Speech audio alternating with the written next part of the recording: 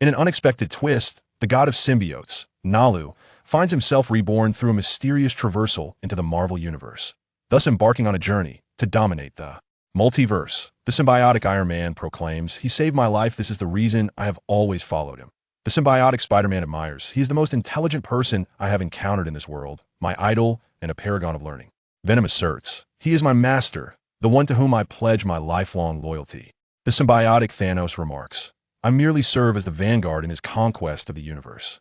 Amidst this chaos, the Celestial Assembly, the 5 creator gods, the Tribunal of Life, and the One Above all find themselves in disarray. Chapter 1. The Symbiotic Mecca. Afghanistan. The silvery moonlight casts an ethereal glow over the desert, rendering the world chillingly serene. A seemingly ordinary cave conceals a meticulously disguised base of terrorists. .2 guards at the entrance have already succumbed, lying lifeless in a pool of blood, crimson seeping from their chests. Gunfire intermittently echoes within the cavern, and corpses litter the path. In a spacious area stands a dark-haired man clad in a black suit, his handsome visage marred by flecks of blood, lending him an air of sinister allure. Clutched in his hand is a dagger, droplets of blood cascading from its blade, having dispatched all the terrorists in his path. Now, half of the blade is embedded in the chest of a middle-aged man, the leader of these terrorists, whose face is adorned with a thick beard. Upon withdrawing the dagger, rather than blood, a viscous black substance oozes from the leader's wound. This dark matter swiftly envelopes the injury, mending it before spreading like water across the leader's body, transforming him into a monstrous being with sharp fangs and a long tongue. "You are quite formidable. Tell me who you are, and I might just bite off your head for a swift demise." The black creature taunts, its long tongue flicking about, saliva splattering the surroundings. "Who am I?" The dark-haired man ponders this very question. The original owner of this body was named Jack Lee, who, afflicted by cancer, had undergone Hydra's resurrection program. Hydra had discovered the skull of a symbiotic dragon and successfully extracted a symbiote from it. What Hydra did not anticipate was that this was no ordinary symbiote, but a fragment of the God of Symbiotes, Knull. Knull had created the symbiote species, intending to utilize them for universal conquest, only to be betrayed by the very beings he sought to command. Simultaneously, the symbiotic dragon dispatched to conquer Earth met its demise. Consequently, Knull employed arcane techniques to conceal a fragment of his essence within the skull of the slain dragon, biding his time for rebirth. When Hydra infused the symbiote into Jack Lee's body, the slumbering Knull awakened and seized control of Jack Lee's form. Just as the Hydra could not have anticipated that they would grant Knull a rebirth, the recently awakened Knull was equally unaware that he had been possessed by the fortuitously arrived Jack Lee. Who am I? Jack Lee? The God of Symbiotes, Knull? Or merely Jack Lee? Not long ago, Jack Lee sensed the emergence of a new symbiote through Knull's dark hive mind, prompting him to hasten here. "I'm not here for you, but for it." Jack Lee spoke, his gaze fixed upon the symbiote before him. "Who? Me? You are aware of my existence? Who exactly are you?" The symbiote inquired, its expression riddled with confusion as it curiously scrutinized Jack Lee. Jack Lee offered no reply, instead extending his hand to grasp at it. The leader of the symbiote instinctively recoiled, yet Jack Lee's speed was astonishing, swiftly capturing it. "Ah!" With a shriek, the symbiote was forcibly separated from its leader by Jack Lee's bare hands, transforming into a sphere now held within his grasp. "Oh my God! Only Knull possesses the ability to extract a symbiote from its host without any tools. You are Knull." The symbiote emitted a cry of terror. "Silence! Is the name Knull one you are permitted to utter?" Jack Lee bellowed, causing the symbiote in his hand to instantly calm. Regardless of whether Jack Lee was indeed Knull, the symbiote understood all too well that its fate was now in his hands. Jack Lee commenced the retrieval of the symbiote's memories, discovering it had been delivered by a spacecraft, the owner of which was Venom. Venom, too, was a form of symbiote. Though inherently weak, easily vanquished by a mere brick, this seemingly feeble creature became the arch-nemesis of the symbiotes. Once a symbiote latched onto a host, Venom could exploit the opportunity to transform the host into an irreversible state of toxicity. This toxic form could command all abilities of the symbiote host. In simpler terms, Venom is a parasite of the symbiote host, in pursuit of expanding the Venom race. The Venom Queen ordered an assault on the origin planet of the Knull symbiotes. Venom successfully captured numerous symbiotes, dispatching them to the far reaches of the cosmos to create new Venom symbiote hosts. Originally, the symbiotes destined for Earth were aboard a spacecraft that suffered a malfunction mid-journey, ultimately leaving only the symbiote before Jack Lee to reach Earth. Safely in an escape pod, Terrorists discovered this escape pod, and in a desperate bid for survival, the symbiote had no choice but to parasitize the leader. Upon gleaning this information, Jack Lee's countenance darkened. The symbiotes, and Venom soon to arrive on Earth, would pose a significant threat to his existence. What a troublesome predicament. The leader standing opposite was taken aback by the symbiote that Li Jie had effortlessly stripped away. Once he regained his composure and noticed Li Jie standing still, he drew a pistol from his waist and pulled the trigger towards him. Bang, bang, bang. A series of gunshots echoed through the air. The symbiote grasped in Li Jie's hand instantaneously transformed into a shield, deflecting the bullets. Subsequently, a fragment of the symbiote morphed into a blade, piercing through the leader's heart. With both hands clutching the symbiote blade, the leader closed his eyes in resignation. It became apparent that Tony Stark was imprisoned here. L.I.G.F. amused to himself. The symbiote, having once hosted within a host, not only acquired their abilities but also their memories. Thus, while accessing the symbiote's recollections, Li Jie inadvertently accessed the leader's memories as well. A week prior, Tony Stark had visited Afghanistan to inspect his military factory, only to vanish following an assault by terrorists. As the head of Stark Industries, Tony Stark maintained close collaborations with the upper echelons of the Bald Eagle Nation and its military, and his disappearance sent shockwaves across the globe. The Bald Eagle Nation mobilized all available resources, yet no news of Tony Stark emerged. In response, Stark Industries announced a substantial reward, hoping for his safe return. Li Jie arrived with intentions to resolve the symbiote predicament, yet unexpectedly stumbled upon Tony Stark. After his capture, Tony Stark had been devising an escape plan. He successfully crafted an arc reactor, a feat that had eluded countless scientists in advanced laboratories. The arc reactor not only prevented the shrapnel within Tony Stark from claiming his life, but also provided power for the Mark I armor he had secretly developed. Regrettably, the Mark I was not yet fully completed. Upon hearing gunfire from outside, Tony Stark recognized his opportunity and donned the cumbersome Mark I armor in preparation for escape. Banged at L.I.G.F. kicked open the door, revealing Tony Stark's face still exposed outside his helmet. With the Mark I armor firmly secured on its stand-up, "Hi, Tony." Li Jie greeted him with a casual wave. While remaining wary of Li Jie, Tony Stark questioned, "Who are you?" Li Jie responded with a smile. "There's no need to be so tense. Although my initial purpose for being here was not to rescue you, since we crossed paths, I can facilitate your departure from this place." "You're here to save me?" Tony Stark exclaimed with excitement, albeit still cautious in his demeanor. Lig replied, "One could say that, as bringing you back would indeed secure me a considerable sum from Stark Industries. But by the way, the Mark I is quite unsightly, and it certainly won't allow you to fly back," Tony Stark remarked, a hint of embarrassment evident on his face. "Given the limited resources here, crafting such an exosuit by hand is already my utmost achievement." "Wait, how did you know it was called the Mark I?" "How I know is inconsequential. What matters is that I can enhance this suit," Li Jie replied. "You can improve it?" Tony Stark raised an eyebrow, feeling a slight sting of indignation. It is worth noting that Tony Stark is regarded as one of the most brilliant minds in the world. Aside from select few prodigies, he had never bowed to anyone. Take the arc reactor. For instance, he was certain it was an invention of epic-making significance. While others could not achieve it in professional laboratories, he crafted it by hand in a cave. One must ask, can you dispute that? Aside from the arc reactor, the Mark I was yet another magnificent creation that Tony Stark had fashioned in that cave. Now, out of nowhere, relatively unknown individual claimed he could improve the exosuit, which felt like an affront to his ingenuity. "Tony, please forgive my boldness," Li Jie said, aware that only tangible actions could persuade Tony Stark. Therefore, he chose to act without further explanation. Smack! The symbiote on Li Jie's left hand adhered to the Mark I armor like a viscous substance. In the next moment, the Mark I suit automatically disassembled, scattering across the ground. "My God, look at what you've done!" Tony Stark exclaimed in shock. His attention was not on the symbiote, but rather on the devastation of his beloved suit. He had not anticipated that the Mark I, which he had painstakingly crafted, would prove so fragile. "Tony, allow me to present you with a grand gift," Li Jie declared. Before Tony could comprehend the situation, the symbiote yanked the arc reactor from his chest. "No!"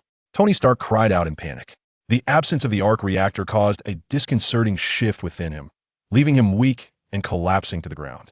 However, the symbiote burrowed into the wound, and soon, the shrapnel embedded within Tony's body began to expel itself from the gash. Almost instantaneously, Tony Stark's wound healed at a visible pace. Just moments ago weak and feeble, he now felt as though he had been reborn. He rose, instinctively searching his chest with his hands, exclaiming in astonishment, "It's healed! My God! How did you accomplish this?" Greetings, it was not the divine that saved you, but rather I proclaimed the symbiote. Who? Who is speaking? Tony Stark exclaimed in a flurry, scanning his surroundings. Upon realizing the symbiote resided within him, he shouted at Li Jie, "What have you done to me? Get that thing out of me at once." Li Jie elucidated, "The entity you just encountered is called a symbiote. It can inhabit your body and empower you to possess extraordinary abilities akin to those of a superhero." At that moment, the symbiote emerged from Tony Stark, revealing itself as a towering black monstrosity. Unlike its previous parasitic form within the leader, the symbiote's original dark hue transformed into a vivid red spiral, a manifestation of its connection to Li Jie's dark hive. Mind, now officially his subordinate. This fellow possesses an astute intellect. It must be utterly delectable. The symbiote exclaimed exuberantly. The symbiote could absorb the host's capabilities, and at that juncture, it was transmitting the knowledge contained within Tony Stark's brain to Li Jie through the hive mind, allowing him to acquire the same wisdom and skills. Tony Stark sensed the symbiote's unsettling desire to sever human heads, prompting an immediate wave of nausea. "Listen, I care not what you are, vacate my body at once." "That is not an option," the symbiote retorted, manifesting tendrils to reassemble the Mark-I suit, merging it with the arc reactor to create an entirely new symbiotic exosuit. Wow, this exosuit is absolutely magnificent. Tony Stark marveled at the shape-shifting symbiotic armor, his earlier fears of the gruesome imagery fading from his mind. Li Jie, disinclined to allow the symbiote to engage in any gruesome acts, imposed a strict limitation. It could kill, yet it must never consume. Through the connection between the symbiote and the hive mind, Li Jie could convey information directly to Tony Stark without uttering a word. Upon learning of the impending invasion by the Venom army, Tony Stark's expression turned once more to one of astonishment. "Rest assured, Jack, I shall be thoroughly prepared before the crisis unfolds," Tony Stark responded, grasping the rationale behind Li Jie's efforts to heal his wounds and bestow upon him the symbiotic exosuit. However, while Li Jie had usurped the powers of the symbiote deity, Inzal, and acquired certain related skills, his strength still fell short of Inzal's true potential. It was not merely the formidable beings concealed within the cosmos he had to contend with even on Earth. There were numerous powerful adversaries capable of vanquishing Li Jie. Thus, Li Jie needed to devise a strategy to enhance his strength as swiftly as possible, while also seeking allies to stand alongside him in battle. The Symbiotic Iron Man was merely the inception of his journey. "Come with me," Li Jie urged as he led Tony Stark to the escape pod that had arrived on Earth with the symbiote. Tony Stark cast a brief glance and exclaimed in astonishment, "Is this the alien spacecraft? The technology it employs is at least several centuries ahead of Earth's." "Tony, it's merely an escape pod," Li Jie reminded him. Undeterred, Tony Stark continued with palpable excitement. "I understand, but the technology it possesses is far beyond our current capabilities. If I could acquire the relevant knowledge, I could create even more powerful exosuits." "Then take it back with you," Li Jie instructed. "Am I truly allowed to take it?" Tony Stark asked incredulously. Upon receiving an affirmative response, he exuberantly exclaimed, "Jack, thank you so much. Rest assured, I will undoubtedly develop a formidable fleet of exosuits." Once a jaded playboy, Tony Stark underwent a profound transformation after this incident, particularly upon learning of the impending invasion by the Poison Army. His desire for advanced technology now burned with an insatiable fervor.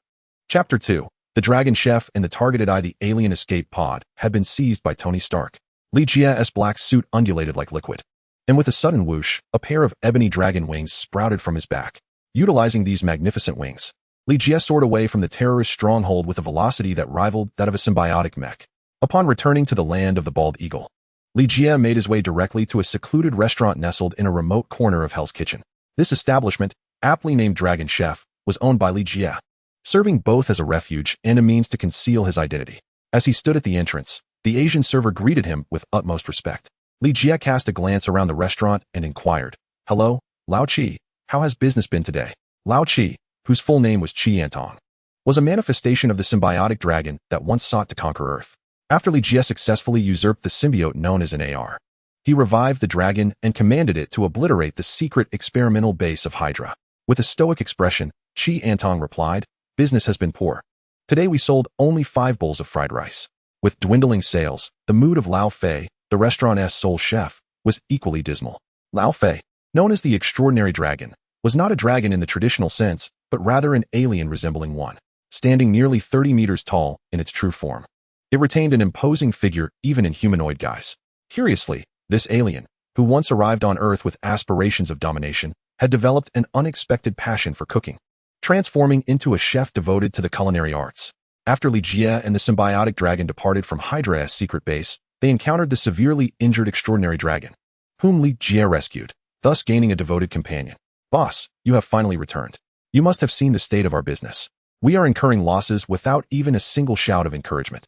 If this continues, we shall be left to the mercy of the north winds.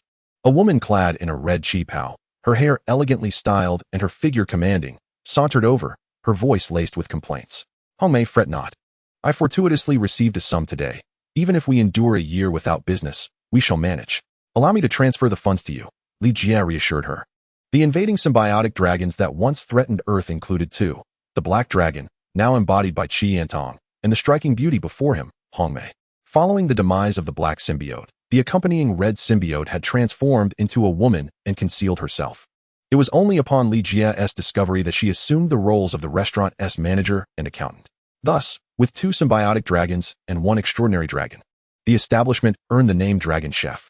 However, Fei Fanlong believed that the restaurant, Dragon Chef, derived its name from his own culinary prowess, which filled him with a sense of pride every time the establishment was mentioned. Just moments ago, Hongmei, who had been wearing a frown, burst into laughter upon hearing Li Jie's words. Boss, I knew that with your intervention, nothing would remain unachievable. Nonetheless, we must devise a strategy to revitalize the restaurant's business. Otherwise, on a day when Fei Fanlong's temper flares, he may very well dismantle the place. He dares. Qi Yantong replied coldly. Hongmei chose not to respond to him, instead addressing Li Jie. Boss, I actually have a method to rejuvenate the restaurant's business. What method? Li Jie inquired. Hongmei waved her phone. Live streaming has become extremely popular online. I have already registered an account for you, as long as you make an appearance. I assure you our restaurant's fortunes will improve. Qi Yantong maintained a stern expression and remarked, Hongmei, are you suggesting that the boss should resort to leveraging his appearance? That seems rather inappropriate. Hongmei rolled her eyes. I never said that. Besides, hasn't he the boss already charmed numerous women? Just last week, wasn't he flirting with that older woman named Natasha? Li Jie, upon hearing this, felt somewhat offended. Hongmei, your words are quite hurtful. What do you mean by charming? I invest genuine emotions in every woman. It's merely that each relationship has a rather brief shelf life. Qi Yantong seriously contemplated for a moment and stated, Boss, isn't that what people nowadays refer to as a scumbag? Damn, what nonsense is this? Suddenly, shouts and the sound of plates crashing echoed from the adjoining room. Whoosh. A figure dashed out from the kitchen, revealing a scowling Fei Fanlong. Boss. Upon spotting Li Jie, Fei Fanlong's expression transformed into a goofy grin, a stark contrast to his usual formidable demeanor.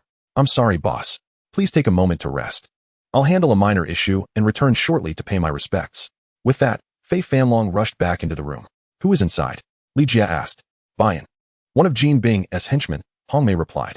They're likely looking for trouble to extort protection money from us. Li Jie shook his head with a sigh. If they want money, let them ask for it directly.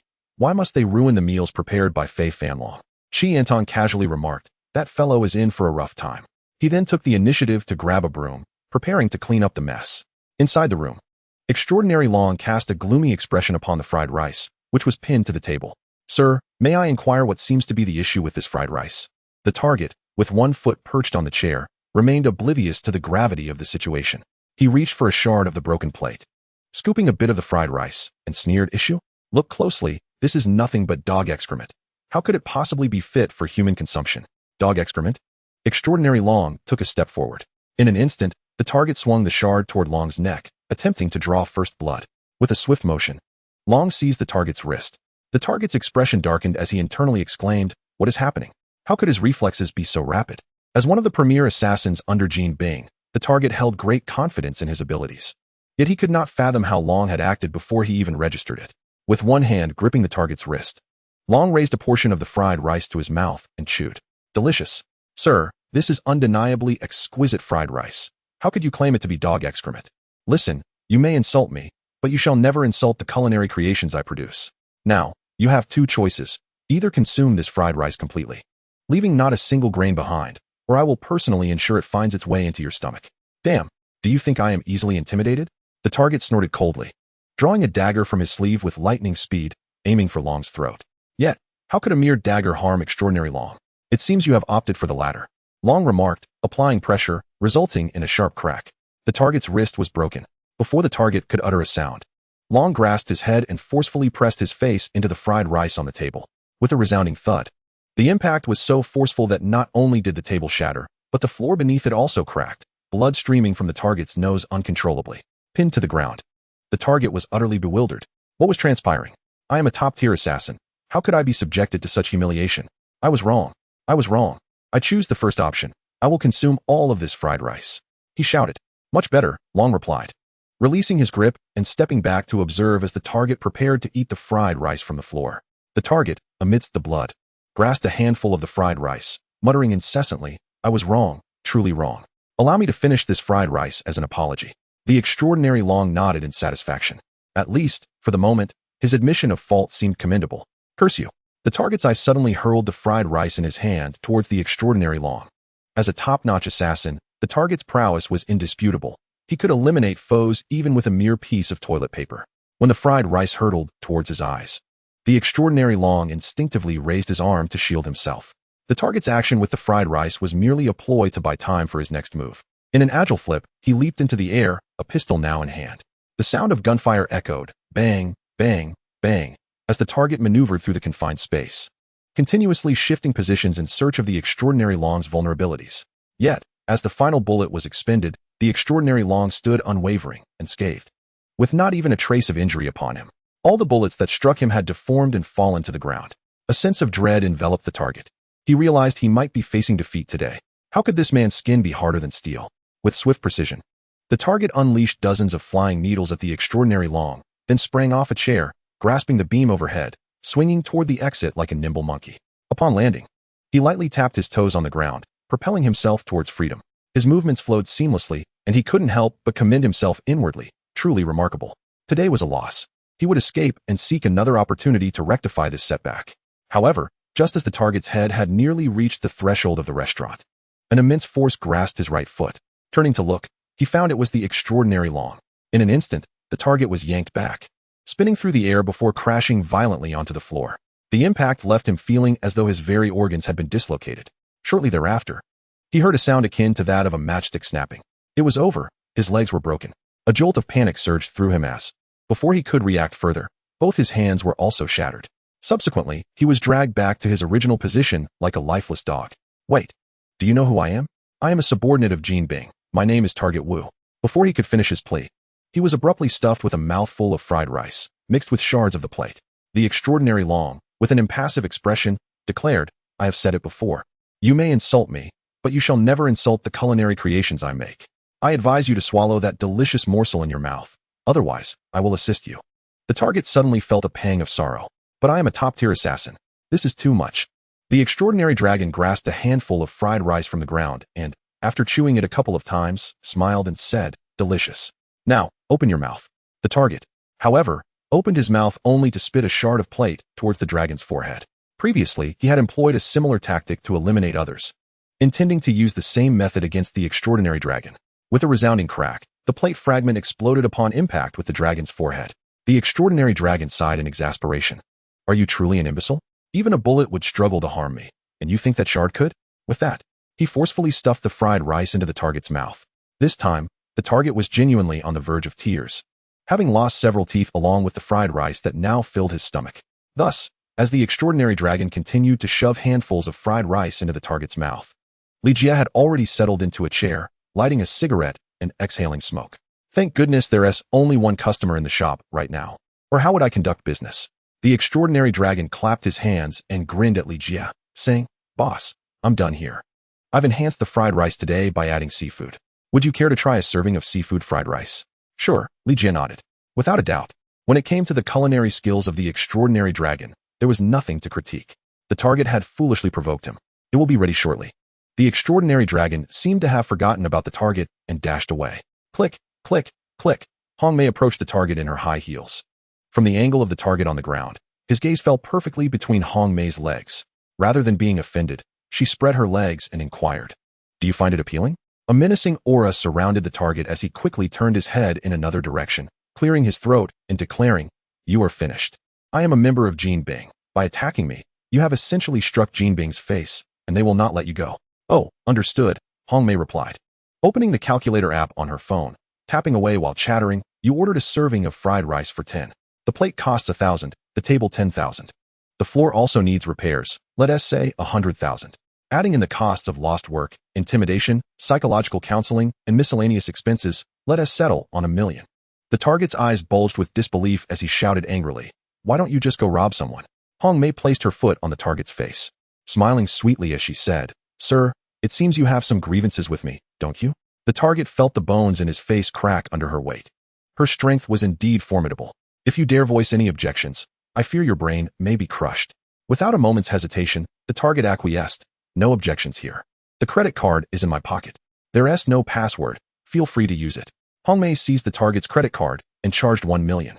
Then gently patted his cheek, cheerfully declaring, "Sir, I hope you are satisfied with our service and look forward to your next visit. No need to be polite." The target felt once again humiliated. "Lao Chi, see our guest out," Hong Mei commanded. Chi Yantong, without uttering a word, approached the target, lifting him as one would a lifeless dog and unceremoniously tossing him into the alley behind the restaurant. Chapter 3, Spider-Man and Venom. "Hey Jack. I had assumed there would be no more patrons at noon, but just as I was about to close up, a rather capable-looking short-haired woman walked in. Hong Mei playfully called out, "Boss, someone's here for you." "Hi, Natasha. What would you like to eat?" "It's on me." Li Jie greeted the Black Widow, yet maintained a respectful distance. "Jack, I'm not here for a meal. I have something important to discuss," the Black Widow stated, moving closer to Li Jie. "Oh, is that so? In that case, let us talk in the office." Li Jie stepped aside, his right hand casually resting on the Black Widow's shoulder. They appeared quite intimate, though the scene felt somewhat awkward. Lao Chi, close the door, Li Jie instructed as he led the Black Widow into his office. Upon entering, he released her and said, "Natasha, please have a seat. I'll fetch you a drink. Coffee or beer?" "A cup of coffee, please," she replied. Li Jie placed the coffee in front of her and then took a seat across the table, crossing his legs and inquiring, "Now that we're alone, what brings you here?" The Black Widow tossed an envelope onto the table, stating, "Take a look at this first." Li Jie opened the envelope to find a stack of photographs depicting himself with dragon wings sprouting from his back. The angle suggested they had been taken by a military satellite. "Natasha, I don't understand what this means," he said, tossing the photographs back onto the table. The Black Widow leaned forward, her expression serious. "It means you're being watched. Are you referring to S-H-I-E-L-D? Li Jie pressed. The Black Widow nodded in affirmation. "That's right. S-H-I-E-L-D. They've had their eyes on you for some time and possess incriminating evidence against you." "Criminal evidence? For instance?" Li Jie feigned curiosity. The Black Widow responded, "For example, during your rescue mission in Afghanistan, you eliminated everyone there. Don't dare tell me that was an act of heroism. In reality, it was a genocidal massacre." Li Jie shrugged his shoulders and said, "Natasha, if you insist on framing it that way, I cannot counter." "Well, I hope you sought me out because you possess a solution to these dilemmas." The Black Widow stated, "Jack, I must first clarify something. Those words are not my own. I merely convey the sentiments of S-H-I-E-L-D. After a brief pause, with a smile tugging at her lips, she added, "You are correct about one thing. I do indeed have a solution." Li Jie leaned forward, displaying his keen interest. The Black Widow continued with a smile, "It's quite simple. If you join S-H-I-E-L-D, everything that transpired before can be wiped clean. So, your purpose today is to act as a lobbyist for S-H-I-E-L-D? Li Jie inquired. The Black Widow stood, revealing a charming smile. "Not entirely. I know you have always been resistant to joining S-H-I-E-L-D. If you satisfy me today, I can assist you in removing this information from S-H-I-E-L-D's database." As she spoke, she unzipped her jacket and threw him a flirtatious glance, saying, "I assume you understand what the right choice entails." "You are correct. I am fully aware of what the right choice is," Li Jie declared as he rose, feigning an intent to embrace the Black Widow, only to suddenly grasp her neck and pin her against the desk. "Jack, what are you doing?" The Black Widow exclaimed in panic, quickly feigning composure. "What? Do you wish to engage in something special today? Go ahead." Li Jie scoffed. "Stop pretending. From the moment you entered, I knew you were not Natasha. Such low-grade illusions do not deceive me." As Li Jie exerted pressure, the Black Widow's form began to shrink, transforming into a somewhat endearing white creature, Poison Ivy. "How did you know?" Poison Ivy asked in astonishment. Li Jie tightened his grip, bringing her to the brink of unconsciousness. "Listen, the initiative rests with me. I pose the questions, and you provide the answers, understood? Dream on. Even if you kill me, I will not divulge anything." Poison Ivy retorted defiantly. Li Jie declared, "Then let me make myself clear. You were sent to Earth by the Queen of Poison to expand your species. You have sought me out because I effortlessly defeated a host with a symbiote in Afghanistan, and you perceive me as immensely powerful, yearning to cling to me. Poison, somewhat flustered, exclaimed, nonsense. It is not as you say. What Poison Queen? What do you mean by wanting to inhabit me? I have no idea what you are talking about. Without further ado, Li Jie seized Poison's life force, discarding her into the refuse bin, internally lamenting that if only he possessed telepathic abilities, such complications could be avoided. He could utilize hive mind thinking to access the memories of symbiotes and engage in direct mental communication with them. This bore resemblance to telepathy, yet constituted an entirely distinct skill set. Hive mind thinking proved effective solely against symbiotes. For instance, it held no utility against poison. Had he possessed the kind of telepathic prowess akin to that of his mentor, matters would have been significantly simplified. Hongmei entered, casting a glance at the refuse bin containing Poison's remains, inquiring, "Boss, does this imply they have indeed arrived?" Li Jie shook his head, responding, "Currently. It is uncertain whether she has been on Earth all along or has only just arrived. Nonetheless, those who are meant to come will inevitably do so. We must prepare in advance." "Boss, is there anything we should do?" Hongmei asked. "You and Lao Chi should prioritize your safety and avoid falling into Poison's trap. As for me, it is imperative that I meet with the other symbiotes," Li Jie stated, his gaze falling upon Poison's lifeless form, instructing, "Dispose of her properly. Moreover, Poison is bound to return here, so be ready for battle at any moment." "Understood," Hongmei replied, proceeding to wrap Poison's corpse in a trash bag for removal. Li Jie then closed his eyes to sense the locations of other symbiotes on Earth. Moments later, he opened his eyes, a smile gracing his lips as he declared, "Let us begin with you, Venom." In Queens, Peter Parker, amidst delivering food, had just thwarted a band of bank robbers. As he arrived at a secluded alley to retrieve his concealed jacket, he prepared to change when a voice echoed from behind him. "Hey, Peter, we finally meet again." Startled, Peter turned to find a middle-aged man clad in a jacket and jeans, sporting an unkempt beard. How peculiar, he mused. When did he appear there? And why had he not sensed his presence? Maintaining a facade of composure, Peter replied, "Who? Peter? Who is Peter?" "Sir, I am Spider-Man. You must be seeking an autograph." "Correct? An autograph?"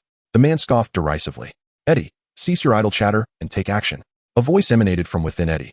"Silence. I am the one addressing him. You ought to be the quiet one, you lowly being. This is your final warning. Should you continue to interrupt me, I shall expel you from my body." "Eddie, you fool, without me you are not. No, you are a remarkably accomplished failure. What did you say, you scoundrel? I shall end you." Peter Parker, upon overhearing Eddie quarrel with himself, paused momentarily, then exclaimed in excitement, "Ah, I see now, you are performing ventriloquism? Sir, your act is truly splendid, but I am pressed for time. Farewell." As Eddie witnessed Peter Parker shoot a web to cling to the wall and attempt to depart, he extended his right hand forward and shouted, "Return to me." A mass of black web ensnared Peter Parker and pulled him down from the air. Webbing? No, this is not mere webbing. It seems familiar from somewhere. Trapped, Peter Parker remained unperturbed, instead examining the seemingly web-like black substance. Unbeknownst to them, a figure clad in black attire, with hair swaying gently in the breeze and a half-smoked cigarette in hand, was observing the two from the rooftop. Upon hearing Peter Parker's perplexed remarks, Lee contemplated, is it possible that this world's Spider-Man has never been bonded with Venom? If Peter Parker had indeed been infected by Venom, he would surely recognize it. Yet, if he has not been bonded, from whence did Venom acquire spider-like abilities? Could there be a second Spider-Man in this realm who has been bonded with Venom? Lee suddenly felt that the narrative of this world was somewhat askew. In the alleyway, Eddie approached Peter Parker. "Peter, let us make a formal introduction. I am Eddie Brock. Not long ago, you caused me to lose my journalistic position, do you recall? And please refer to me as Venom, a superior life form from another world." Venom emerged from Eddie Brock, revealing a monstrous visage with a menacing mask, licking its lips with a long tongue while fixating on Peter Parker, exclaiming, "Hello, Eddie, this Spider-Man's head appears quite delectable. Venom, do you not consider it exceedingly impolite to interrupt others? Furthermore, we agreed not to consume human heads. Eddie, I do not perceive my interruptions as impolite, nor did I ever consent to refrain from eating human heads. Besides, did not this lad contribute to your job loss? By devouring his head, I would be assisting you. Venom, you deceitful scoundrel, you clearly promised me you would refrain from consuming human brains. Furthermore, that wretch caused me to lose my job. Yet I never contemplated taking his life in retaliation. So what brings you here? Are you attempting to court this little fellow?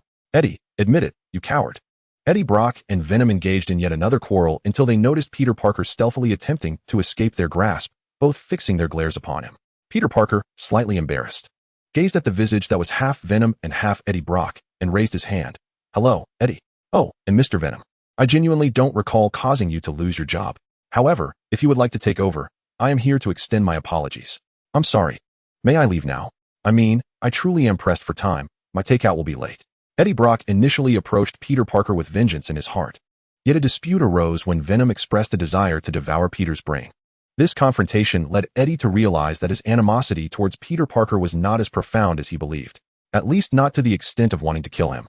Coupled with Peter's sincere apology, Eddie found himself at a loss. Oh, it's no trouble. I mean, it's merely a job loss. I can find another position. Upon uttering those words, Eddie felt a twinge of regret. Had he truly accepted Peter Parker's apology? Surely, he should at least give that scoundrel a good thrashing. Peter Parker pointed towards the alleyway and said, Eddie, since you've accepted my apology, may I take my leave? Eddie Brock hesitated for a moment before replying. Oh, go ahead. Eddie, farewell. Peter Parker waved his hand but did not head towards the alley. Instead, he leapt onto the wall and shot a web across to the opposite side, pulling himself over. Eddie, do you see? You've been outplayed by that boy. Kid, don't leave. Venom bellowed, seizing control of Eddie Brock's body, and began scaling the wall in pursuit of Peter Parker. Seeing this, Peter hastened his ascent to the rooftop, calling out, Eddie, I believe you've agreed to let me go. Venom retorted with a sneer, Indeed, Eddie consented to your departure, but I have not. I intend to savor your brain. With that, Peter Parker propelled himself upwards like a cannonball, landing directly on the rooftop. At this moment, Li Jie was discovered standing on the rooftop, indulging in a cigarette. Hey, I can do that too. Venom propelled himself onto the rooftop like a cannonball. And upon seeing Li Jie, both he and Peter Parker were momentarily taken aback. Peter Parker, believing Li Jie to be an ordinary individual, immediately spread his arms to shield him, exclaiming, Sir, this place is perilous. You must leave at once. Venom, licking his tongue in excitement, exclaimed, Two heads? How delightful. Just as Li Jie finished speaking, he instantaneously teleported himself between Venom and Peter Parker. Peter Parker, realizing Li Jie was no ordinary person, still voiced his concern, Sir, can you handle him on your own? Li Jie responded with a smile, Unless you're worried about your delivery being late and incurring a penalty, you may assist me. The mention of a penalty made Peter Parker pivot and flee. Sir, wait for me. I shall return to help you after delivering this order. Chapter 4. Chairman of the Life Foundation, Li Jie slightly twitched the corner of his mouth. Even Spider-Man, a superhero, ran off at the thought of a late delivery leading to a fine. Every day, even heroes toil for mere pocket change. What excuse do ordinary people have for not striving harder? Stop right there. Eddie Brock attempted to pursue, but found himself rooted to the spot, as if his feet were nailed down by Venom. Exclaiming in frustration, Venom, what are you doing? Did you not see that guy fleeing? Hurry up and chase him. Idiot, be quiet. Venom roared, forcing a smile. Hi there, sir, I won't disturb you any longer. Farewell. It was then that Eddie Brock noticed Venom's fear and curiously inquired, Venom, why do I sense that you are afraid? Afraid? Eddie, don't be ridiculous. What in this world could possibly frighten Venom? As he spoke, Venom leaped off the building with Eddie Brock, grabbing onto the wall to slow their descent. Seizing the opportunity, Eddie remarked, Venom, you are indeed afraid. Tell me, what is it that frightens you? Well, the lad who just appeared on the rooftop unsettles me. That fellow is extraordinarily formidable. I simply wish to avoid trouble, Venom explained. Upon landing, he found Li Jie waiting for them and glanced up at the rooftop. Then turned to Li Jie, forcing another smile. Hi, we meet again. It seems I was blocking your way. Farewell. Venom, do you not wish to inquire as to who I am? Li Jie inquired. Venom, awkwardly chuckling, retreated, responding, Sir, to be frank, your identity bears no significance to me.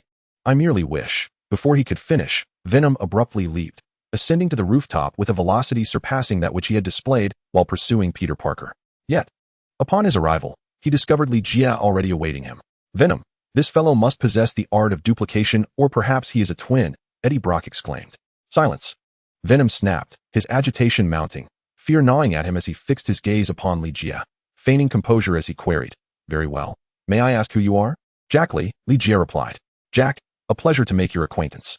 If you have no further matters to discuss, I believe I shall return home for dinner, Venom stated, turning to depart in another direction. Venom, I wish to recruit you as my subordinate, Li Jie declared. Venom hesitated momentarily, his earlier trepidation giving way to intrigue. What did you say? Eddie Brock interjected. Venom, he claims he wishes to enlist you as his subordinate. Eddie, be quiet. I am not deaf, Venom retorted. Then turned to Li Jie, smiling. Jack, I can see that you possess some degree of power, but it is utterly impossible for me to serve as your subordinate. I am a superior life form from Knull, akin to a god amongst your kind. Do you truly believe you are worthy of being my master? With that, Li Jie unfurled the dragon wings of his symbiote from behind him and, through a hive-mind connection, engaged in mental communication with Venom. Do you now consider me worthy? You are also a symbiote. Venom exclaimed in surprise, before shaking his head. No, you are not an ordinary symbiote. I can sense the threat you pose to my kind. Who exactly are you? Li Jie transmitted information about the impending invasion of Earth by the symbiotes, then stated, a crisis is on the horizon for Earth and the symbiotes. You may either serve my purpose, or I shall eliminate you now to avert the threat. The choice is yours. With a thud, Venom hesitated before kneeling, respectfully declaring, Venom willingly offers himself as your servant to fight for you. However, no sooner had the words left his lips than Venom suddenly grasped Li Jie's legs. A wicked grin spreading across his face as he shouted, no one in this world is worthy to be my master, perish. In response, the dragon wings behind Li Jie transformed into black short swords, their gleaming edges slicing through the air, severing Venom's arm. I anticipated that conversing with you would prove futile. It seems the only recourse is to resort to physical means. As Li Jie spoke, he swiftly appeared before Venom, delivering a powerful punch to his abdomen. Ah! Venom exclaimed in pain, clutching his belly and pleading, wait a moment. I was merely jesting. We can discuss this anew. What I mean to say is that I am willing to serve as your subordinate, to pledge my loyalty to you. With that single strike, Venom was made acutely aware of the insurmountable disparity in strength between himself and Li Jie. Oh, is that so? I am pleased to see you have come to such a realization. However, Li Jie suddenly swung his fist towards Venom once more, leading to a scenario where Venom became the unwilling recipient of a relentless beating. Despite Venom's attempts to resist, he found himself lacking even the strength to flee, rendering any effort to fight back utterly futile. Within mere seconds, he withdrew into Eddie Brock's body, unwilling to emerge. Eddie Brock, caught in Venom's plight, bore the brunt of numerous fractures, collapsing helplessly to the ground, tears streaming down his face in despair. What does this have to do with me? Why is it always I who suffers? He lamented. Haha, as long as I remain hidden within Eddie, you are powerless against me. Venom defiantly retorted. Li Jie scoffed, extending his hand toward Eddie Brock. What do you intend to do? Venom stammered, his voice trembling. Without any hindrance, Li Jie's hand penetrated Eddie Brock's body, forcibly extracting Venom. Trapped within Li Jie's grasp, Venom struggled futilely to escape. I concede, I surrender. Just do not harm me any further. I will comply with whatever you demand, Venom pleaded. Li Jie smiled and remarked, you see, had you been willing to sit down and discuss matters earlier, Eddie would not have endured such suffering. Eddie Brock, already feeling aggrieved, silently cursed, Venom, I loathe you. Li Jie then tossed Venom back into Eddie Brock's form. Eddie, do not fear, I have returned. Rest assured, I will heal you. Venom proclaimed loudly, enveloping Eddie Brock entirely, utilizing his formidable regenerative abilities to mend Eddie's injuries in a remarkably short span of time. At that moment, the formerly black spots on Venom transformed into red spirals, a significant marker distinguishing him from other symbiotes. Having endured a severe beating, Eddie Brock had grown withdrawn in the presence of Li Jie. Venom, kneeling on one leg, inquired, Master, what would you have me do now? Li Jie instructed, there are still some symbiotes confined at the Life Foundation. I need you to have a word with the person in charge, Carlton. Do you understand my intention? The mere mention of the Life Foundation and Carlton caused Eddie Brock's eyes to gleam with intensity. In contrast to Spider-Man, Eddie harbored a deep-seated animosity towards Carlton Drake, a man wielding his power like a plaything. Although Li Jie had sent Venom to the Life Foundation in pursuit of the symbiotes, Eddie saw it as an opportunity to unearth incriminating evidence against Carlton Drake. By doing so, he could reclaim his former glory through a compelling expose. Rest assured, I shall engage in a thorough conversation with Carlton, Venom replied with a wicked grin. Once Li Jie had soared away from the rooftop, Venom rose and declared, Eddie, I must once again apologize for the earlier incident. However, we might consider it a blessing in disguise. Have you not noticed that I am more formidable than before? This is due to Jack enhancing my abilities, or rather, granting me new skills. Venom, if you genuinely wish to atone for your misdeeds, you must assist me this time. Eddie Brock said in a low voice. I understand. You yearn to write an article about Carlton to secure a new job, right? It is but a trivial matter. However, I believe it would be far more satisfying to sever Carlton's head. What do you think? The mere thought of biting off Carlton's head made Venom chuckle with delight. Absolutely not. Venom, I implore you, do not make me repeat myself. I will not allow you to consume a human head. That is entirely out of the question. Eddie Brock, envisioning the same gruesome image, felt nauseated. Eddie, I am seeking vengeance for you. That does not justify it. Eddie, enough. Everything except for consuming human heads is negotiable. Eddie, what I truly mean to convey is that you are nothing but a cowardly fool. Silence, you scoundrel. If you were so formidable, why did you agree to be Jack's lackey? Eddie, you are the true scoundrel. Do you not understand the principle of exposing truths without delving into the sordid details? Thus, Venom and Eddie Brock fell into yet another quarrel. Hell's Kitchen. Before dawn broke, a dull thud resonated from the back alley of the Dragon Kitchen. A bulging cardboard box crashed onto a garbage bin and then tumbled to the ground, with blood trickling from the corner of the box. Shortly thereafter, Venom leaped down from the eaves and kicked the box, remarking, "That scoundrel must be dead by now." "Venom, could you not be a tad gentler? If he dies, we will be in serious trouble," Eddie Brock lamented. "Eddie, the trouble is yours, not mine." "Do you really think the laws of Earth bind me?" Venom retorted with scorn. "You bastard, hurry up and open the box to see if he's still alive." Eddie Brock thought Venom was a complete fool. Once, he had been a law-abiding journalist, occasionally resorting to illegal means to gather information. Now, he found himself on the verge of becoming a wanted murderer, and not just any murderer, but one who decapitates his victims. All right. If he dies, I will have a hard time explaining myself too," Venom said, reaching to open the box, but suddenly he heard a whoosh of wind and instinctively dodged back. Thud.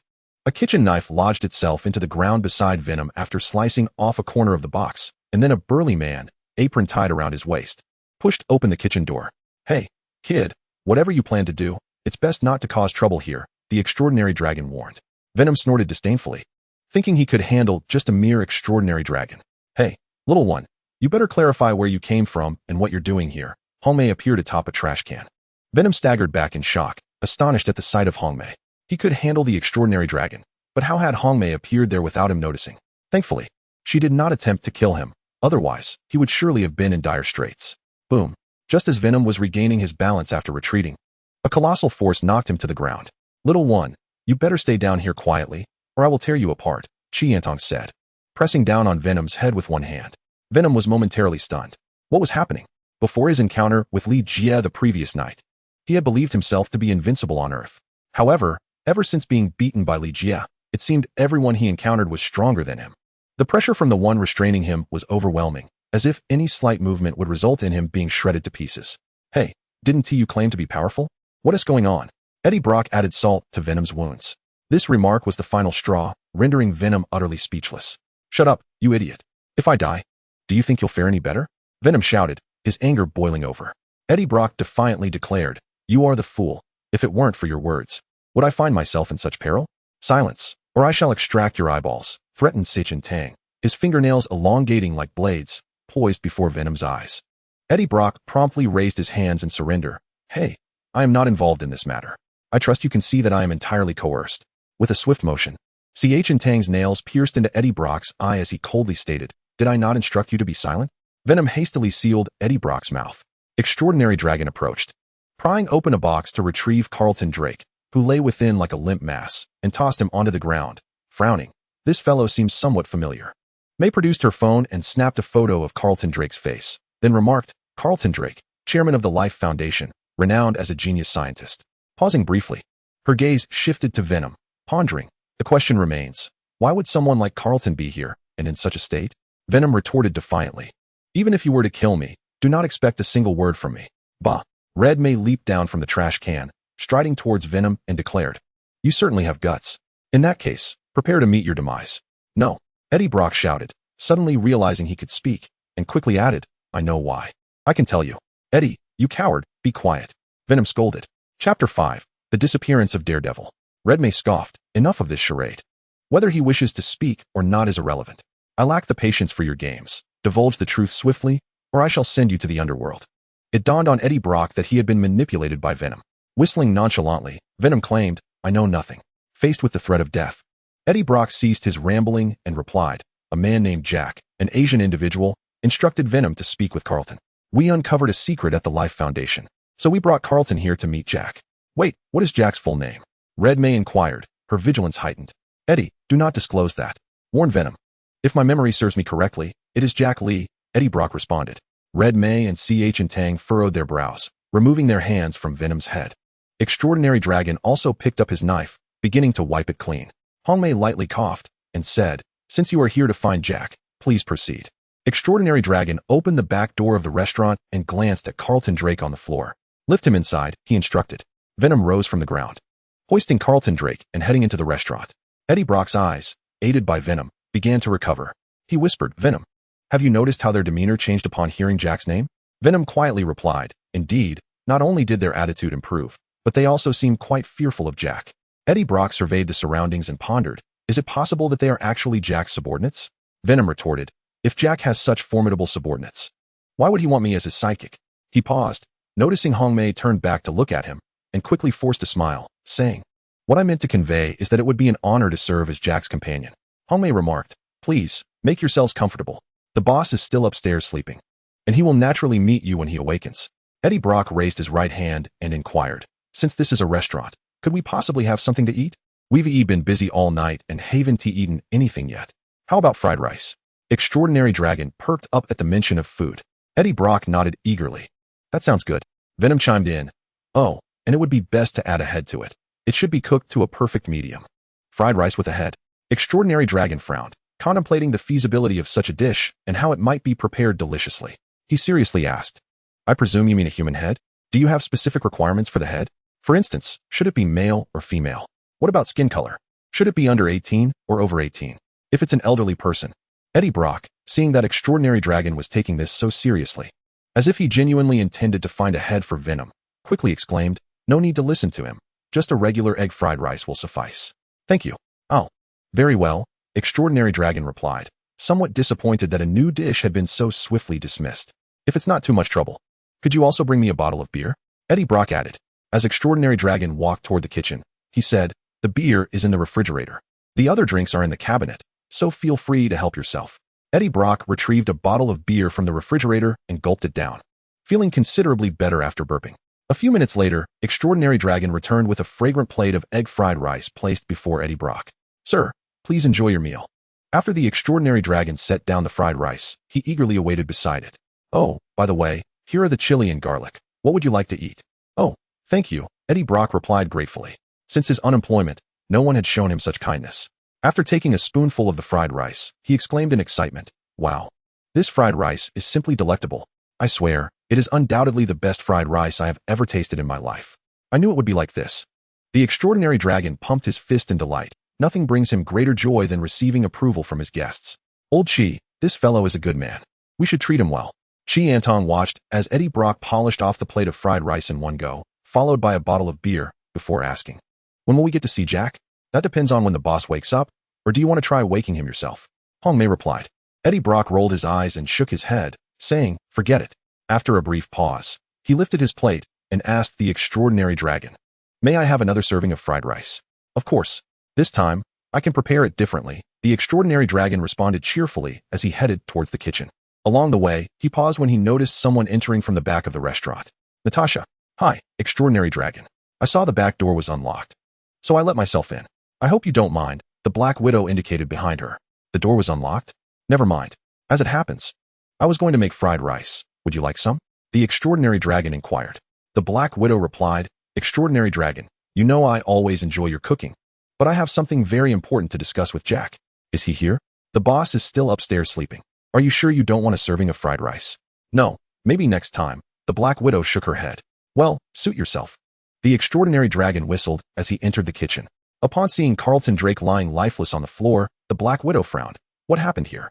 Venom immediately shouted, hey, Eddie. She has discovered us. Quickly, take her out.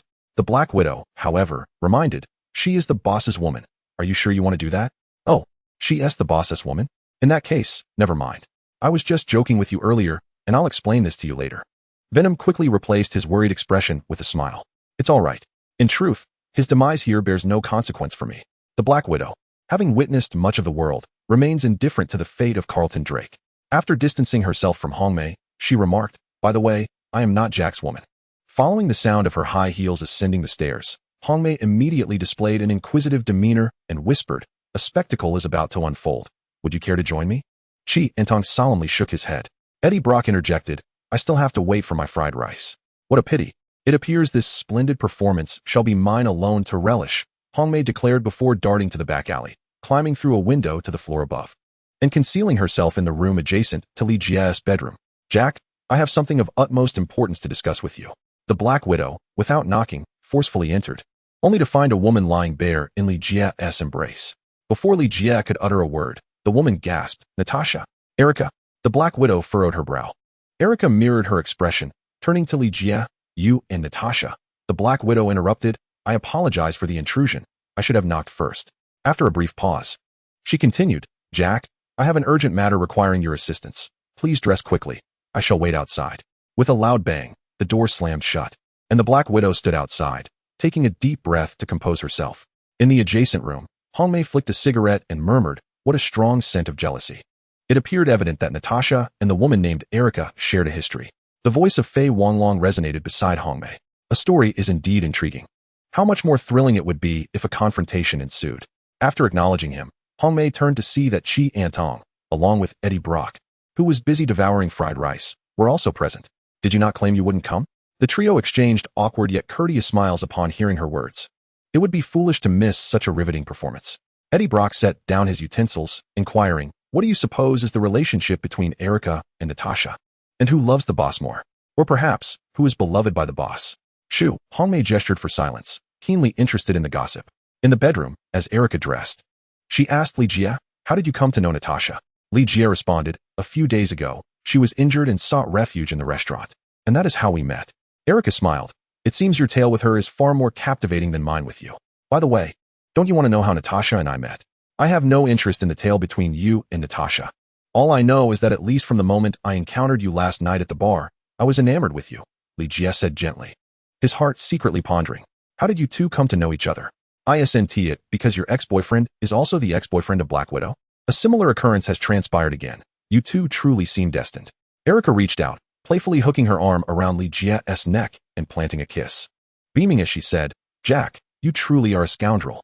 Li Jie, with a serious expression, replied, I must correct you. I approach every relationship with sincerity. I know. And that is precisely why I fell in love with you. Very well, I shall make room for you and Natasha now. After saying this, Erica rose from the bed, walked to the window, opened it, and leapt out. Moments later, Erica flipped over from the rooftop, entering the adjacent room through the window. This was indeed a scene of social embarrassment. Erica looked awkwardly at Fei Changlong and the others. Shoo, Hongmei signaled for Erica to be silent, then relinquished the best eavesdropping position. Erica hesitated briefly before making her way over, joining the gathering crowd. In the bedroom, the Black Widow entered, surveying her surroundings. Upon noticing the open window, she understood that Erica had already left, yet still inquired, where is Erica? Leaning against the headboard, Li Jie patted the space beside him and said, Erica is a very polite woman. She intentionally made room for you. Then I must properly thank her. The Black Widow remarked with a light scoff. No need. If you are willing, we can continue. Li Jie proposed. Jack, I have no time for idle chatter. Let us discuss serious matters. The Black Widow replied coldly, wishing to avoid any indecorous incidents with Li Jie at that moment. All right, what can I do to assist you? Li Jie feigned a look of regret. The Black Widow countered. Are you familiar with Daredevil? Li Jie responded. I've heard of him. He is the one who leaps around rooftops with a stick, always seeking fights and often returning home bruised. Both the Black Widow and Erica, hiding next door, furrowed their brows, feeling discomfort at the public disparagement of their ex-boyfriend. Is the matter for which you seek my help related to Daredevil? Li Jie inquired. The Black Widow nodded in affirmation. Indeed, he has gone missing, and I hope you can assist me in locating him. Missing? Natasha. If this is merely a case of disappearance, I believe you should enlist the police. Alternatively, you could leverage your connections with S.H.I.E.L.D. That would likely expedite matters, Li Jie jested. The Black Widow rolled her eyes and retorted, if I could have called the police or utilized S.H.I.E.L.D.'s resources, do you think I would have sought you out? The jealousy was palpable, still simmering from their earlier exchange. Li Jie shrugged and said, all right. First tell me what trouble Daredevil has found himself in that precludes you from contacting the authorities or seeking S.H.I.E.L.D.'s assistance. The Black Widow shook her head and explained, I'm not entirely sure of the specifics.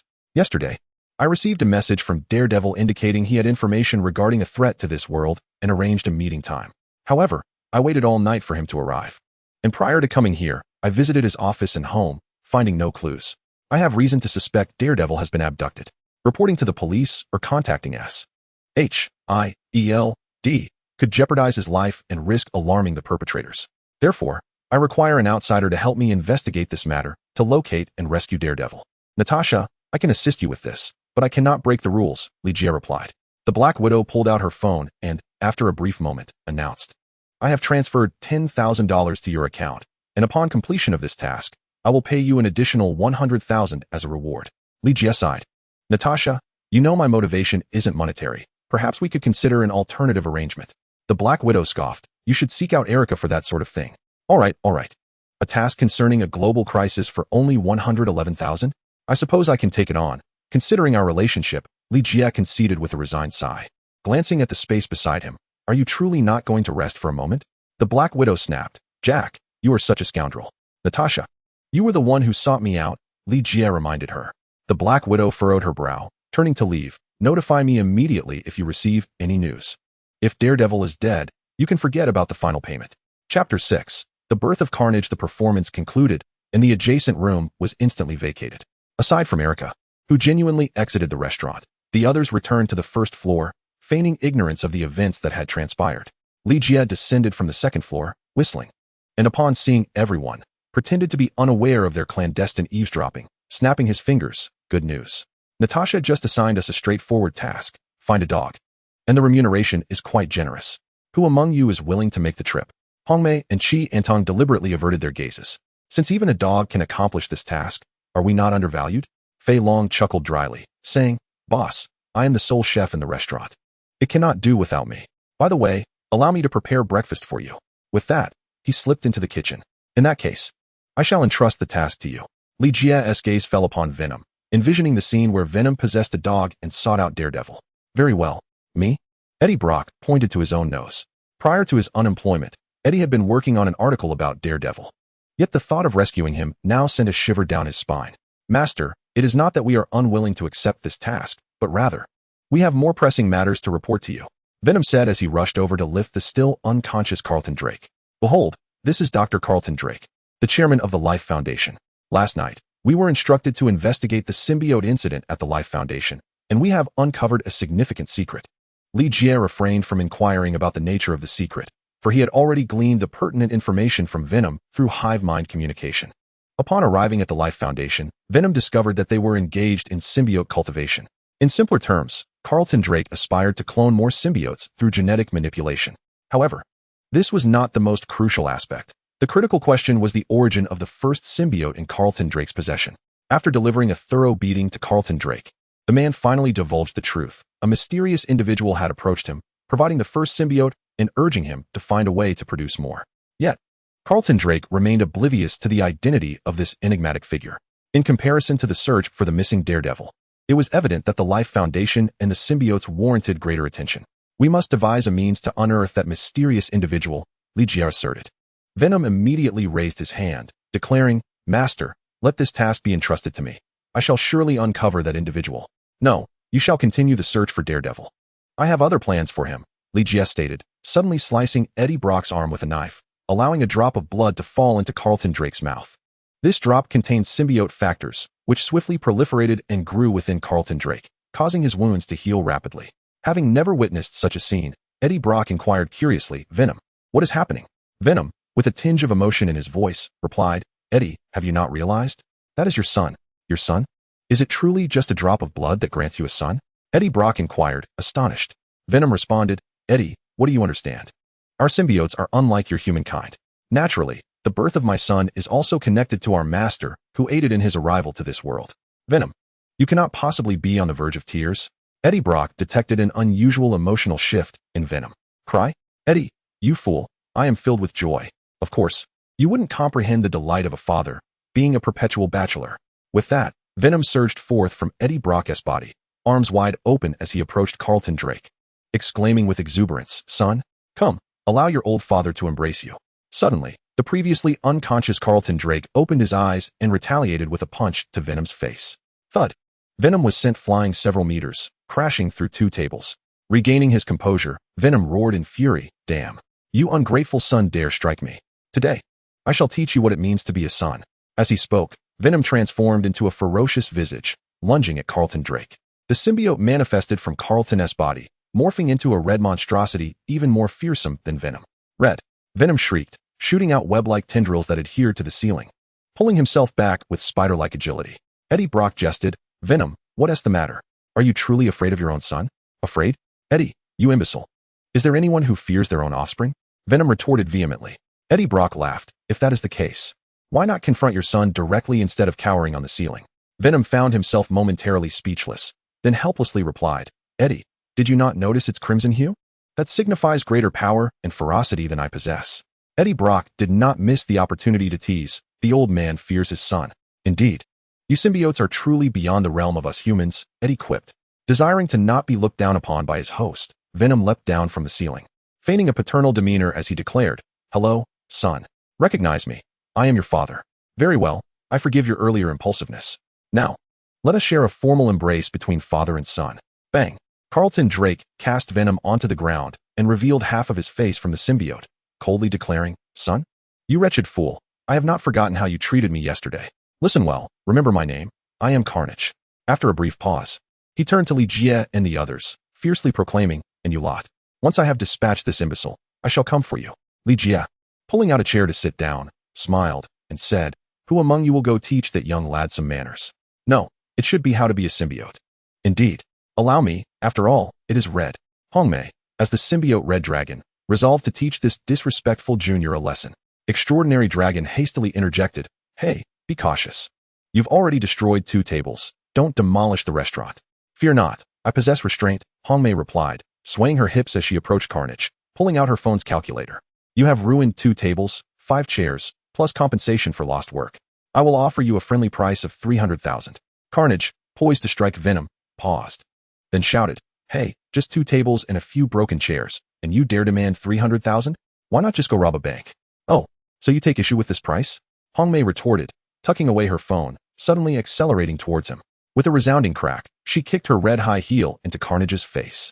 Extraordinary Dragon quickly teleported to catch the nearly wall-bound Carnage, complaining, "Hey, weren't we supposed to avoid wrecking the restaurant?"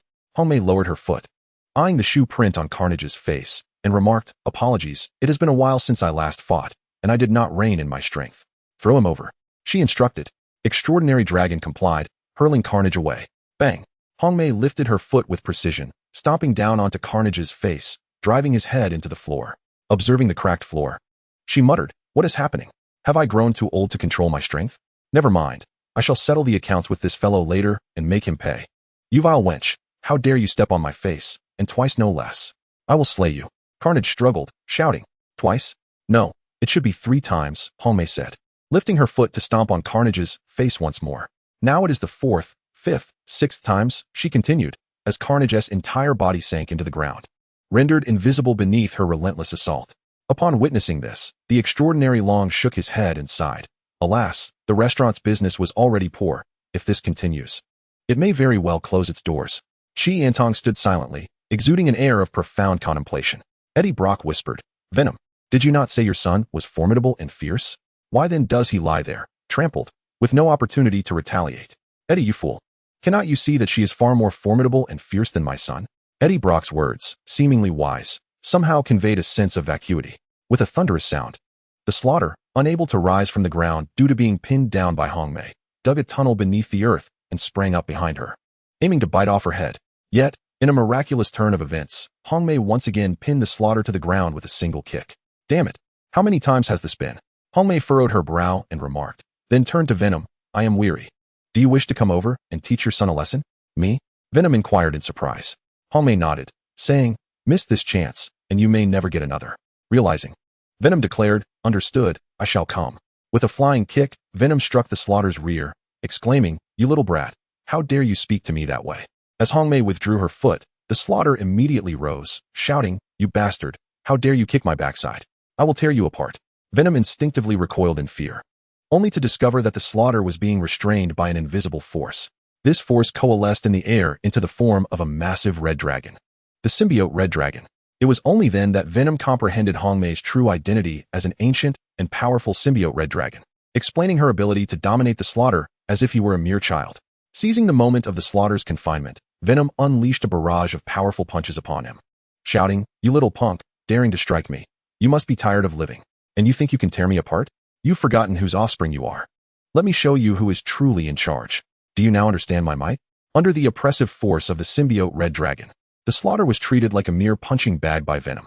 Ultimately, it was Venom himself who ceased his assault, collapsing onto the ground, gasping for breath, while the Slaughter lay on the brink of death. "I can't go on. This is truly exhausting.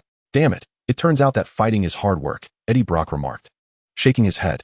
Only after witnessing the slaughter receive his due punishment did Li Jie proceed to connect with the opponent using hive mind thinking. The eyes of the slaughter transformed into a crimson spiral. Master, the slaughter knelt before Li Jie, maintaining its brutal demeanor, yet before Li Jie, it appeared as docile as a husky. Li Jie commanded, I require you to escort Drake back to the Life Foundation and devise a means to locate that enigmatic individual.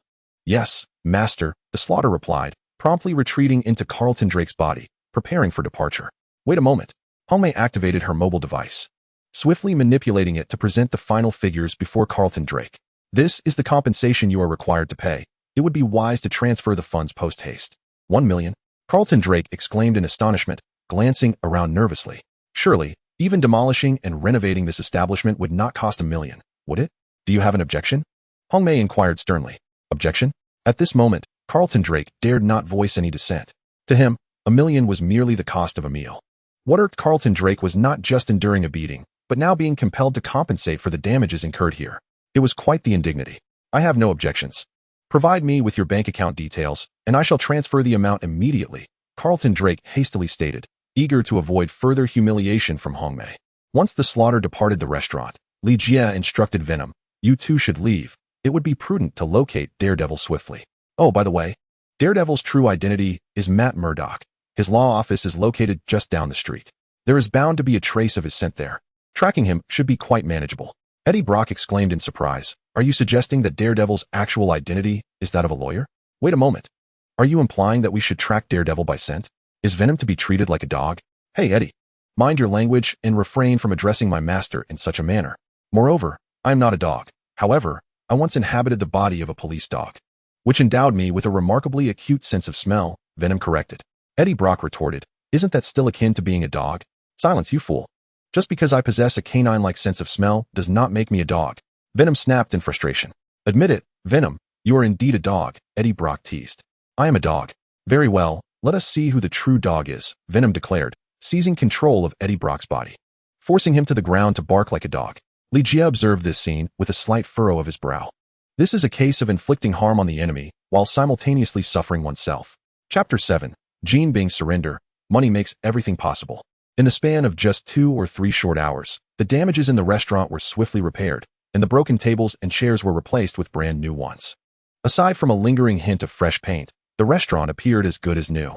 One could only hope that today's business would be more prosperous. Before opening for lunch, Fei Fan Long clasped his hands in prayer. Ding dong. The bell at the restaurant's entrance chimed as 2 tattooed black men swung the doors wide open. Following them was a burly bald man in a suit, who seemed even more robust than Fei Fan Long. Trailing behind him were the sharpshooter and a group of 11 lackeys, totaling 12 individuals. These men unmistakably exuded an air of troublemaking, and among them was the sharpshooter, who had just been beaten up here the day before. Upon witnessing the sudden influx of patrons right after his prayer, Fei Fan Long initially thought it was a divine manifestation. He patted Chi Antong on the shoulder and said, Old Chi, let me take care of this. With a beaming smile, he approached them, welcoming all to Long's kitchen and encouraging them to request anything they desired. Boss, he greeted as he entertained the guests. Meanwhile, Hongmei entered the partitioned area and roused Li Jie, who had been dozing in a chair. It's Jean Bing. Oh, got it. Li Jie ran a hand through his disheveled hair, lighting a cigarette to invigorate himself. On the other side, Jean Bing had taken a seat, while the others stood menacingly behind him, scrutinizing their surroundings. After lighting a cigar, Jean Bing inquired, Sharpshooter, who were the attackers yesterday? The sharpshooter pointed at Fei Fan Long and replied, It was him. Jean Bing cast a glance at Fei Fan Long and asked, What delicacies do you have here?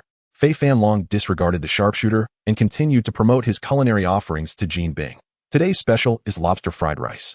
The lobsters were procured just an hour ago from the seaside, exceedingly fresh. Then I'll have a portion of lobster fried rice, Jean Bing ordered. Absolutely. Fei Fan Long cheerfully responded, 1 lobster fried rice, coming right up. Finally, the restaurant was open for business. After a brief pause, Fei Fan Long surveyed the others and asked, Would you all like lobster fried rice as well? The group exchanged incredulous glances, thinking, Is this guy out of his mind? Can't he see we're here to stir up trouble? Jean Bing, amused despite his irritation, questioned, Is it not permissible to order just 1? Fei Fan Long earnestly replied, It's not that it's impermissible, it's just that with so many of you, 1 portion of lobster fried rice would surely not suffice. How about I prepare some regular egg fried rice for you? It's economical, delicious, and will certainly fill your stomach. Jean waved his hand dismissively, saying, No need. I shall dine alone. They may simply observe. Very well, Fei Fanlong replied, slightly disappointed, pondering that if each person ordered a serving of fried rice, it would match the total sales of the previous day. Alas, it was regrettable that such delectable fare would go unappreciated. Nevertheless, even with just a single portion of lobster fried rice, Fei Fanlong approached the matter with utmost seriousness. Before long, an aromatic serving of shrimp fried rice was presented before Jean. Initially, Jean contemplated flipping the fried rice onto the table akin to a target. But upon inhaling its tantalizing aroma, his appetite surged, and he seized a spoonful to taste. "This is exquisite," he exclaimed, marveling at how a mere dish of fried rice could be crafted with such finesse. Notably, this culinary delight emerged from an unassuming little eatery tucked away in an alley. Even a five-star chef could not replicate such delicious fried rice, he mused, praising it internally as he continued to savor each mouthful, unwittingly finishing the entire portion. His companions stood dumbfounded behind him.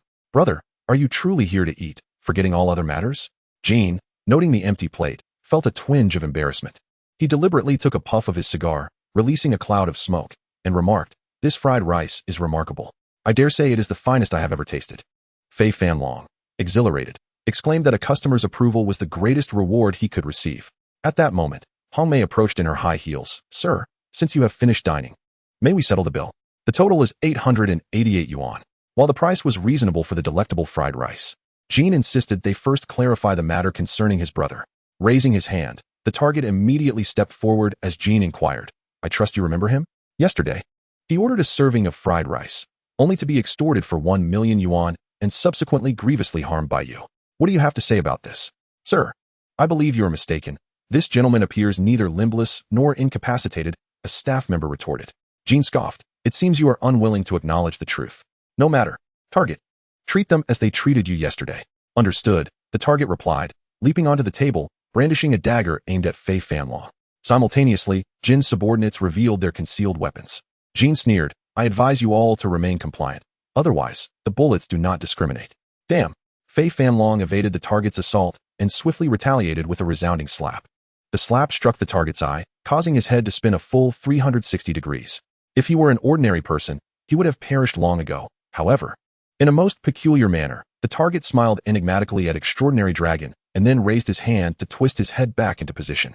Observing this, Extraordinary Dragon exclaimed, "Goodness! This fellow is different from yesterday."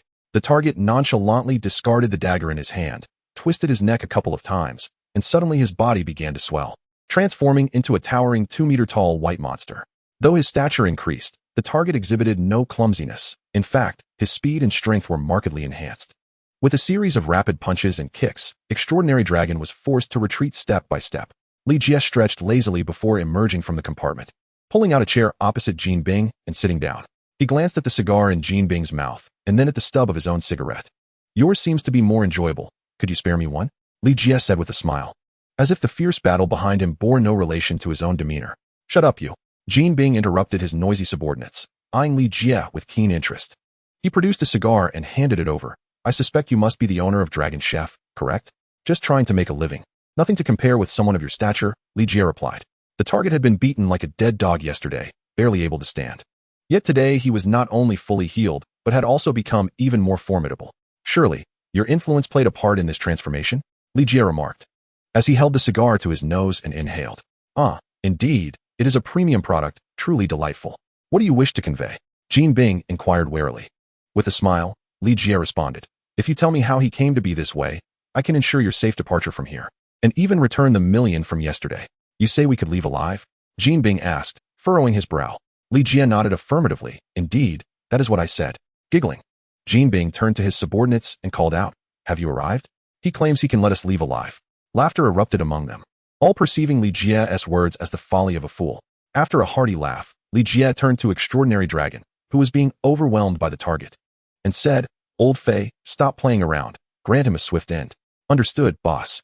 Extraordinary Dragon replied, bracing himself against a blow from the target and simultaneously thrusting his right hand into the target's chest, extracting the heart with a sickening sound.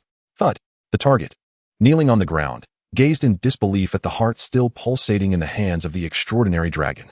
No, at that moment, the Extraordinary Dragon's hand had transformed into a claw, which crushed the heart before reaching for the target's head. The target's skull was crushed like a watermelon. This scene rendered Jean Bing and his subordinates' laughter abruptly silent, especially Jean Bing, who had not anticipated that the target would be so woefully fragile after his power had been augmented.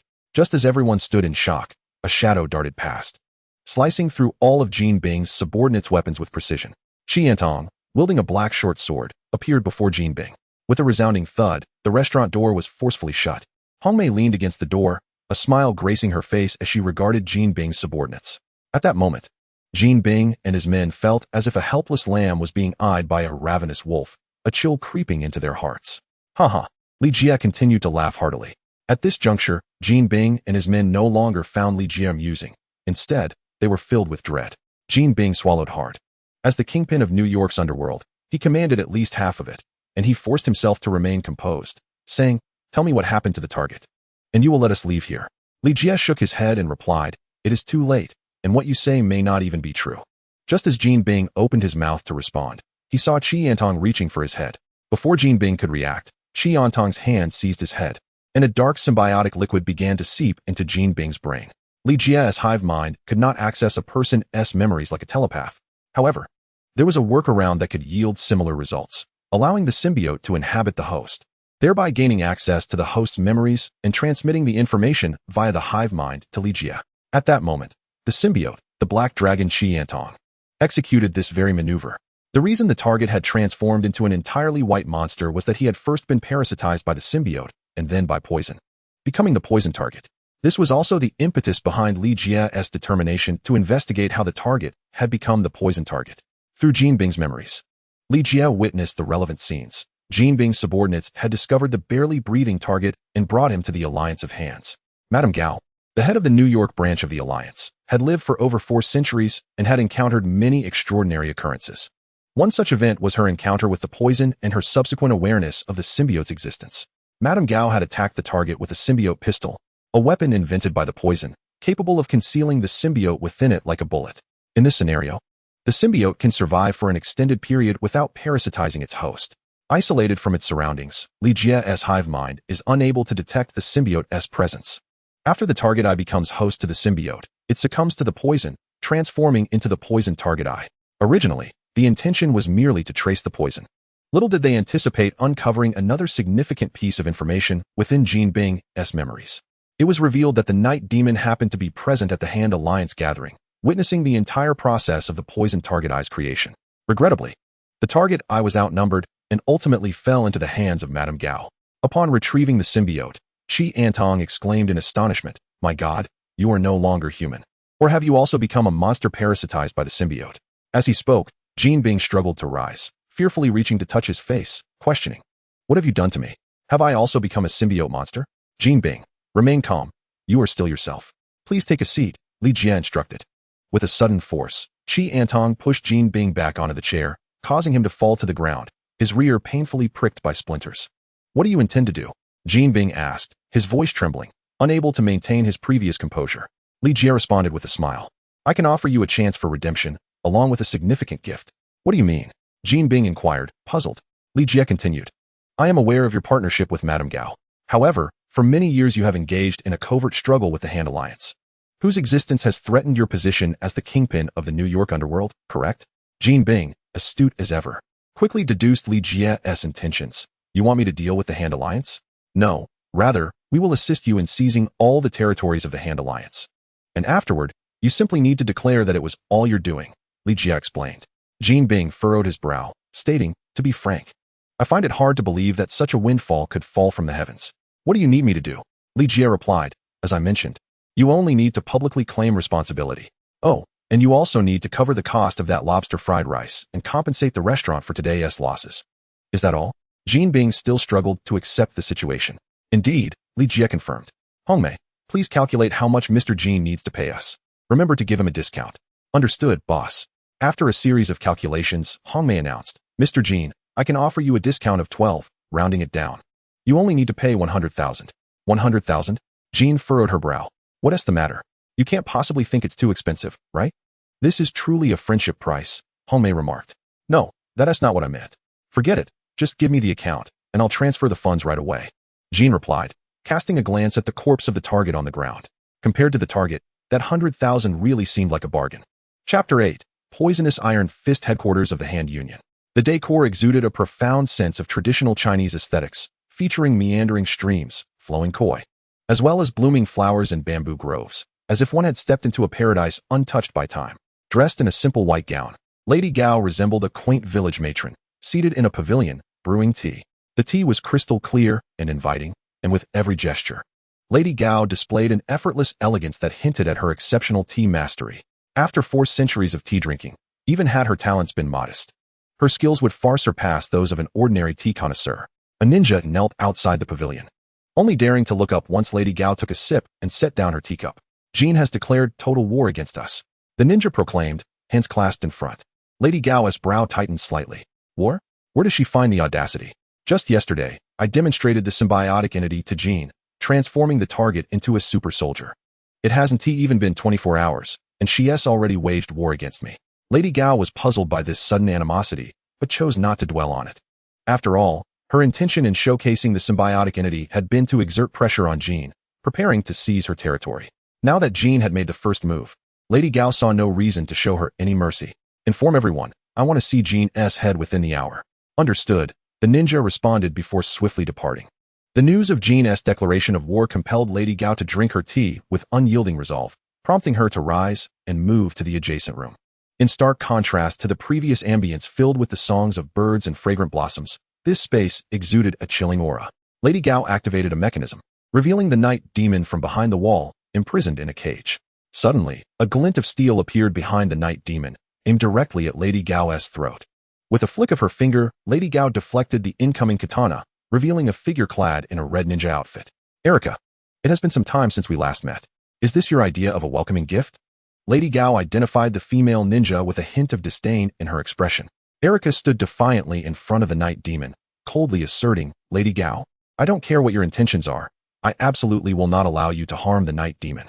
She is but a second-rate lawyer, blind to reason. And you would betray me for such a man? Mrs. Gao questioned, followed by a derisive laugh. Do not forget, it is I who taught you your skills. Do you truly believe you can take him away on your own? What if there are 2 of us? Erica retorted. 2. Mrs. Gao's brow furrowed slightly as she leaped into the air, crashing through the ceiling, gazing down at the shattered ground below. A dark figure emerged from the depths. Having tracked their scent, Venom. Woof. Venom first called out to Mrs. Gao, suspended in midair, before bursting into laughter. Ah, I find being a dog rather enjoyable. Look, we have effortlessly located Daredevil. Fool, I am human. I have no desire to be a dog. Enough of this chatter. Let us swiftly return with him, Eddie Brock urged. What is the rush? Allow me to devour a few heads before we take him back. Venom disdainfully glanced at Mrs. Gao, noting that the old woman's head did not appear appetizing. We ought to seek something fresher. Old woman. Mrs. Gao leaped down from the ceiling, positioning herself in front of Venom, a bemused smile gracing her lips. So, it is a symbiote, and it seems quite robust. This indeed saves me considerable effort. Eddie Brock immediately shielded his chest with his hands, exclaiming, What are you planning? Bah, at my age, do you think I am interested in your little pup? Not necessarily. While Eddie may lack charm with women, perhaps he could appeal to an older lady. Venom jested, laughing at his own quip. Eddie, why not simply acquiesce to this old woman? Fool, silence. Why do you invoke my name? Eddie Brock complained. Eddie, what are you afraid of? Once you submit to her, she shall be yours, Venom continued to tease. However, Mrs. Gao suddenly struck, unsheathing a sword concealed within her cane and lunging forward. Ah! Eddie Brock cried out in pain as a gaping wound formed in his chest, lamenting, Venom, you fool, why did you not evade? It was not that Venom could not evade, but rather that Mrs. Gao's speed was astonishingly swift. Much like the art of tea, Mrs. Gao had honed her swordsmanship over 4 centuries, far beyond mere proficiency. How intriguing. Observing Venom mend the wound in his chest, Mrs. Gao smiled faintly. Clang, clang. Taking advantage of the moment, Erica severed the lock on the cage and pulled the grievously injured Daredevil from within. Turning to Venom, she exclaimed, Hey, Madame Gao, I leave him to you. I shall take Daredevil away first. Hey, that guy is mine. Venom reached out in an attempt to intervene, only to be blocked by a swift sword from Madame Gao. Do not worry. She cannot escape, Madame Gao coldly chuckled. Suddenly, the wall beside Erica exploded, and a masked, dreadlocked giant burst through, sending both Erica and Daredevil flying. Iron Fist. Erica gasped in terror upon recognizing the figure. Madame Gao smirked, Erica, it seems you have done your homework during your time with the Hand. Indeed, he is the first Iron Fist, Quan Yaozu. The first Iron Fist? Wasn't he supposed to have perished in Kunlun? Besides, it's been hundreds of years. How could he possibly still be alive? Erica asked, astonished. Madame Gao proudly replied, I brought him from Kunlun and bestowed upon him a new life.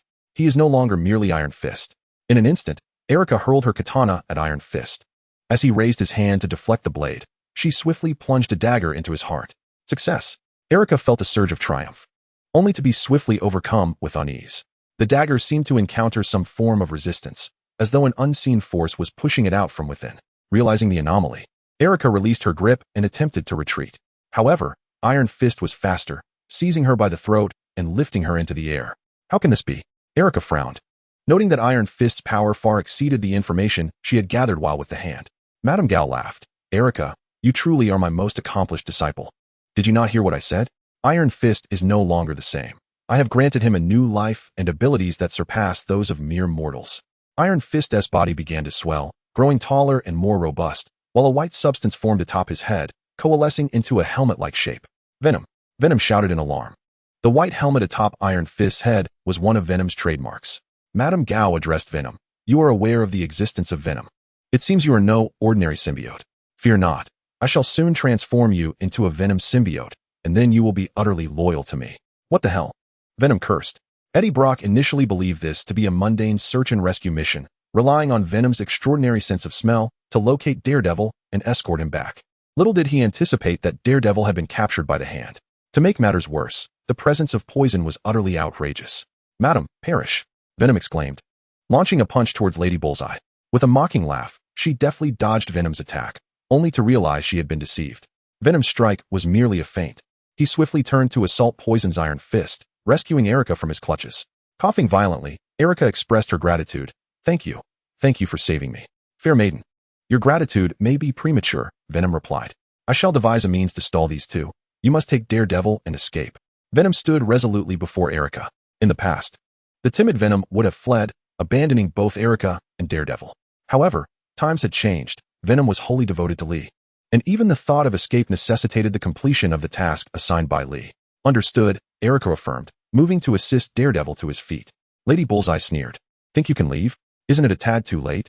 Just then, Poison's Iron Fist, having recently been sent flying, lunged forward, engaging Venom in combat. Mastery of ancient martial arts rendered Iron Fist a formidable opponent. Had he not been under control, even Lady Bullseye would struggle against him. The symbiote augmented Iron Fist's abilities, granting him superhuman combat prowess. In stark contrast, Eddie Brock was merely an ordinary human. Even with Venom's parasitic bond, his strength paled in comparison to Iron Fist. Were it not for Lee's prior enhancement of Venom's capabilities, Venom might have succumbed to Poison's Iron Fist long ago. As Erica attempted to lead Daredevil to safety, they were abruptly surrounded by ninjas. Lady Bullseye concealed a sword within her cane, activating it to reveal a uniquely crafted handgun, the symbiote handgun. A single shot aimed at a target would allow the embedded symbiote to latch onto the victim. Advancing towards Erica, Lady Bullseye proclaimed, Erica, you are fortunate. Daredevil was meant to be assimilated by the symbiote last night, but due to unforeseen circumstances, Poison could not arrive. Now, both you and your former lover shall be overtaken by the symbiote and subsequently controlled by Poison. 3 symbiotic entities, transformed into humanoid forms, materialized behind Lady Bullseye. One of them gazing expectantly at Venom, who was locked in battle with Poison's Iron Fist. Venom dared not approach Poison until Iron Fist had been subdued, for the repercussions could be fatal. Madame Gao pulled the trigger, and the symbiote bullets pierced the bodies of both Elektra and Daredevil. In that fleeting moment of being struck, Elektra and Daredevil were at their most vulnerable. 2 toxins rushed forth, eager to complete their parasitic mission before the duo could recover. Suddenly, a flash of a blade sliced through the air, and one of the ninjas unsheathed his sword, swiftly dispatching the 2 toxins on the spot. Terrified, the last remaining toxin hurriedly concealed itself behind Madame Gao, anxiously observing the ongoing battle with Venom. The death of the toxins left Madame Gao feeling despondent. Who are you? She demanded in anger. The ninja lowered his mask, revealing an attractive visage, and raised his hand in greeting to Madame Gao. Hello there, Master. Venom exclaimed with excitement upon witnessing the ninja's true face. After forcefully hurling the toxin away, he dashed over to Li Jia. Master, I have completed your task and found Daredevil. Look, with the aid of the symbiote, Daredevil's wounds began to heal, and he swiftly regained his footing, transforming into a form reminiscent of Venom. Madame Gao? Daredevil called out in a low voice, as the symbiote amplified his emotions, inciting a fierce desire to eliminate Madame Gao. Unlike other superheroes, Daredevil was a dark hero, unburdened by moral reservations. He would kill when necessary, showing no mercy. Simultaneously, Elektra also morphed into her symbiote form, tilting her head and calling out, "Jack?" "Hi, Elektra." Li Jie greeted her with a wave, feeling a twinge of regret. Well, there goes one less bed partner. Li Jie approached every woman with seriousness, save for the symbiotes, just as he would never engage with the symbiote incarnation of Red. He also refrained from any involvement with the symbiote Elektra. Such connections felt awkward, akin to switching hands. In the brief moment of greetings, symbiote Daredevil swiftly eliminated the remaining ninjas. "Hey, not bad. There's another one over there. Go deal with him." Venom pointed to the toxin, calling out to symbiote Daredevil. "Silence, or I shall end you." Symbiote Daredevil retorted coldly. "Dude, you ungrateful wretch. I was the one who found you, remember?" Venom protested. "I said be quiet." With that, symbiote Daredevil sent Venom flying and charged at Madame Gao. The toxin roared, attempting to intercept him. Li Jie chuckled. "This fellow has quite the temper." The symbiote, Erica, proclaimed. "He is usually quite gentle. However, this time, he may be harboring a great deal of anger." Daredevil endured a night of inhumane torment, which explains his current fury. Meanwhile, Madame Gao fixed her gaze on Li Jie, her eyes glinting with excitement as she remarked, "How intriguing. You have not been possessed by a symbiote, yet you exude an aroma akin to that of one." Pausing momentarily, she tenderly caressed the head of poison behind her, soothingly saying, "My dear, do not be afraid. I sense that this young man is the most formidable symbiote. Soon, you shall be the one to bond with him." However, before Poison could revel in this notion, a katana pierced through her head, pinning her to the wall. Li Jie clapped his hands and chuckled, "Madame Gao, I regret to inform you that it seems you will need to procure another poison." Chapter 9. Are you certain? Did you kill it? Madame Gao's excitement rendered her nearly speechless, as if the identity of that poison were exceedingly significant. A subsequent utterance clarified the matter. "It is the last poison here." Li Jie cleared his ears. "Madame Gao, I believe you are mistaken. You are the last poison here, are you not?" Madame Gao's complexion gradually turned rosy, as if she had suddenly regained decades of youth. "Listen, regardless of who you are, you have thoroughly provoked me. No one shall leave this place alive today." As her words fell, her silver hair transformed into a deep black, the wrinkles on her face vanished, and her skin became smooth and supple. Astonishingly, she reverted to the visage of an 18-year-old beauty. Eddie Brock rubbed his eyes in disbelief, exclaiming, "Am I seeing things? How could she suddenly appear so youthful?" Erica interjected, "It is the chi. Madame Gao is a master of martial arts, and her extraordinarily long lifespan has allowed her to accumulate an exceptional amount of chi. Now, this chi is causing her cells to become remarkably active, resulting in this phenomenon of rejuvenation. However, as the chi depletes, she shall age once more." "I understand. You speak of the kind of skill possessed by Li Shao Jie, the martial arts," Eddie Brock remarked, demonstrating a signature move of Bruce Lee. Erica replied, "One could say that. However, compared to Madame Gao, Bruce Lee falls significantly short. Otherwise, he too could enjoy such longevity and become an old hag." "Erica, you little wretch, who are you calling an old hag?" A scornful smile appeared on Madame Gao's face. "Have you not always been curious about my ultimate secret technique?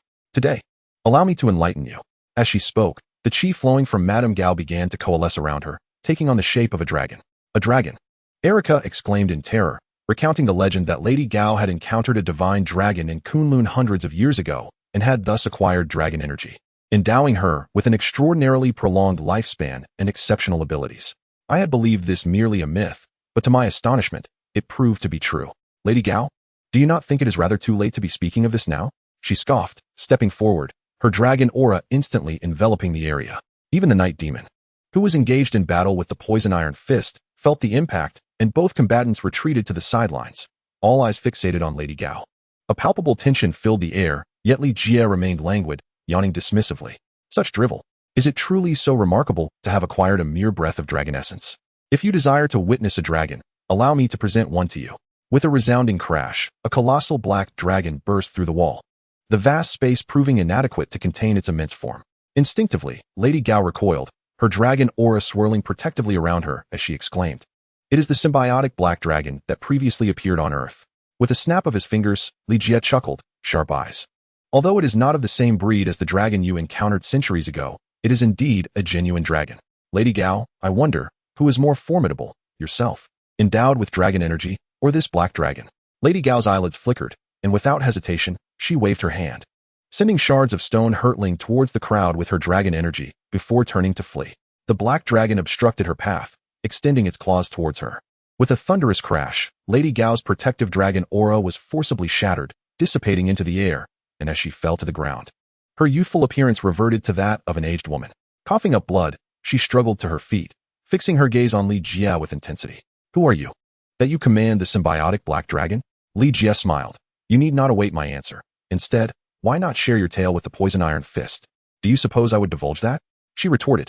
Indeed, I may not be able to defeat the symbiotic black dragon, but escaping unscathed is certainly within my capabilities.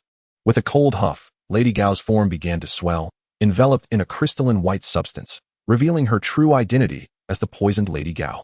Iron Fist, she shouted, intending to employ the poisoned Iron Fist to detain the symbiotic black dragon, hoping for an opportunity to flee. Boom. Crack. The poisonous Iron Fist was utterly powerless before the symbiotic black dragon, being effortlessly swatted away with a mere claw.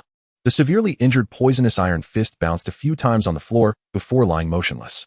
Seizing the moment to escape, Mrs. Poison found herself paralyzed, as if struck by an electric shock, unable to move. If you do not speak, I shall seek the answers myself, Li Jie declared, advancing towards her. Over the past few days, Li Jie had been contemplating the acquisition of telepathic abilities to compensate for the deficiencies of the Dark Hive mind. Today, however, Mrs. Poison's decision to allow the symbiote to inhabit Erica provided Li Jie with an unexpected opportunity. Erica, besides being a master assassin, possessed a modicum of telepathic abilities. With the symbiote now residing within her, Li Jie had just managed to acquire and enhance this power through the Dark Hive mind. Though Li Jie's telepathic skills were still far from rivaling those of the professor, they were more than sufficient to deal with Mrs. Poison. As he began to exert his telepathic control, Li Jie infiltrated Mrs. Poison's mind, probing her memories in search of information related to the poison. Much like Carlton Drake of the Life Foundation, Mrs. Poison's toxin and symbiote were also bestowed upon her by the enigmatic, cloaked man. However, Mrs. Poison's acquisition preceded that of Carlton Drake, perhaps due to the depletion of the poison and symbiote and the absence of new sources for replenishment. The mysterious figure sought to clone through the Life Foundation. The enigmatic entity had only provided Carlton Drake with the symbiote, akin to granting him a mere tool. After extracting the pertinent memories, Mrs. Poison lost her value to Li Jie and was swiftly slain by a single thrust of his sword. In a mere half-day, Mrs. Poison, who stood almost equally with Kingpin in New York, and her Hand Alliance were completely annihilated. Kingpin seized all territories of the Hand Alliance, subsequently declaring Mrs. Poison's demise a homicide. The matters concerning Li Jie, the symbiote, and the poison were temporarily concealed. The dragon chef circled expressionless around Qi Antong twice, muttering, "Old Qi, no. Cousin, you are the symbiote black dragon sent to conquer Earth back in the day." Qi Antong gazed intently at the Venom. "Cousin? We are separated by more than just a generation, are we not?" "Cousin, do not mind that. It is merely a title. What I truly wish to convey is that you are my idol. To be honest, I grew up listening to tales of your exploits. Back in the day, the symbiotic dragon army was dispatched to conquer the universe, a time of unparalleled glory." The Venom spoke, only to abruptly sense a shift in the atmosphere. Indeed, the tale of the symbiotic dragons conquering the universe was one of great splendor, yet it was followed by the collective betrayal of the symbiotes against Knull. Revisiting such matters was undeniably sensitive. "Apologies," Eddie suddenly felt a pang of hunger. "Old Faye," Venom remarked as he slipped into a corner seat. Eddie Brock replied, "I am not hungry." "Be quiet. I said you are hungry, so you must eat quickly," Venom urged, carefully observing Li Jie across the room. Noticing Li Jie ignoring him, he let out a sigh of relief. Extraordinary Long approached with the menu, inquiring, "What would you like to eat?" "That's so expensive," Eddie Brock exclaimed upon seeing the prices listed. In truth, the restaurant's prices were not exorbitant, with many items being quite affordable. However, for an unemployed individual, even a cup of cola could seem costly. "Is it expensive? If you're short on cash, I suggest you order a simple fried rice. It should suffice for a normal person," Extraordinary Long suggested. Venom interjected, "Old Faye, we are practically family. Do you still need to charge us?" Extraordinary Long rolled his eyes, responding, "Of course. This is a restaurant. Aside from the staff who can enjoy employee meals, anyone dining here must pay. Otherwise, how would the restaurant sustain itself?" "How about a discount?" Venom insisted. "That's outside my jurisdiction. You may discuss discounts with Manager Hong," Extraordinary Long replied. "In fact, if I weren't so idle due to the lack of business, I wouldn't have personally come out to serve you." He gestured towards Hong Mei, who was engrossed in a short video on her phone. Eddie Brock glanced at Hong Mei, now aware that she was the symbiote known as Red Dragon. Considering Venom's potentially offensive remarks, he shook his head. "I can still afford a plate of fried rice." He then reached into his pocket for his wallet. "Old Faye, bring us another bottle of beer," Venom called out. Eddie Brock, clutching his meager change, frowned. "Venom, are you sure about the beer?" "Eddie, money is something you cannot take with you. Spend it when necessary, don't be so stingy. Moreover, I think you should find a job, Venom advised. The thought of job hunting gave Eddie Brock a headache. After all, he once was a renowned journalist. He couldn't possibly bring himself to work at the docks, hauling crates. Although with Venom's assistance, such labor would be effortless, shedding his former identity was no simple task. All right, add another bottle of beer, Eddie Brock conceded, handing over all the cash from his wallet to Extraordinary Long. He then whispered, Venom, we've completed 2 of your master's tasks. Surely there is some cash reward? There should be, he mused. I dared not inquire. If questions were to be posed, let it be you who poses them. Venom, having uttered these words, completely burrowed into Eddie Brock's being. You coward, Eddie muttered, directing his gaze once more towards Li Jie. Li Jie, alongside Erica and Daredevil, occupied a table where they had already recounted the tale of Venom, concluding with a grave proclamation. This is the situation at hand. A crisis that threatens the very existence of Earth is imminent. I shall not impose my will upon you. You may choose to remain with the symbiote or depart from it. Once one has tasted the essence of formidable power, relinquishing it becomes a formidable challenge. Following his fierce confrontation with Venom, Daredevil found himself increasingly reliant on the symbiote. With the symbiote's augmentation, his speed, strength, and reflexes had experienced a remarkable enhancement. For instance, his heightened senses, which previously barely encompassed Hell's Kitchen, could now effortlessly envelop all of Manhattan. Armed with such formidable power, Daredevil believed he could more effectively combat crime. Yet, one dilemma plagued him. The symbiote's allegiance lay with Li Jie. Should he permit the symbiote to continue residing within him, he would essentially become Li Jie's puppet or, perhaps, his subordinate. Before Daredevil could voice his thoughts, Erica smiled and remarked, I rather enjoy my current state. I perceive no detriment in the symbiote residing within me. The downside, Li Jie interjected, is that you can no longer be my bed companion. After a moment's hesitation, Daredevil conceded. I can allow the symbiote to remain within me and will contribute to the impending crisis. However, I have one stipulation. I am an independent entity, not your subordinate. Should you take issue with this, you are free to withdraw the symbiote from me. That is agreeable. The choice between you and the symbiote is indeed mutual. Li Jie affirmed, having never intended to curtail Daredevil's freedom. On the contrary, Daredevil's association with the symbiote proved beneficial for Li Jie as well. Just as he had gained Erica's telepathic abilities, Li Jie had acquired Daredevil's heightened senses, even surpassing Daredevil himself in prowess. Suddenly, the restaurant door was forcefully thrust open, and in strode Black Widow, clad in black combat attire. Upon seeing Daredevil unharmed, she swiftly approached him. Matt, I am so relieved to see you safe, Black Widow exclaimed, bending down to envelop Daredevil in an intimate embrace. Is this a performance for my sake, Li Jie? Is this a show for me, Erica?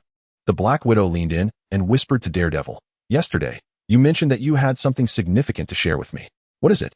Daredevil initially intended to reveal the matter concerning the symbiote and Venom, but decided against it.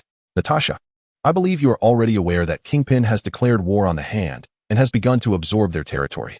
Is that all you wish to convey? Black Widow replied, disappointment evident in her voice. Daredevil nodded affirmatively. Yes, that is indeed all. Additionally, I appreciate your assistance in persuading Jack to rescue me. Otherwise, our paths may never have crossed again. Black Widow furrowed her brow slightly, rising with a smile. Jack, you saved Matt. How can I express my gratitude?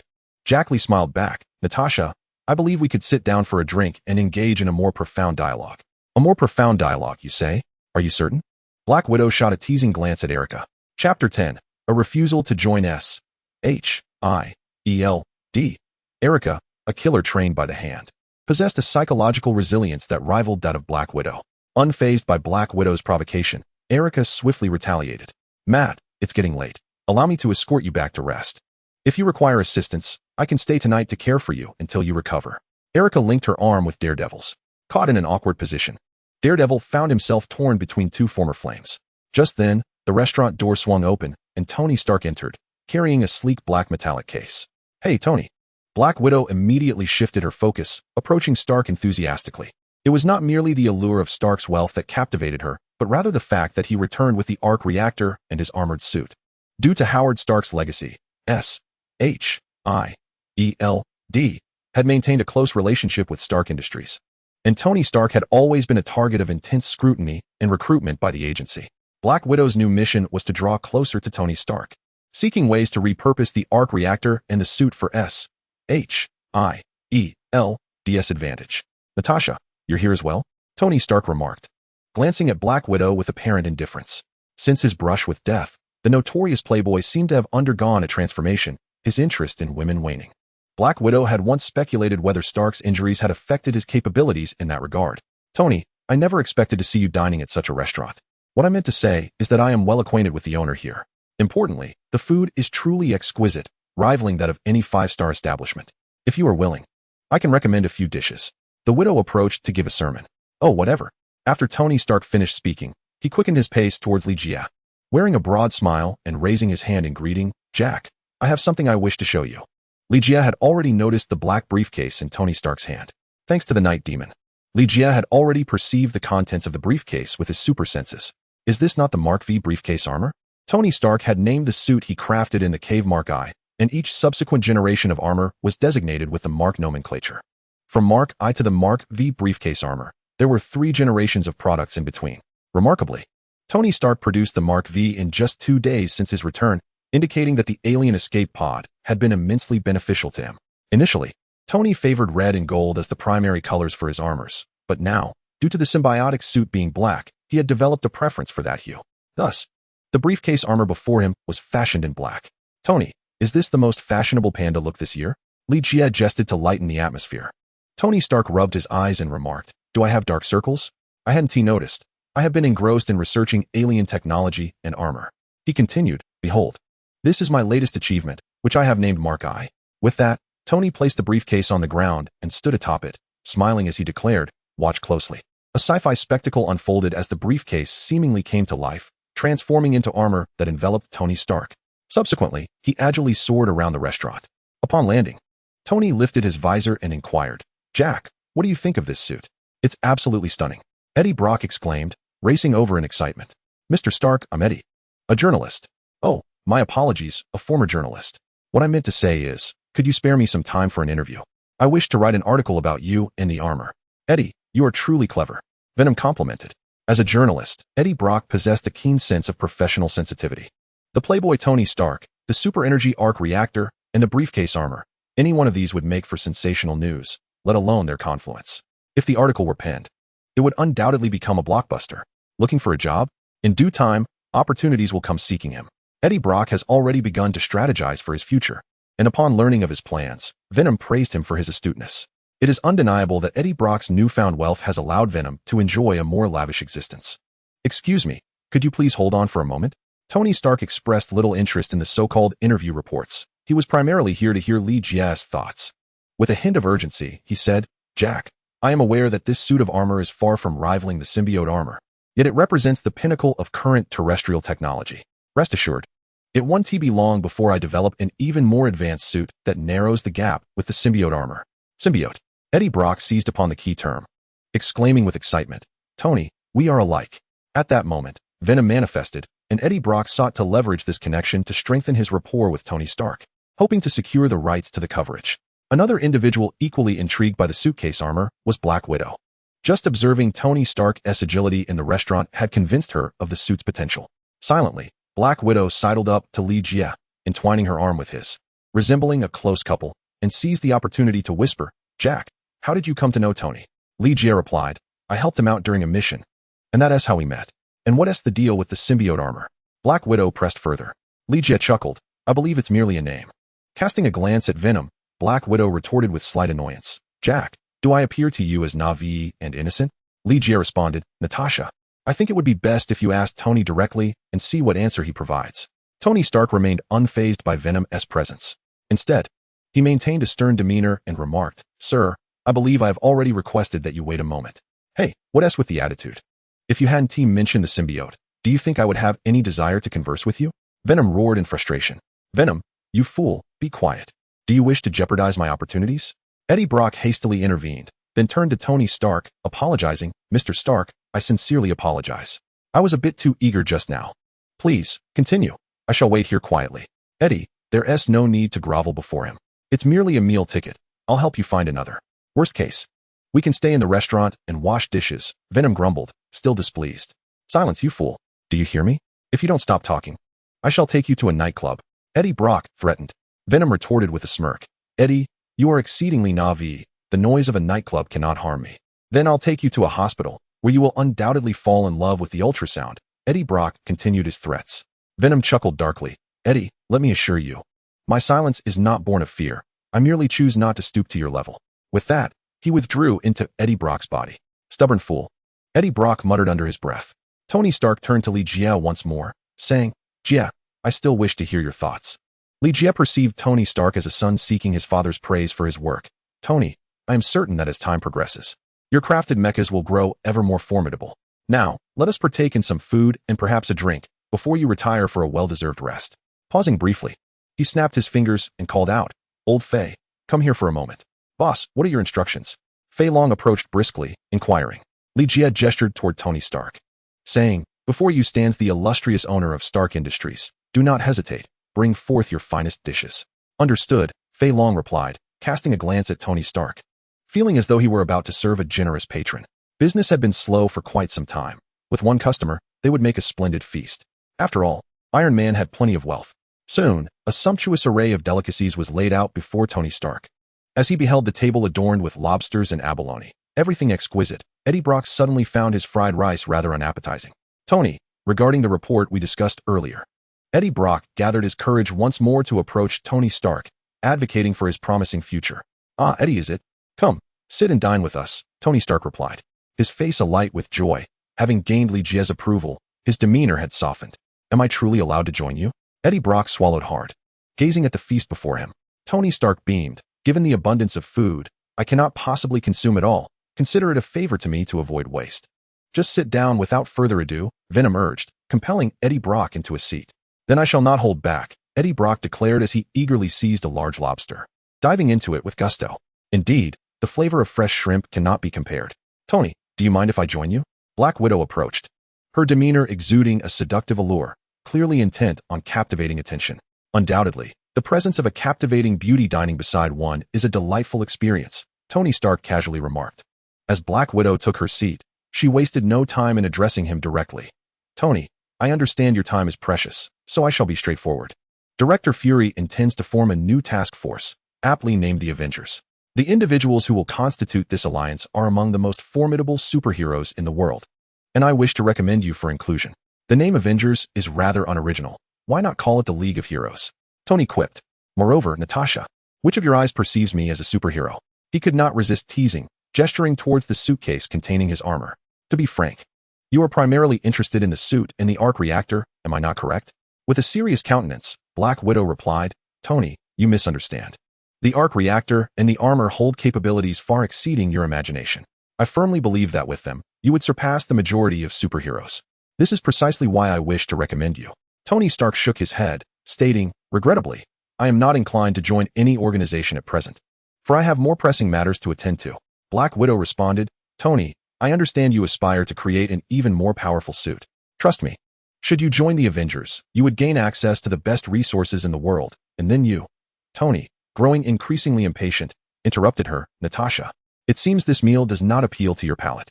If you wish to discuss work, I suggest you schedule a meeting with my secretary." Realizing she had been overly hasty, and noting Tony's clear desire to be left alone, Black Widow rose and said, "Tony, I shall not disturb you further. Please rest well, and we can converse another day." Eddie Brock, observing Tony's irritation, refrained from bringing up the matter of the article, lest he provoke further ire. "It's of no concern to you. Please continue your meal," Tony replied, lifting his glass to drink.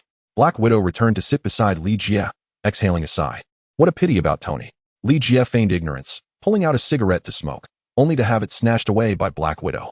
Exhaling smoke, she remarked, "Jack, you have no idea. The Avengers are poised to become the most powerful, indeed the greatest, superhero team in the world." Li Jie remained silent, lighting another cigarette, speculating that Black Widow would soon attempt to recruit him. True to expectation, she promptly stated, "Jack, would you be interested in trying out? I can recommend you for the Avengers assessment." "Is there really a need for an assessment? I don't recall such a procedure," Li Jie mused to himself, exhaling a ring of smoke. "Natasha, you overestimate me. I am merely the proprietor of a small restaurant. If I could join the Avengers, wouldn't that be absurd?" The Black Widow leaned against Li Jie, employing her charms. "Jack, others may not understand you, but do I not know you well?" Li Jie replied, "Natasha, since you claim to understand me, you should be aware that I have a penchant for restraint. Even though I am not a member of the Avengers, as long as the remuneration is adequate, you may still seek my assistance." The Black Widow's fingers traced gentle circles on Li Jie's chest. "Jack, I believe we should engage in a more profound conversation before proceeding." "I think so too," Li Jie said. rising to embrace the Black Widow's slender waist as they ascended to the second floor. Chapter 11. Poison, the last warrior of the universe. Nightfall. The restaurant had yet to open, and a young couple was already queuing at the entrance. Upon opening, a steady stream of patrons flowed into the restaurant, and Fei Long remained occupied in the kitchen without a moment's respite. Hong Mei seized a brief opportunity to approach Li Jie, stating, "Boss, don't you find the day's business somewhat suspiciously prosperous? What? Are you unhappy even with good fortune?" Li Jie retorted. Hong Mei's expression grew somber as she replied, "When circumstances deviate from the norm, there must be something amiss. I suspect someone is plotting mischief. No need for concern. These individuals are arranged by Jin Bing, and others will soon arrive," Li Jie assured her, having already gleaned the patron's memories through his psychic abilities, realizing that most were subordinates of Jin Bing. After all, in Hell's Kitchen, even the police dared not enter alone, so how could there be so many idle onlookers? Jin Bing. Has that little rotund fellow grown fearful and is now trying to curry favor with us? Hong Mei inquired, perplexed. Jin Bing had been reprimanded for causing trouble at the restaurant the previous day, subsequently seizing territory from the He gang with little effort. This encounter had made Jin Bing acutely aware of Li Jie's strength. Faced with a figure of Li Jie's stature, Jin Bing naturally dared not act recklessly. As they conversed, Jin Bing pushed the door open and entered, prompting the patrons inside to rise and leave immediately. In an instant, the restaurant was rendered empty. Jin Bing approached Li Jie, carrying a suitcase, and bowed respectfully, addressing him as boss. "What is it?" Li Jie inquired. Jin Bing placed the suitcase on the table, opened it, and slid it toward Li Jie. Inside are the assets of the He gang, including stocks, bonds, and a catalog of collectibles. I have meticulously organized everything for you. Are you suggesting that you wish to gift them to me? Li Jie asked. Jin nodded in response, assuring, "Boss, rest assured. I know what I am entitled to and what I am not. Furthermore, from this moment forth, should you require my assistance, do not hesitate to ask. I shall not have any reservations." Jin's intention was evidently not merely to ingratiate himself, but rather to pledge his allegiance. Given that Li Jie was capable of annihilating the Shoha society with a mere gesture, he could just as easily obliterate Jin. It was this realization that prompted Jin's current actions. Nevertheless, he retained a degree of cunning. Having relinquished all the assets of the Shoha society while tightly grasping onto what was in his possession, this was not yet the conclusion of his calculations. Or perhaps it was a means to probe Li Jie's boundaries. After seizing the divine entity of the symbiote, Li Jie's gaze naturally extended beyond the confines of Earth. Aside from women, he would hardly regard the mundane trappings of this world with any significance. "As it happens, I do have a task for you," Li Jie stated, gesturing towards Hong Mei. She approached and promptly extracted Jin's mobile phone, executing a series of commands before sending a few photographs. Upon receiving his phone back, Jin was astonished to see images of the toxin in its conventional form and the poisoned fist. "What is this?" he inquired. Li Jie replied, "A type of parasitic entity. You do not need to know the specifics. Just ensure that your people remain vigilant from now on, should they encounter any creatures resembling those in the photographs. Notify me immediately. Do you understand?" "Understood," Jin nodded in agreement. "Very well, go over there and order some food. Today, it is my treat," Li Jie instructed. "Thank you, boss." Jin stood and made his way to another corner of the restaurant, where he ordered some food from Chi Antong. Bang! Just as Jin's meal was served, a cacophony of violent crashes erupted from the back alley of the restaurant. Moments later, a figure known as Tu Sha burst through the back door, closely followed by a shadowy presence, leading to a fierce altercation within the restaurant. Jin found himself at a loss, unable to sit or leave. Fortunately, the chaotic scene did not persist for long, as Chi Antong swiftly subdued the adversary engaged in battle with Tu Sha. "Boss, that's him. He's the mysterious figure who compelled me to study the symbiote," Tu Sha exclaimed upon reaching Li Jie. The individual pinned to the ground by Chi Antong was a cloaked man, bearing a striking resemblance to Carlton Drake and Lady Gao from their memories.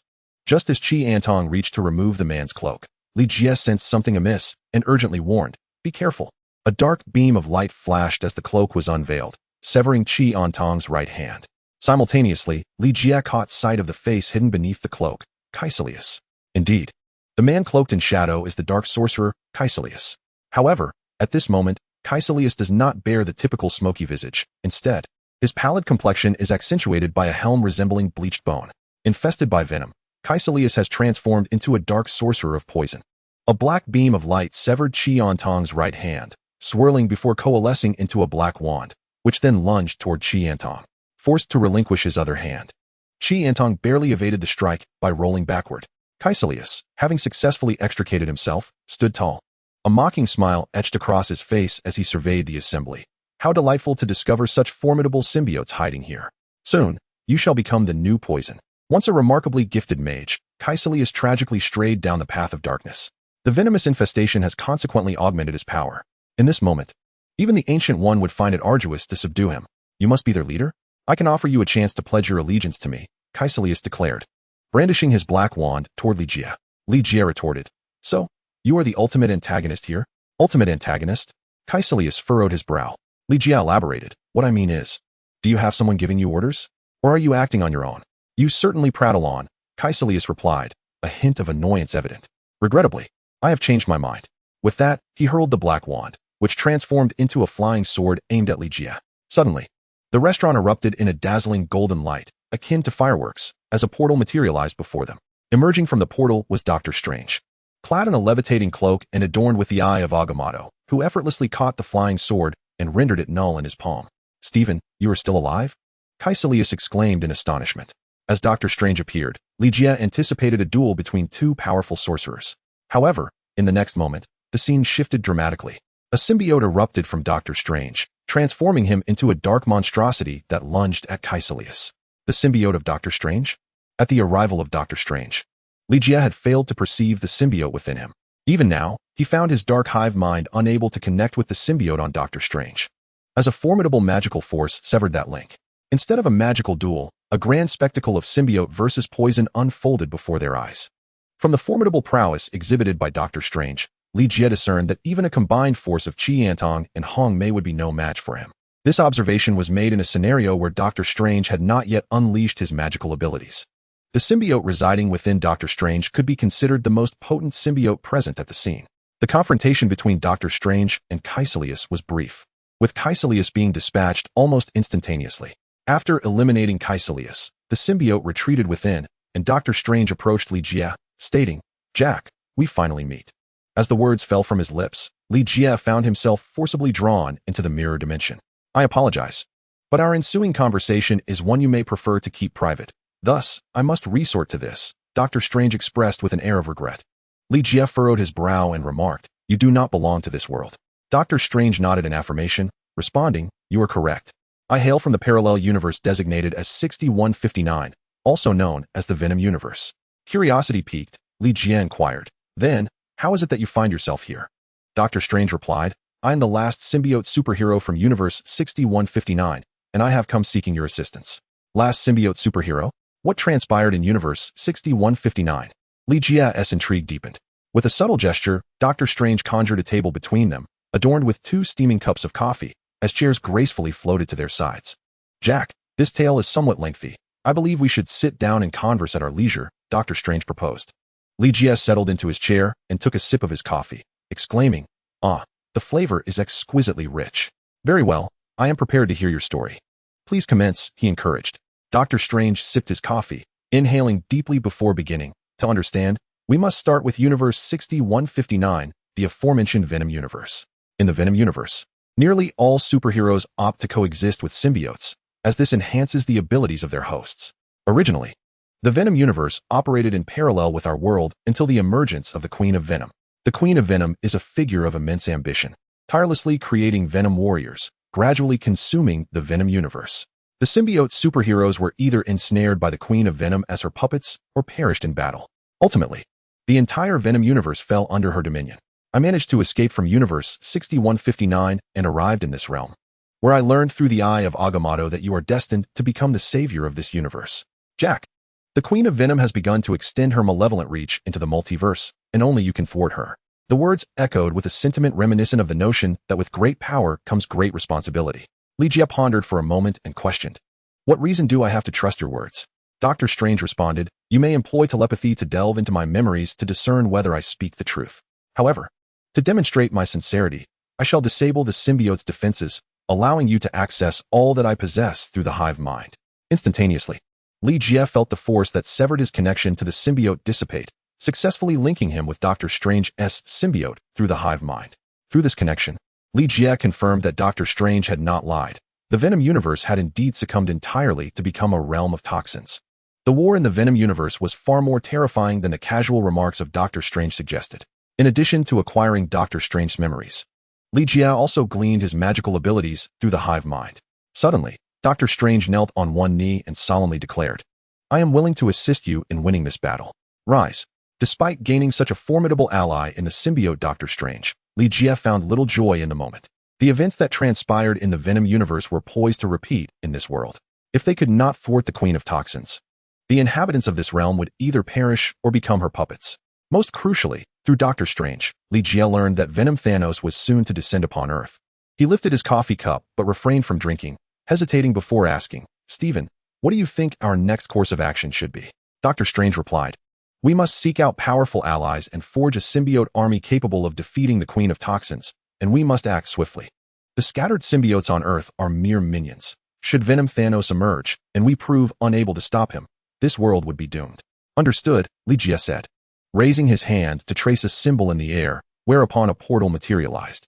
The mage must utilize the mystic ring to cast a teleportation spell, and yet, the symbiote Dr. Strange was also required to employ the ring to perform the spell. Remarkably, Li Jia accomplished this feat without the ring, leaving the symbiote Dr. Strange astonished. In an instant, Dr. Strange accepted this reality with enthusiasm. If one lacked such talent, how could they hope to become the savior of this world? "Kamartaj," Dr. Strange exclaimed, his excitement palpable as familiar memories flooded his mind. Reflecting on the fallen mages brought moisture to his eyes. "Jack, do you seek the aid of the Ancient One?" Li Jia affirmed, "Indeed. Did you not say we must seek out a powerful alliance?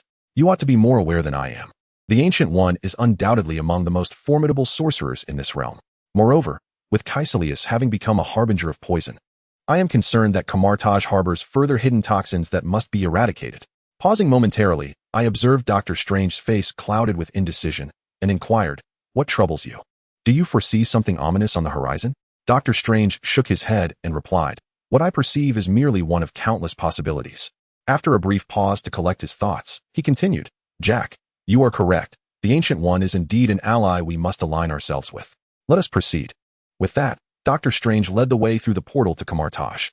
Although the symbiote version of Dr. Strange hailed from a parallel universe, Kamartaj remained his most familiar sanctuary. "Who goes there?"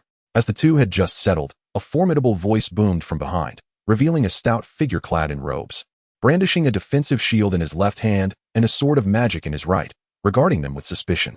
Chapter 12. The Ancient One acquires the symbiote Wong. Dr. Strange exclaimed, his voice choked with emotion. In the Venom universe, he and Wong had fought side by side, and it was Wong's sacrifice that allowed Dr. Strange to escape alive. The sight of his long-lost friend stirred a torrent of memories, nearly overwhelming him. "Calm yourself. He is not the Wong from your universe," Li Jia's voice echoed in his mind. Dr. Strange nodded, though sorrow lingered in his expression. "Stephen?" Wong recognized him and lowered his shield and sword. "It is I," Dr. Strange replied, unable to restrain his emotions, and embraced Wong warmly. "I am truly elated to see you again. Stephen, we just met during lunch. There is no need for such an outpouring of sentiment. Also, your beard has grown rather quickly. You might want to shave it. After all, you are a sorcerer now, and one must maintain an appropriate appearance." "Understood," Dr. Strange said, gently stroking his face, and his beard vanished without a trace. Remarkably, without the beard, Dr. Strange appeared not only more vibrant, but also possessed an endearing youthful charm. Wong scrutinized the eye of Agamotto adorning Dr. Strange's chest and asked, "Stephen, should it not be with the Ancient One? How is it in your possession?" Dr. Strange reached out to touch the eye of Agamotto and responded, "Wong, I shall explain that to you later. But first, where is the Ancient One?" Similarly, in the Venom universe, the Ancient One sacrificed herself to save Dr. Strange. The mere thought of reuniting with his mentor filled Dr. Strange with immense excitement. Wong inquired, "Stephen, what troubles you?" At this moment, the Ancient One was undoubtedly in her chamber, diligently studying. "Wait a moment. You haven't gotten into any trouble, have you?" "Trouble? No, Wong. I merely have something significant to report to the Ancient One," Dr. Strange replied. "Very well then, let me escort you to her," Wong said, his gaze shifting to Li Jia, a look of vigilance crossing his face. "However, before we proceed, you must tell me who this gentleman is." "Oh, Wong, this is Jack. The matter I wish to discuss with the Ancient One pertains to him," Dr. Strange introduced. "Jack, this is Wong, my senior brother," he continued. "Greetings, Wong." Li Jia raised his hand in a cordial salute. Wong scrutinized Li Jia from head to toe. "Follow me." Kamartaj was far grander than one might imagine. As Wong opted to walk, Li Jia could not restrain himself from asking, "Can't we simply use a teleportation spell to get there directly?" Magic is a discipline, not a means of personal convenience. Moreover, this is Kamartaj. Unless faced with an urgent matter, We cannot employ teleportation to shorten our journey, Wang replied sternly, as if he had been gravely insulted. If the study of magic cannot afford one any convenience, then what is its purpose? Li Jie muttered, casting his gaze toward the tallest structure in Kamartaj, asking, that must be the residence of the Ancient One, correct? Indeed, Wang affirmed. Goodness, from the looks of it. Walking there would take at least half an hour. Wang, please lead the way. Li Jie extended his hand. Wang turned and continued forward, stating, Stephen, you have been in Kamartaj for quite some time now, and you have been studying diligently. The Ancient One, suddenly, Wang felt something amiss, glancing back to find Li Jie and Dr. Strange stepping through a teleportation portal. Stephen, apologies, Wang. See you soon, Dr. Strange said, a hint of embarrassment in his voice, as he promptly closed the portal. Damn it, Stephen, you have once again violated the rules of Kamartaj, Wang shouted angrily, raising his hand to cast a teleportation spell, but hesitated. You scoundrel, just wait. When I catch up to you, I shall ensure you regret it. Having spoken, Wang shrugged off his sleeves and leaped onto the eaves, commencing his agile ascent towards the residence of the Ancient One. Who dares to claim that a sorcerer cannot possess martial prowess? Wang is not only a formidable mage, but also possesses exceptional martial arts skills. Meanwhile, Dr. Strange held the Ancient One in high regard. Rather than directly utilizing a teleportation spell to enter, he approached the entrance of the Ancient One's sanctum. Upon knocking on the door, Strange listened intently. But the silence within prompted him to murmur softly, Strange, could it be that the Ancient One is not inside? A mere glance will reveal the truth. With that, Li Jie boldly pushed the door open and stepped inside. Witnessing this from his lofty perch, Wang shouted, How impudent! Stephen, cease your actions at once. Awkwardly, Dr. Strange chuckled and followed Li Jie into the sanctum, closing the door behind them. Stephen, come quickly and see, Li Jie called out. Dr. Strange hastened his pace, only to be confronted with an eerie sight. On the floor, a gigantic pentagram was drawn in blood, each point adorned with flickering white candles. The Ancient One, bearing a white beard, lay within the confines of this sinister pentagram, his body spread in a star-like manner, limbs and head extending towards the points of the star. His hands, feet, and head were affixed with lengthy wooden stakes, black ichor oozing from the 7 orifices. The candlelight cast an unsettling glow upon the Ancient One's visage. With a resounding crash, Wang burst through the door, exclaiming, Stephen, your disregard for decorum grows ever more alarming. However, upon witnessing the grotesque scene before him, he stood frozen, as if turned to stone. Li Jie, employing his heightened senses, confirmed that the Ancient One was still alive, with a faint heartbeat persisting.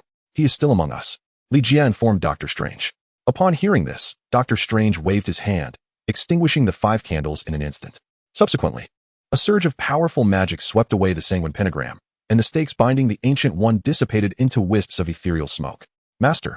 Wang finally regained his composure and rushed forward to support the Ancient One, cradling him in his arms. He turned to Dr. Strange and inquired, when you entered, did you observe anyone? That was a dark magical array. Did you discern who was responsible? From deep within his throat, the Ancient One emitted a low, gravelly sound, reminiscent of a throat burdened with phlegm. Brother? Wang furrowed his brow, incredulity etched upon his face. Master, are you implying that my elder brother is the one who has brought you to this state? Surely, Master, how could you wield dark magic? Li Jie began. My dear Wang, do you still not comprehend? Baron Mordo is a dark sorcerer lurking within Kamartaj, undoubtedly the architect behind the assault on Master Ancient One. Master Ancient One nodded slightly and spoke with difficulty, Vishanti. Li Jie continued, Wang, Master Ancient One must be referring to the Book of Vishanti. You should hasten to investigate what Baron Mordo has pilfered from here. I shall remain with Master and Stephen. Upon witnessing Master Ancient One's nod, Wang addressed Dr. Strange, Stephen, take good care of our master. I shall return post-haste. Understood, Dr. Strange replied as he cradled Master Ancient One in his arms. Once Wang had departed, Master Ancient One suddenly regained a semblance of vitality, gazing gently at Dr. Strange. He raised his right hand to stroke Dr. Strange's cheek, a smile gracing his lips as he said, Stephen, you have suffered greatly. Upon hearing this, Dr. Strange's eyes glistened with unshed tears. Master Ancient One understood that the doctor before him did not belong to this universe, yet he still regarded him as his dearest disciple. Master, forgive me, Dr. Strange murmured as he laid Master Ancient One flat on the ground. He drew a dagger and pricked his left index finger, allowing a single drop of blood to fall upon Master Ancient One. Then, he turned to Li Jie. Boss, please assist me. I cannot bear to witness my master perish here. Li Jie remained silent, extending his right hand towards the droplet of blood. It sprang to life, dancing upon Master Ancient One's form, morphing into various shapes before merging into him. A new symbiote emerged, initiating the healing of Master Ancient One's wounds. Moments later, the visible injuries on Master Ancient One were wholly mended. Li Jie had come primarily to garner the support of Master Ancient One. Yet he had unexpectedly encountered the aftermath of Mordo's treachery. This act of saving Master Ancient One had forged a bond of goodwill. As the symbiote healed Master Ancient One, it rapidly evolved, but just as it attempted to emerge from within him, it encountered magical suppression from Master Ancient One. This maneuver bore resemblance to Doctor Strange's prior magical shielding. Master Ancient One did not harm the symbiote. Instead, he concealed it within a corner of his being, rendering even Li Jie's dark hive mind incapable of communication with the symbiote lodged within Master Ancient One. It seemed to have entered a state of dormancy. "Jack, it is a pleasure to make your acquaintance. Rest assured, I shall intervene when the need arises," Master Ancient One assured Li Jie, now fully aware of his purpose for being there. With a slight pause, Master Ancient One addressed Doctor Strange, stating, "Stephen, not only has Mordo taken the Book of Vishanti and the Eye of Agamotto, but he has also absconded with the Darkhold. I must retrieve these artifacts, for otherwise, Mordo may wield them to wreak havoc upon this world." "Master, rest assured, I will find a way to locate Mordo," Doctor Strange responded. Master Ancient One shook her head with a smile. "There is no need for such trouble. Mordo will come seeking him." As she spoke, her gaze shifted back to Li Jie. Pointing at himself, Li Jie inquired, "He will come looking for me? Why?" Doctor Strange elaborated. "The Eye of Agamotto possesses the ability to perceive both past and future. I surmise that Baron Mordo has utilized it to foresee that you will become his greatest obstacle in ruling this world. Thus he wishes to eliminate you preemptively." "Oh, I understand now. Let us go," Li Jie declared, turning to leave. "Where are you headed?" Doctor Strange asked urgently, grasping Li Jie's arm. Li Jie replied, "Since Baron Mordo is coming for me, I shall await him. Surely you do not wish to linger here for a late-night snack?" Doctor Strange had not anticipated such a swift departure and felt a myriad of thoughts he wished to share with Master Ancient One. Yet he was momentarily at a loss for words. Suddenly, Li Jie posed a question. "By the way, Master Ancient One, I have always harbored a curiosity." With a gentle smile, Master Ancient One responded, "You wonder why, knowing through the Eye of Agamotto the calamity that awaited, I still fell into Mordo's trap?" "Indeed," Li Jie confirmed, expressing his confusion. It seemed contradictory, much like how Master Ancient One, despite being the most formidable of beings, perished at the hands of Caecilius, a notion that felt utterly unreasonable. Master Ancient One sighed. "People perceive me solely as a powerful sorceress. Yet they are unaware that I am also a guardian of time. The Eye of Agamotto allows me to witness both past and future, revealing truths unknown to many. However, as a guardian of time, I cannot intervene simply because I foresee a negative outcome. Such actions would create new temporal nodes, and the events may not unfold favorably. In fact, they could worsen the future. Thus, I must accept all that transpires in my life, just as I now accept the symbiote residing within me." "I see," Li Jie acknowledged, creating a portal as he turned to Doctor Strange, asking, "Do you wish to accompany me back? Or would you prefer to remain here for a late-night meal?" Doctor Strange felt a conflict within him. Master Ancient One spoke, "Stephen, I already know what you wish to convey. Go now, and fulfill your destined tasks." Doctor Strange took a deep breath, suppressing the surge of emotions within him, and said, "Master, farewell." Master Gu waved goodbye to Doctor Strange. Just as Li Jie and Doctor Strange departed, a portal materialized in the hall, and Wong emerged, dragging Stephen, bound with magical ropes. "Where is everyone?" Wong's expression momentarily faltered upon discovering the absence of Li Jie and Doctor Strange, and he quickly turned his gaze to Master Gu, exclaiming, "Master, you have recovered?" "Indeed, I am well again," Master Gu replied. Raising his right hand, and with a slight gesture, the magical ropes binding Stephen vanished. "This matter does not concern you. Return and continue your studies." Still in a state of confusion, Stephen had yet to comprehend the situation when he suddenly found himself airborne, crashing back to the other side of the portal. As the portal began to dissipate, Wong exclaimed with excitement, "Master, we have been deceived. One of the Stephens that appeared earlier was a fake." "No, they are both Stephen," Master Gu elucidated. "Both are Stephen?" Wong was left utterly perplexed. "Wong, take a seat. It is time for you to learn some truths," Master Gu instructed. Wong complied, and during the ensuing moments, he uncovered numerous secrets. Some had already transpired, while others were yet to unfold. He also learned of the identity of the symbiote Doctor Strange. Chapter 13. The Hulk, Red Hulk, and Abomination at the Dragon Chef restaurant. The others dared not leave before Li Jie returned. The butcher had just finished a plate of fried rice and remained seated, patiently waiting. Besides Jean Bing, no other guests had arrived at the restaurant. Upon seeing Li Jie and Doctor Strange emerge from the portal, the others immediately stood up. "This is no longer your concern. You may leave," Li Jie told Jean Bing before addressing Carlton Drake. "Venom will not relent. They may come looking for you at any moment. Prepare yourself and inform me of any developments."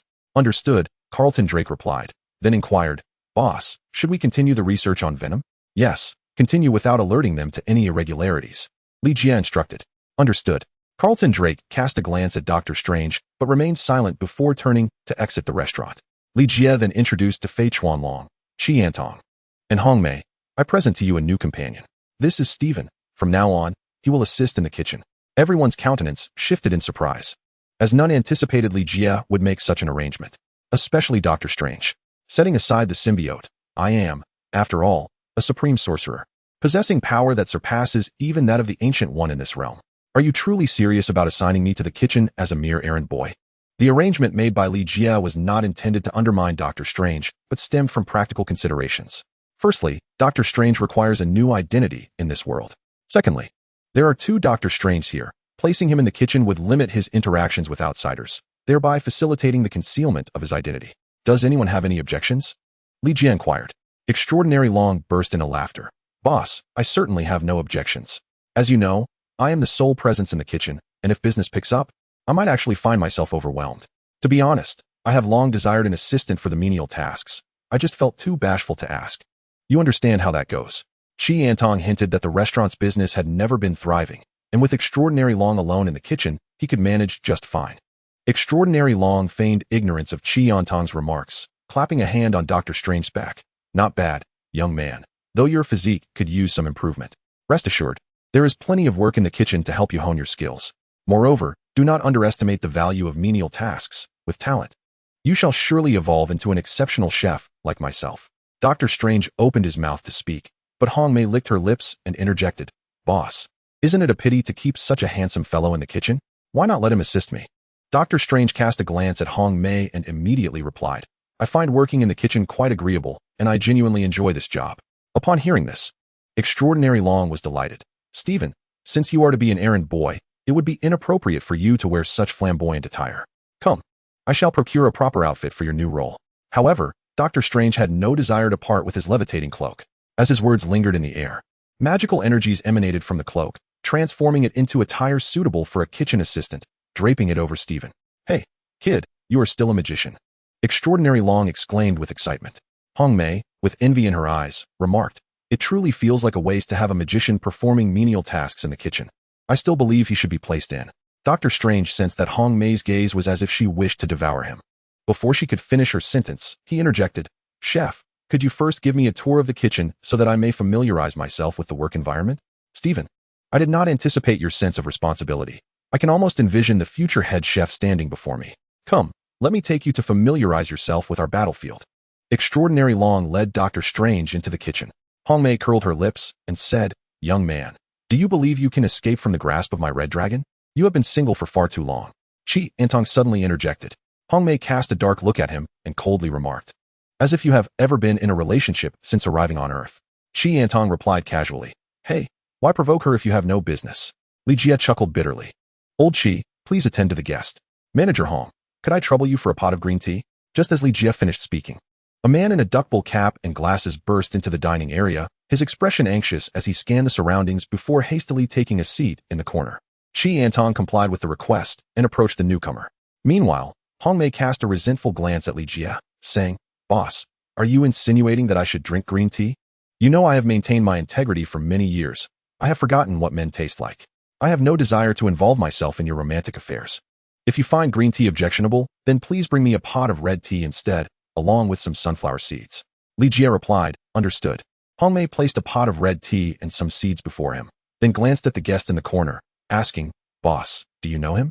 Li Jie smiled and replied, "Robert Bruce Banner, holder of dual doctorates, often regarded as one of the smartest individuals on Earth. He has another identity, the Hulk." "Oh, how delightful that the Hulk has come to us voluntarily." Outside the restaurant, a black Cadillac adorned with the S.H.I.E.L.D. emblem and a military Humvee armed with machine guns nearly collided at the entrance. Before the personnel from the S.H.I.E.L.D. vehicle could disembark, for more Humvees surged forward to encircle them. Emil Blonsky, seated in the front passenger seat, leaned out and shouted angrily, "You idiot! How do you drive? Back up quickly, or I'll turn your junk of a car into scrap metal." As the S.H.I.E.L.D. vehicle's door opened, the Black Widow, dressed in casual attire, stepped out and disdainfully huffed. Emil, I'm right here. Let us see how you intend to turn my car into scrap. Natalia? Emil Blonsky frowned and turned to General Ross, seated in the back seat. General, it's the Black Widow. This woman is quite troublesome. General Ross, cigar in mouth, stepped out of the car, exhaling a plume of smoke while feigning enthusiasm, said, isn't this our ageless goddess, Natasha? When was the last time we met? Oh, I remember now. While I was pursuing the Hulk in the Middle East, it was you who set him free. By the way, I heard you've taken up a new profession as a nanny. How is your baby? The Black Widow tapped lightly on the roof of the car, saying, hey, since General Ross wants to see you, why not make an appearance? The door of the passenger seat swung open, and a man clad in a jacket and jeans, resembling a model, stepped out of the vehicle. Goodness, is that not the captain? Emil Blonsky exclaimed in astonishment. The muscular figure emerging from the Black Widow's passenger seat was none other than Captain America, heralded as the first generation of American superheroes. General Ross was momentarily taken aback upon seeing Captain America. The former idol of the masses stood before him in the flesh. During Captain America's active years, General Ross was merely a child, just like everyone else, who regarded the captain as a personal hero. When he learned of Captain America's supposed demise, General Ross had quietly shed tears for a long time. Suddenly, General Ross burst into laughter, teasing, Natasha, where did you find this male model? Or is this some cutting-edge technology from SHIELD, having cloned another captain? However, I must remind you, the captain's era has concluded. We now inhabit a brand new world. If the captain were alive, he would now be an old relic, unable to even walk. The Black Widow turned to Captain America, smiling, see, I knew no one would believe you were still alive. Captain America stepped forward, stating, sir, regardless of who you are, I must clarify that I am not an old relic.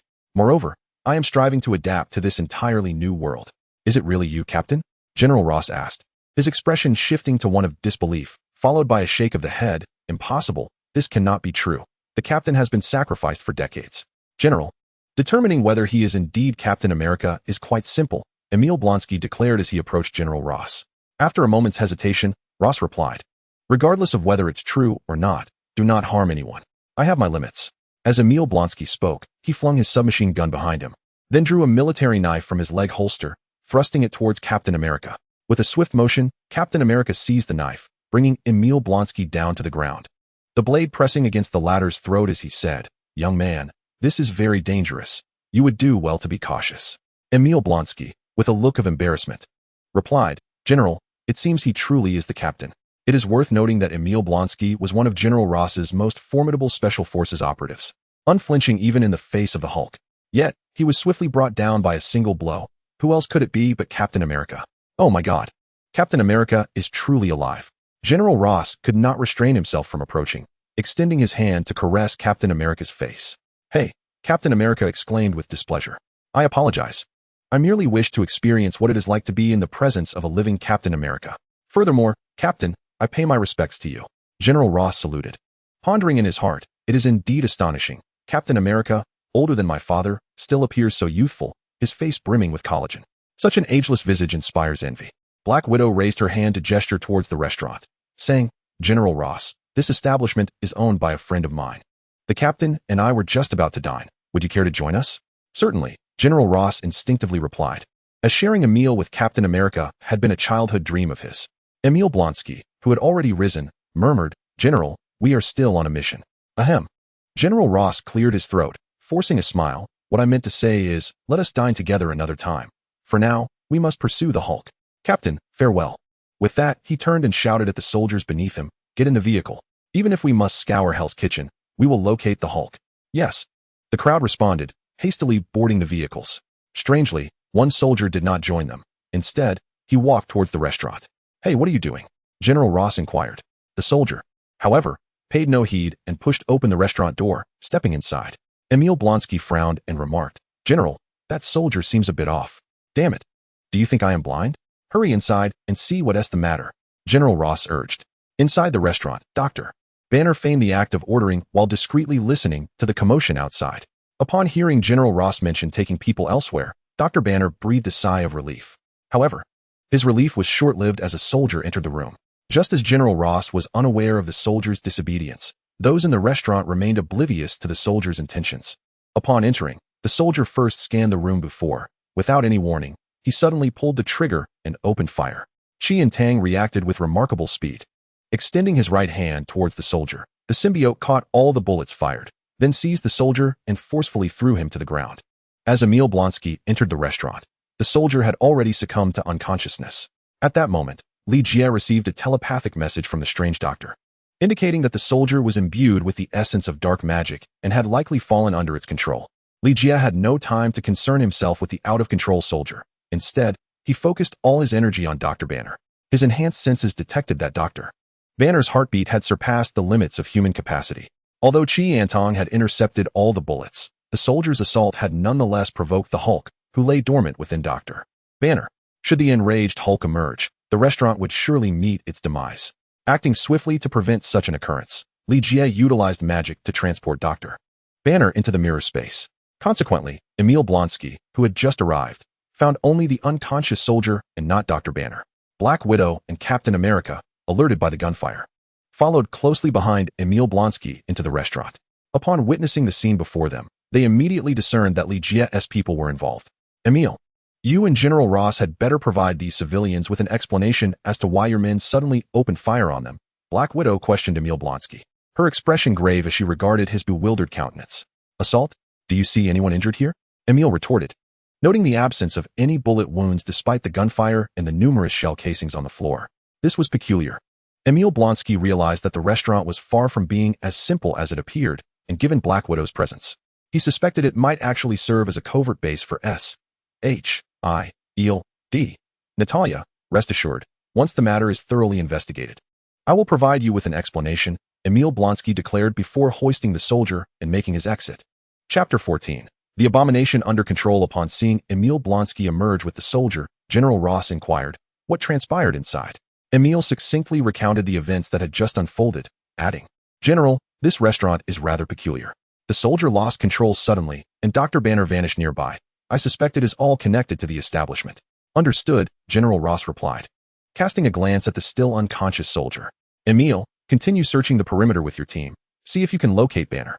As for me, I happen to be hungry and shall enter to grab a bite. General, exercise caution, Emil Blonsky advised. With a scoff, General Ross remarked, rest assured. After so many years in the military, nothing has yet managed to frighten me. Inside the restaurant, Dr. Strange had conjured his magic and hovered above the restaurant, his gaze sweeping the ground before returning to the kitchen, where he communicated telepathically with Li Jie. I have not detected the dark sorcerer. He may have fled. Li Jie responded, do you suspect that the recent events are linked to Baron Mordo? Dr. Strange replied, I can think of no one else. That soldier was likely merely a test. In that case, there is no need for concern. He will undoubtedly return. As Li Jie approached with a beaming smile, he remarked, Natasha, my dear, I notice that each passing day you grow more enchanting than the last. Have you employed some magical charm? Flattery will get you nowhere. Black Widow replied with a playful huff, though inwardly she was elated. She gestured towards Captain America, saying, Jack, do you recognize this individual? Feigning ignorance, Li Jie surveyed Captain America and furrowed his brow, exclaiming, he looks strikingly familiar, yet I cannot place him. I suppose he must be a star from some film, correct? Pray tell, what is the title of the movie in which you starred? Captain America, keenly aware of the stigma attached to being mistaken for an actor, stemming from a time when he was manipulated by the government to perform for funding, felt a pang of discomfort.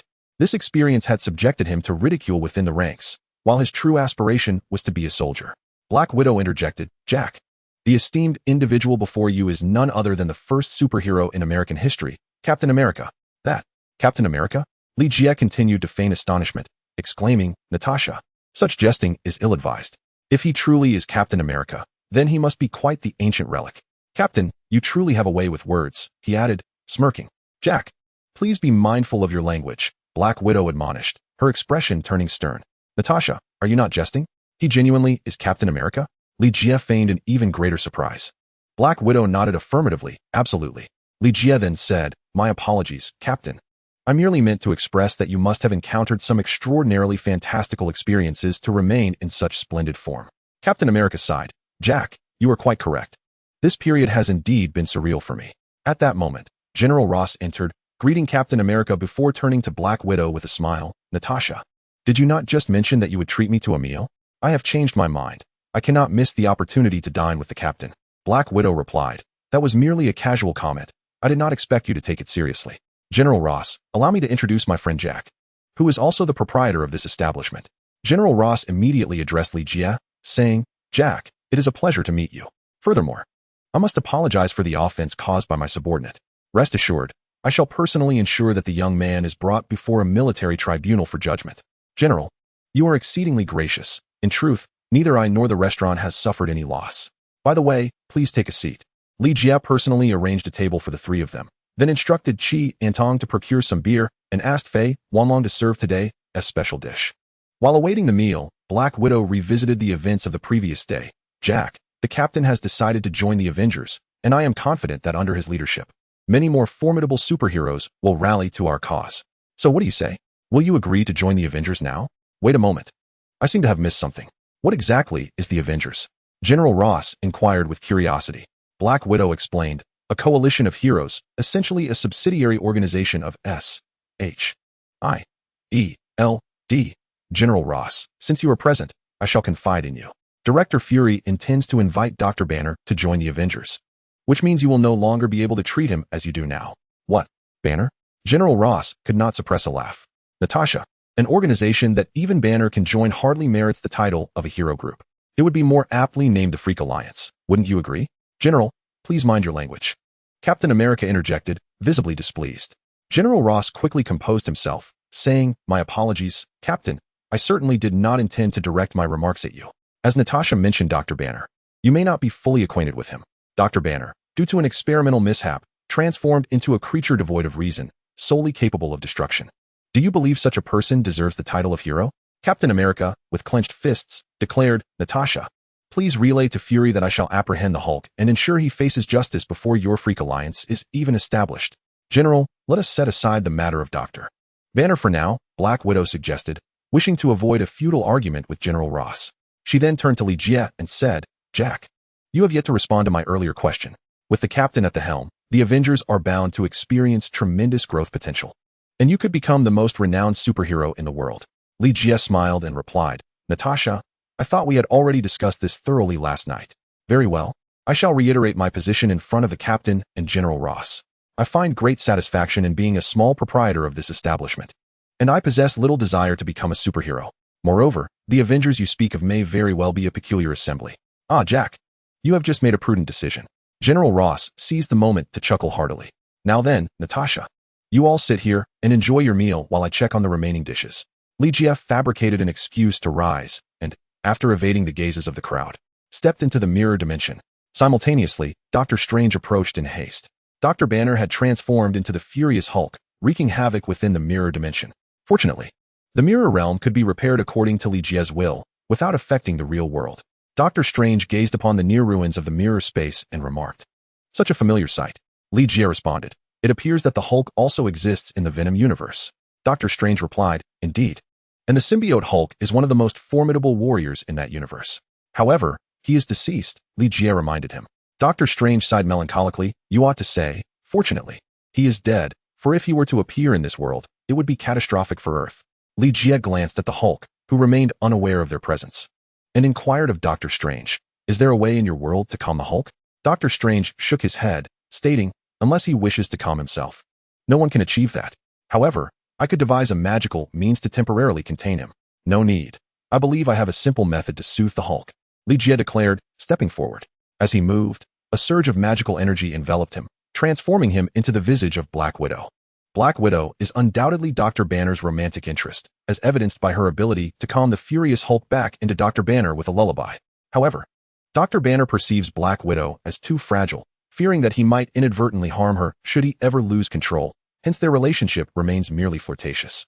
Subsequently, after being exiled by the Illuminati, the Hulk encountered his true wife, Kayla, a remarkably powerful extraterrestrial. Kayla even bore the Hulk 2 sons of equal strength. "Hey, Hulk!" Li Jie called out from a prominent position to capture the Hulk's attention. The angry Hulk's hostility towards others largely stems from the fact that most people refer to him as Dr. Banner when confronting him. This infuriates the Hulk, as he firmly believes that he and Dr. Banner are 2 distinct entities. Hulk is Hulk, and Dr. Banner is Dr. Banner.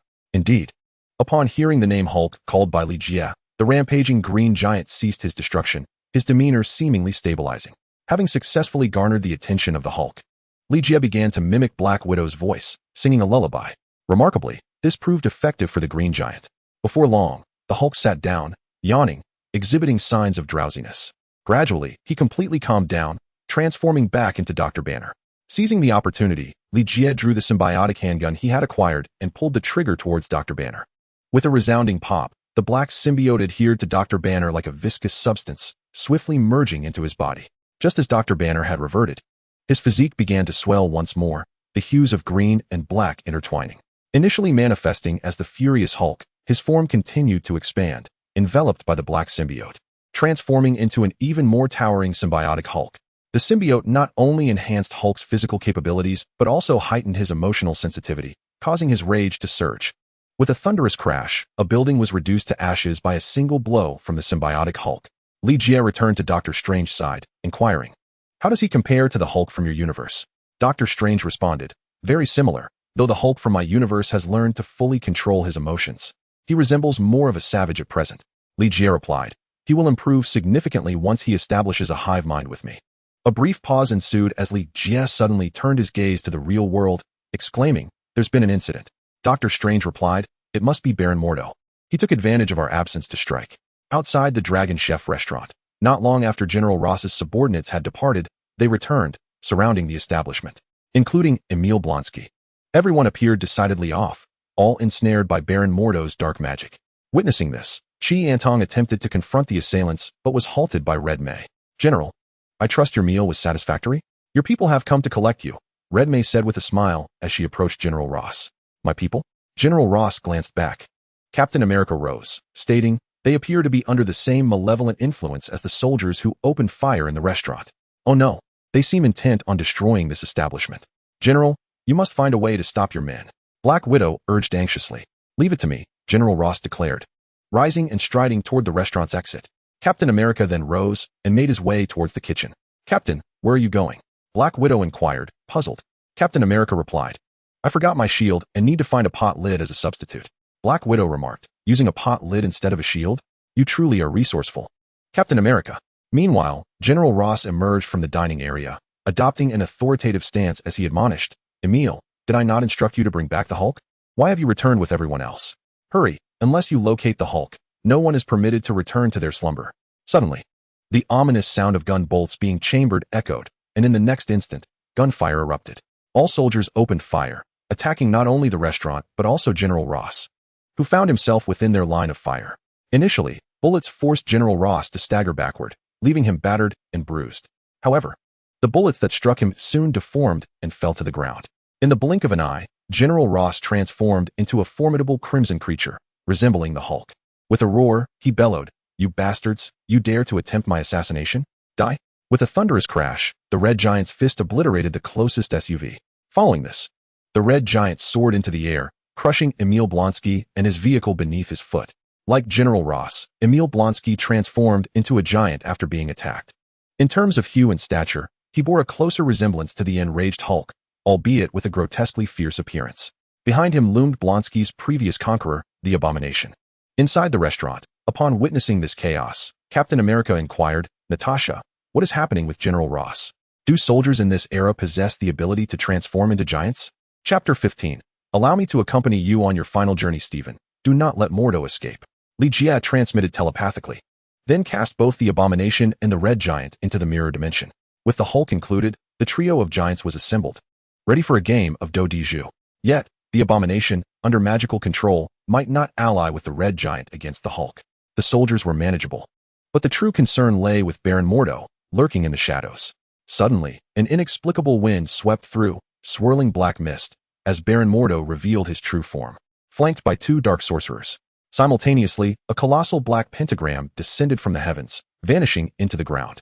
An extraordinary spectacle unfolded, with the Dragon Kitchen restaurant at its epicenter. As the entirety of Hell's Kitchen became shrouded in black fog, rendering everything beyond its confines utterly indistinguishable, Captain America exclaimed with wide eyes, "Natasha, is this a grand magic performance?" Black Widow furrowed her brow and replied, "I believe this is magic. You all should remain in the restaurant and not venture outside." Li Jie uttered a brief acknowledgement before making his way toward the restaurant exit. Meanwhile, Dr. Strange, having completed his transformation, emerged from the kitchen into the dining area. "Greetings, Jack. We finally meet." Baron Mordo greeted Li Jie before fixing his gaze upon the levitating Dr. Strange, stating, "The Eye of Agamotto." Stephen, you indeed hail from another dimension. Both Doctor Strange and Baron Mordo bore identical eyes of Agamotto around their necks. Baron Mordo spread his arms wide, dark energy surging around him as he boomed, Jack. And you, the Doctor from another realm, welcome to my dark domain. Doctor Strange transmitted a thought to Li Jie. It appears he has utilized the power of the Darkhold to pull a portion of Dormammu's dark realm into this world, intending to harness Dormammu's dark power for battle. We must eliminate this foe at once, otherwise, if we delay, Dormammu may very well descend upon this world. Li Jie, focusing on Mordo's left hand, remarked, Stephen, take note of Baron Mordo's left wrist. Doctor Strange frowned and replied, it is a time loop spell. He has placed a safeguard upon this dark realm. Should we defeat him or time expire, the time within this realm will automatically reset and begin anew. You seem quite familiar with this spell, Li Jie teased, recalling how Doctor Strange had once repelled Dormammu using a time loop in the film. If it comes to that, I too would resort to this method, but to vanquish Baron Mordo, we must first break his time magic. Doctor Strange did not deny his familiarity with such spells. Li Jie inquired, can your Eye of Agamotto accomplish that? Doctor Strange shook his head, stating, it cannot. The power of Mordo's time loop derives from his Eye of Agamotto, whereas mine is of equal rank and can at best interfere, but cannot dismantle his time magic. What if he were to lose his Eye of Agamotto? Doctor Strange responded. Then I could seize the opportunity to break the time loop spell. Understood. I will find a way to distract him while you seek to take his Eye of Agamotto. Li Jie declared.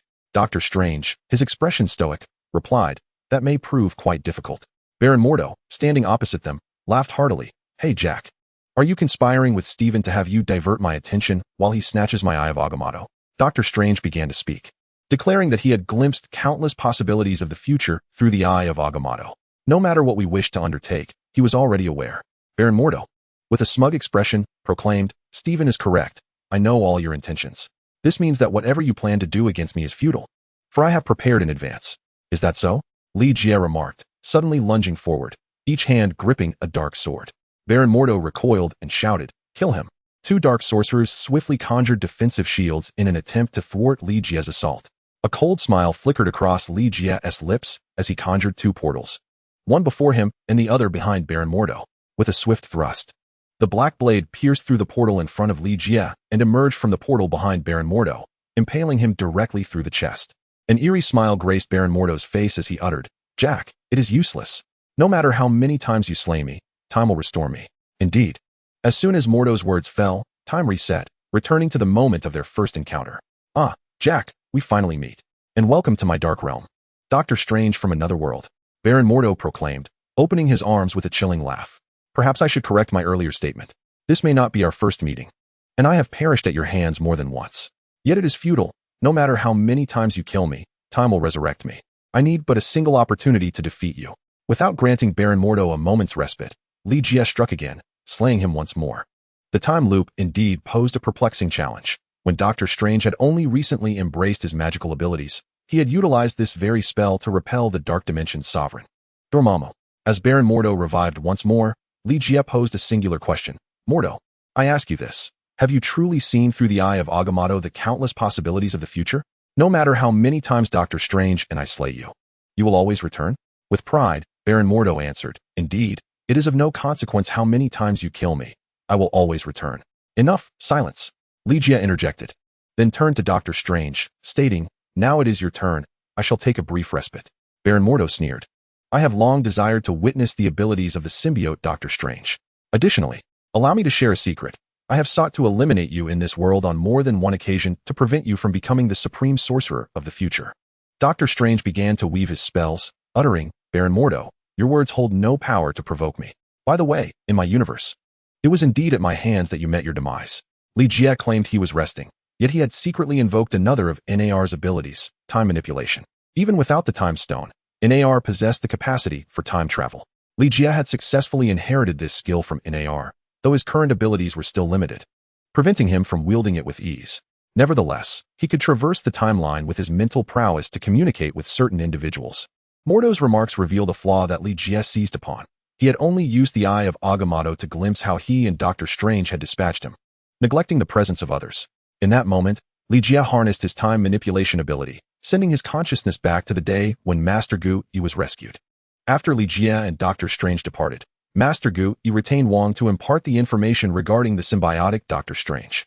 Wong, upon hearing this, exhibited a look of astonishment, exclaiming, "Master, are you implying that the Stephen who saved you hails from another dimension?" "Indeed," Master Gu affirmed with a nod, though his expression subtly shifted as he perceived Li Jia's mental energy traversing the timeline to engage in dialogue with him.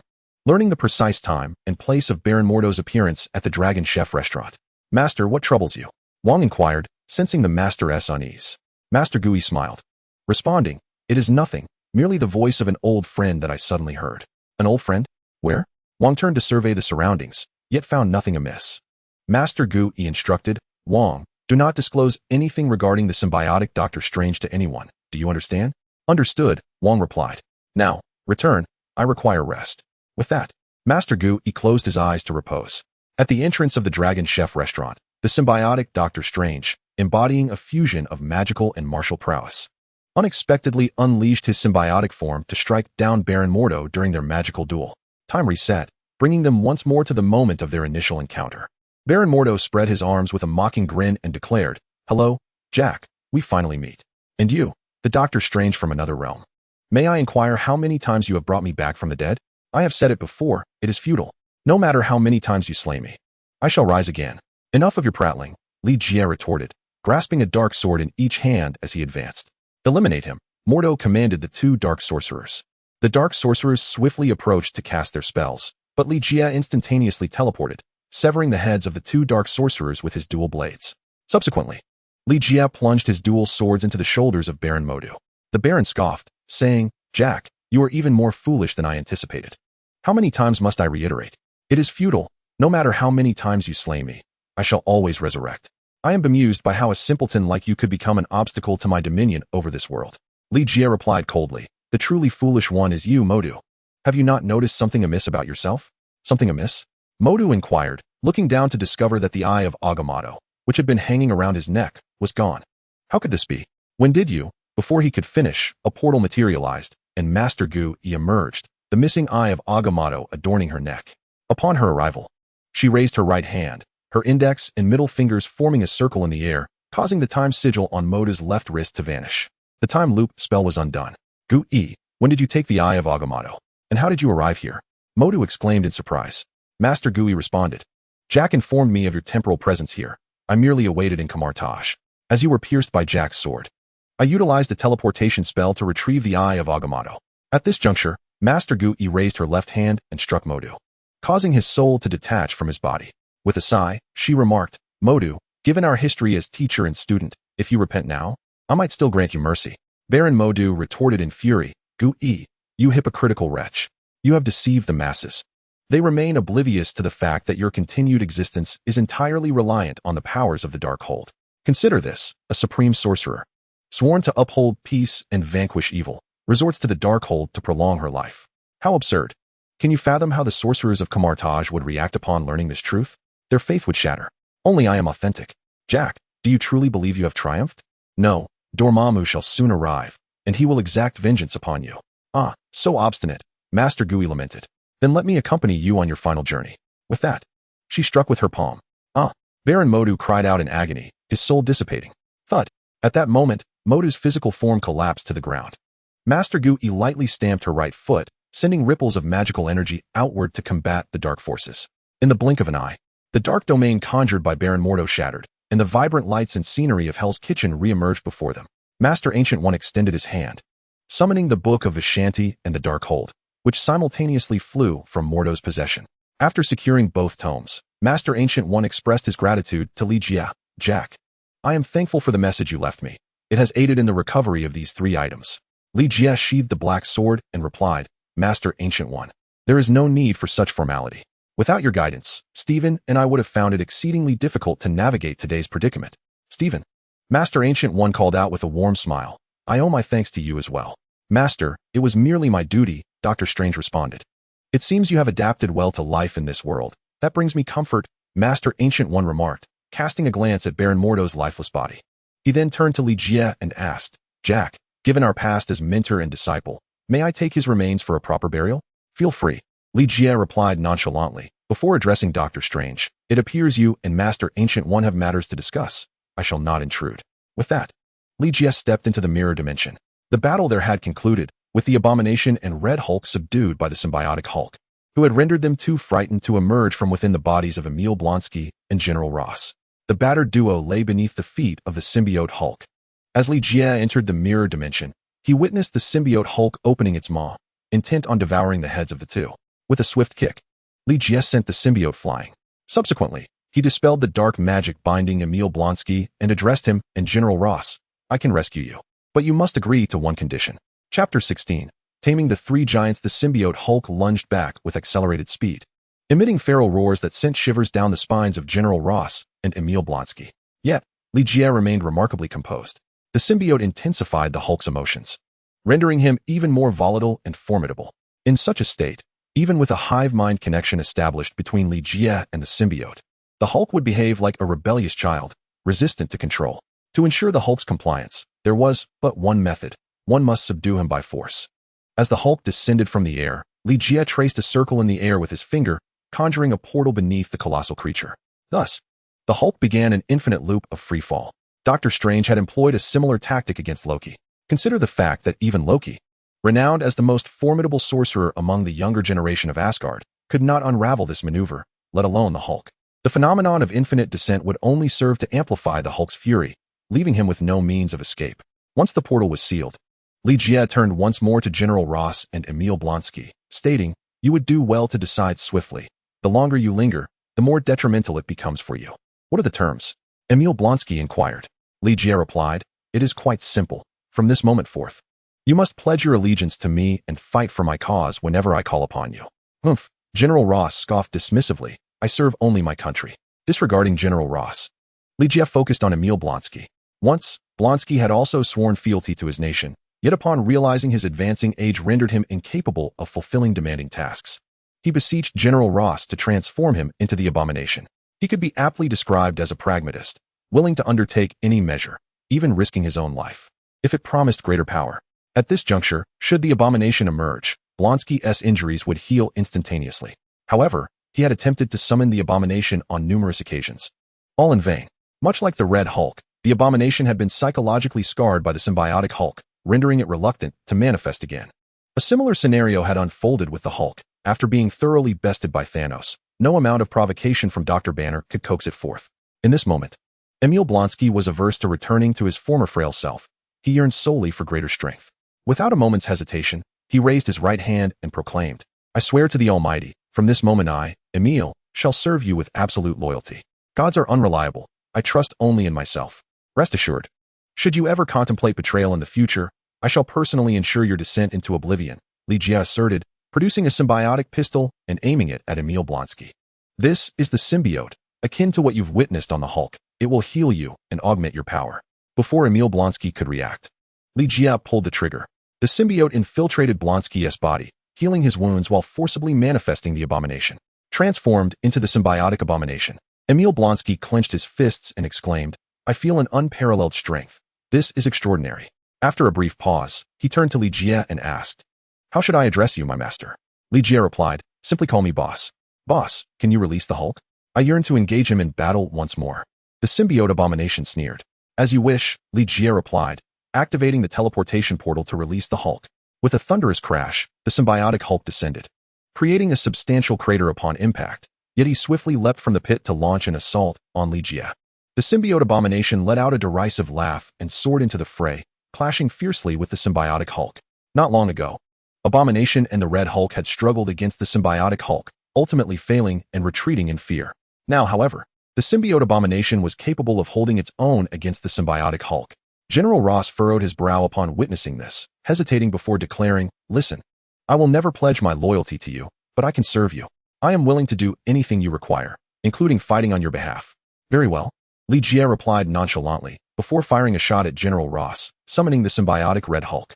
"Thank you," the symbiotic Red Hulk acknowledged, immediately charging into the battle. General Ross harbored an obsessive desire to defeat the Hulk. He loathed the Hulk, yet in his pursuit to vanquish the Green Giant, he transformed himself into a similar monstrosity. With the addition of the symbiotic Red Hulk, the symbiotic Hulk found himself at a disadvantage.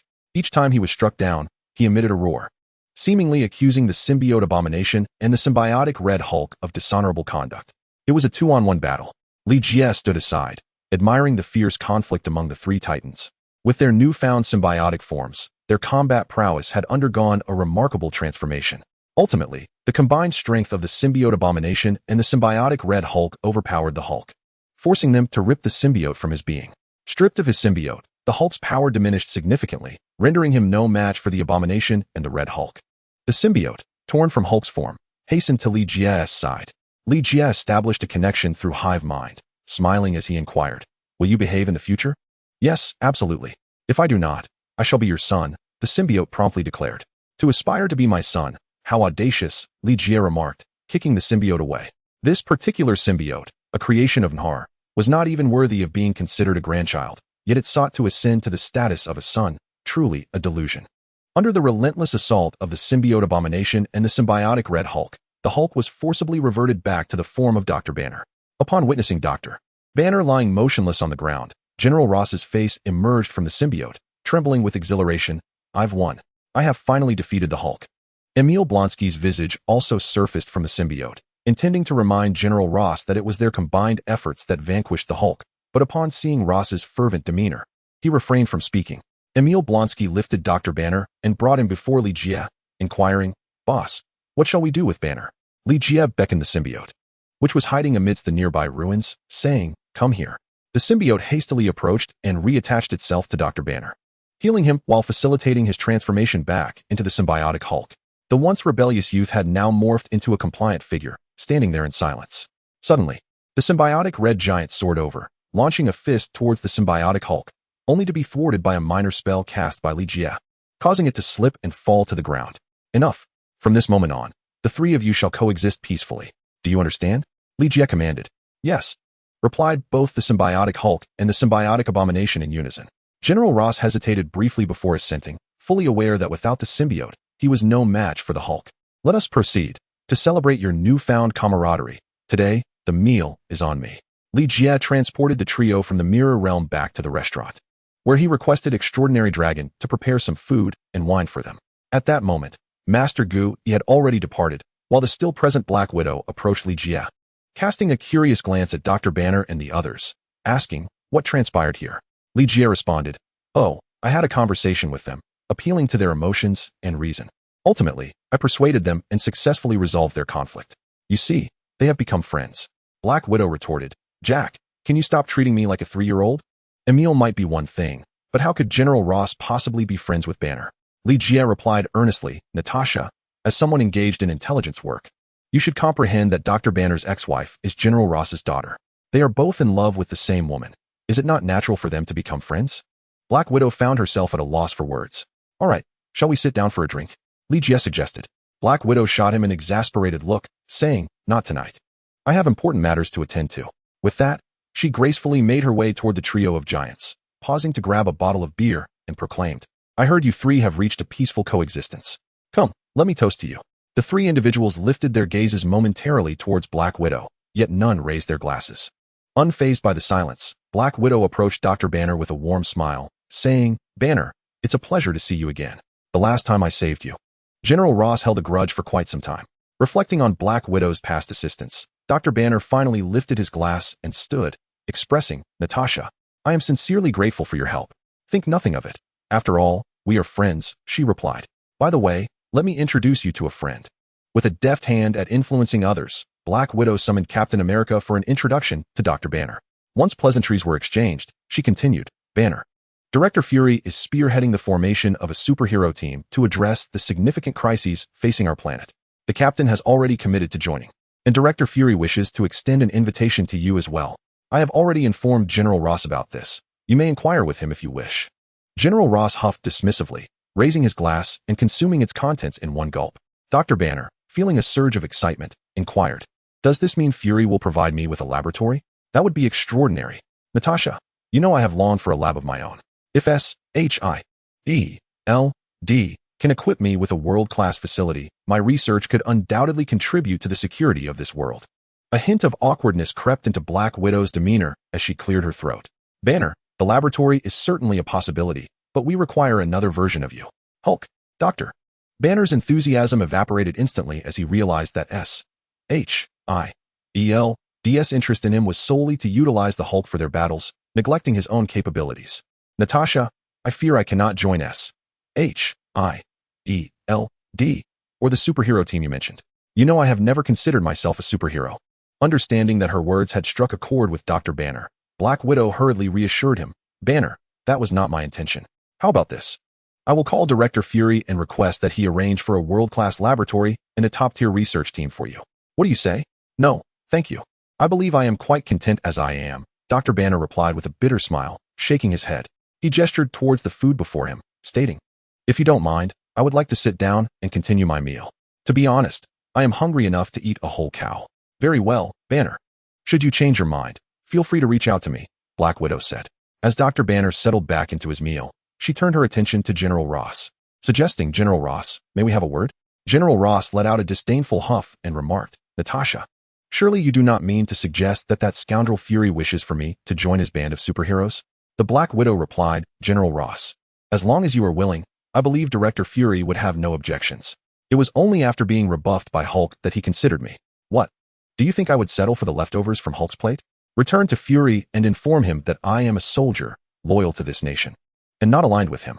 As General Ross rose and approached Li Jie, he bowed slightly and said, Thank you for your exquisite meal and wine. I am thoroughly satiated. May I take my leave? By all means, Li Jie responded. Once again, I express my gratitude. General Ross bowed once more before turning to exit the dining hall, neglecting even to greet Emil Blonsky. Upon catching the Black Widow's gaze, Emil Blonsky immediately raised his hands and exclaimed, Hello, you wouldn't have just remembered me now, would you? To be honest, I was quite interested in joining the superhero team you mentioned.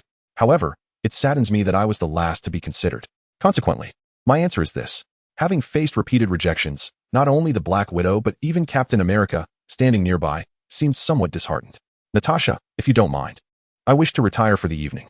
After all, I am now an elder, my stamina wanes, and I can no longer endure sleepless nights, Captain America remarked. Very well.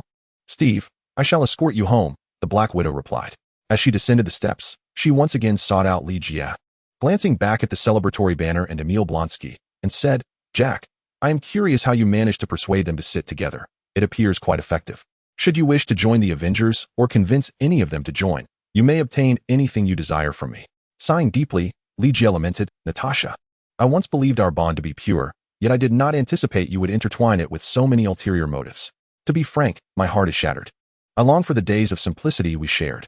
The Black Widow scoffed, what a cad. Chapter 17. Venom on the verge of irritation from Spider-Man the day after. As the noon hour approached, Venom and Eddie Brock became the first patrons of the day, bringing with them a stack of newspapers reeking of fresh ink. Hello, everyone. You must have missed me over the past 2 days, right? Eddie Brock, overly self-important, greeted the crowd before inquiring, Old Chi, have you seen today's newspaper? Chi Antong, I can hardly recall the last time I perused a newspaper. No matter, I happen to have today's New York Times at hand for you to peruse. Do pay attention to the front page headline. You shall be pleasantly surprised. Eddie Brock presented a newspaper to Chi Antong. Instantly, Venom emerged from Eddie Brock's form, exclaiming, Today's headline features a report on Iron Man Tony and the arc reactor, authored by Eddie himself. Indeed, Eddie has returned to his roots and appears to be thriving. He is an exceptional journalist, capable of earning substantial wealth, ensuring we shall no longer face hunger. Eddie Brock cleared his throat and remarked, Venom, let us maintain a low profile. I have always been like this, never changing. After a brief pause, he handed a newspaper to Hongmei, saying, Sister, take a look at today's paper. There's a surprise in store. Venom interjected, Eddie is now a celebrity. Doesn't that entitle him to a complimentary meal here today? Just imagine, if Eddie is in good spirits and pins a review for the restaurant, it would undoubtedly flourish. Eddie Brock, feigning nonchalance, replied, Venom, what did I just say? Low profile. Precisely, indeed, a touch of modesty is in order. After a moment's pause, he turned to Hongmei, stating, Sister, I believe Venom has a point. The restaurant's business is truly dismal. Apart from myself, there isn't a single patron in sight. If you wish to advertise, I could assist. Our editor-in-chief is one of us, and my word carries weight. Hongmei, with a serious expression, responded, Eddie, I shall consider your proposal. However, it would be prudent to discuss this with the boss. Boss, Eddie Brock exclaimed, rushing to Li Jie, who was seated in the corner, sipping a hangover soup. He spread the newspaper across the table and declared, How could I forget you? Boss, could you provide some guidance on this article I've written? Additionally, I must express my gratitude for introducing me to Tony. Without that, this remarkable piece would not have materialized. Li Jie glanced at the newspaper. The entire front page was dedicated to the report on Iron Man Tony and the arc reactor, accompanied by a photograph of Eddie Brock with Iron Man. By the way, I coined the name Iron Man. Isn't it splendid? Eddie Brock winked and continued. Take your time, boss. I shan't intrude upon your respite. Ah, extraordinary dragon, Stephen. You both seem to be in splendid spirits today. By the way, have you yet glimpsed today's newspaper? I just purchased it. Do have a look at the excellent front page article. Is this Spider-Man? Hong Mei suddenly inquired. Spider-Man? What Spider-Man? Isn't Tony Iron Man? Eddie Brock proclaimed.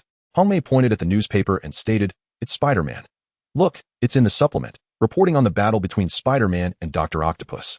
Li Jie turned the newspaper to the supplement, confirming the story about Spider-Man's clash with Dr. Octopus. Just like the front page, it was accompanied by a photograph. If it weren't for the report on Iron Man Tony, this piece about Spider-Man should have been featured on the front page. Damn Spider-Man, trying to steal my limelight again. But unfortunately for you, this time you have not succeeded. Eddie Brock, upon discovering that the supplement indeed contained a report on Spider-Man, initially felt furious, but then joyfully declared, hey, these days people only read the front page. Who pays attention to the supplement? Besides, the report on Spider-Man holds no value. Otherwise, it would have been on the front page. Venom immediately exclaimed, exactly, the front page was written by Eddie. Of course, we should support our own brother. Extraordinary Dragon gazed at the newspaper and remarked, no, I find the article on Spider-Man quite intriguing. To be honest, I prefer Spider-Man a bit more. Eddie Brock snatched the newspaper from Extraordinary Dragon's hands and angrily shouted, I bought this newspaper. If you want to read about Spider-Man, go buy one yourself. Extraordinary Dragon replied, why are you so upset? I'm just speaking the truth.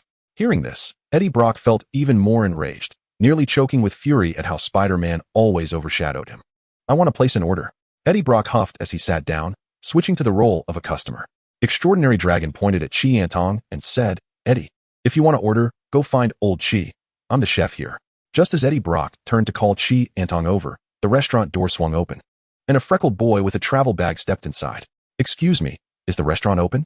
The boy timidly inquired, appearing rather apprehensive. Welcome. We are indeed open. Please come in and have a seat, and I'll bring you a menu. Chi Antong naturally attended to the boy who was closer. Upon witnessing this, Eddie Brock felt provoked and shouted, Old Chi, I was here first. I want to order first. What is wrong with that kid today? The boy, seeing the commotion, forced a smile and said, you don't need to worry about me. Just attend to that customer first. In fact, I've heard that the food here is exceptionally delicious, and I would like to write a related article. Peter, there's no need for you to play the Good Samaritan. Why is it always you? Eddie Brock exclaimed. Upon witnessing this scene, Li Jie felt a slight urge to chuckle, for the youth who had just entered was none other than Spider-Man, Peter Parker. It was no wonder that Eddie Brock was so irate. Peter Parker, with a look of bewilderment, inquired, Sir, do you know me? Know you? Peter, even if you were to turn to dust, I would recognize you. Eddie Brock declared, rising abruptly and rushing forward, summoning Venom along the way. What's the matter, Peter? Don't you recognize me? How about now?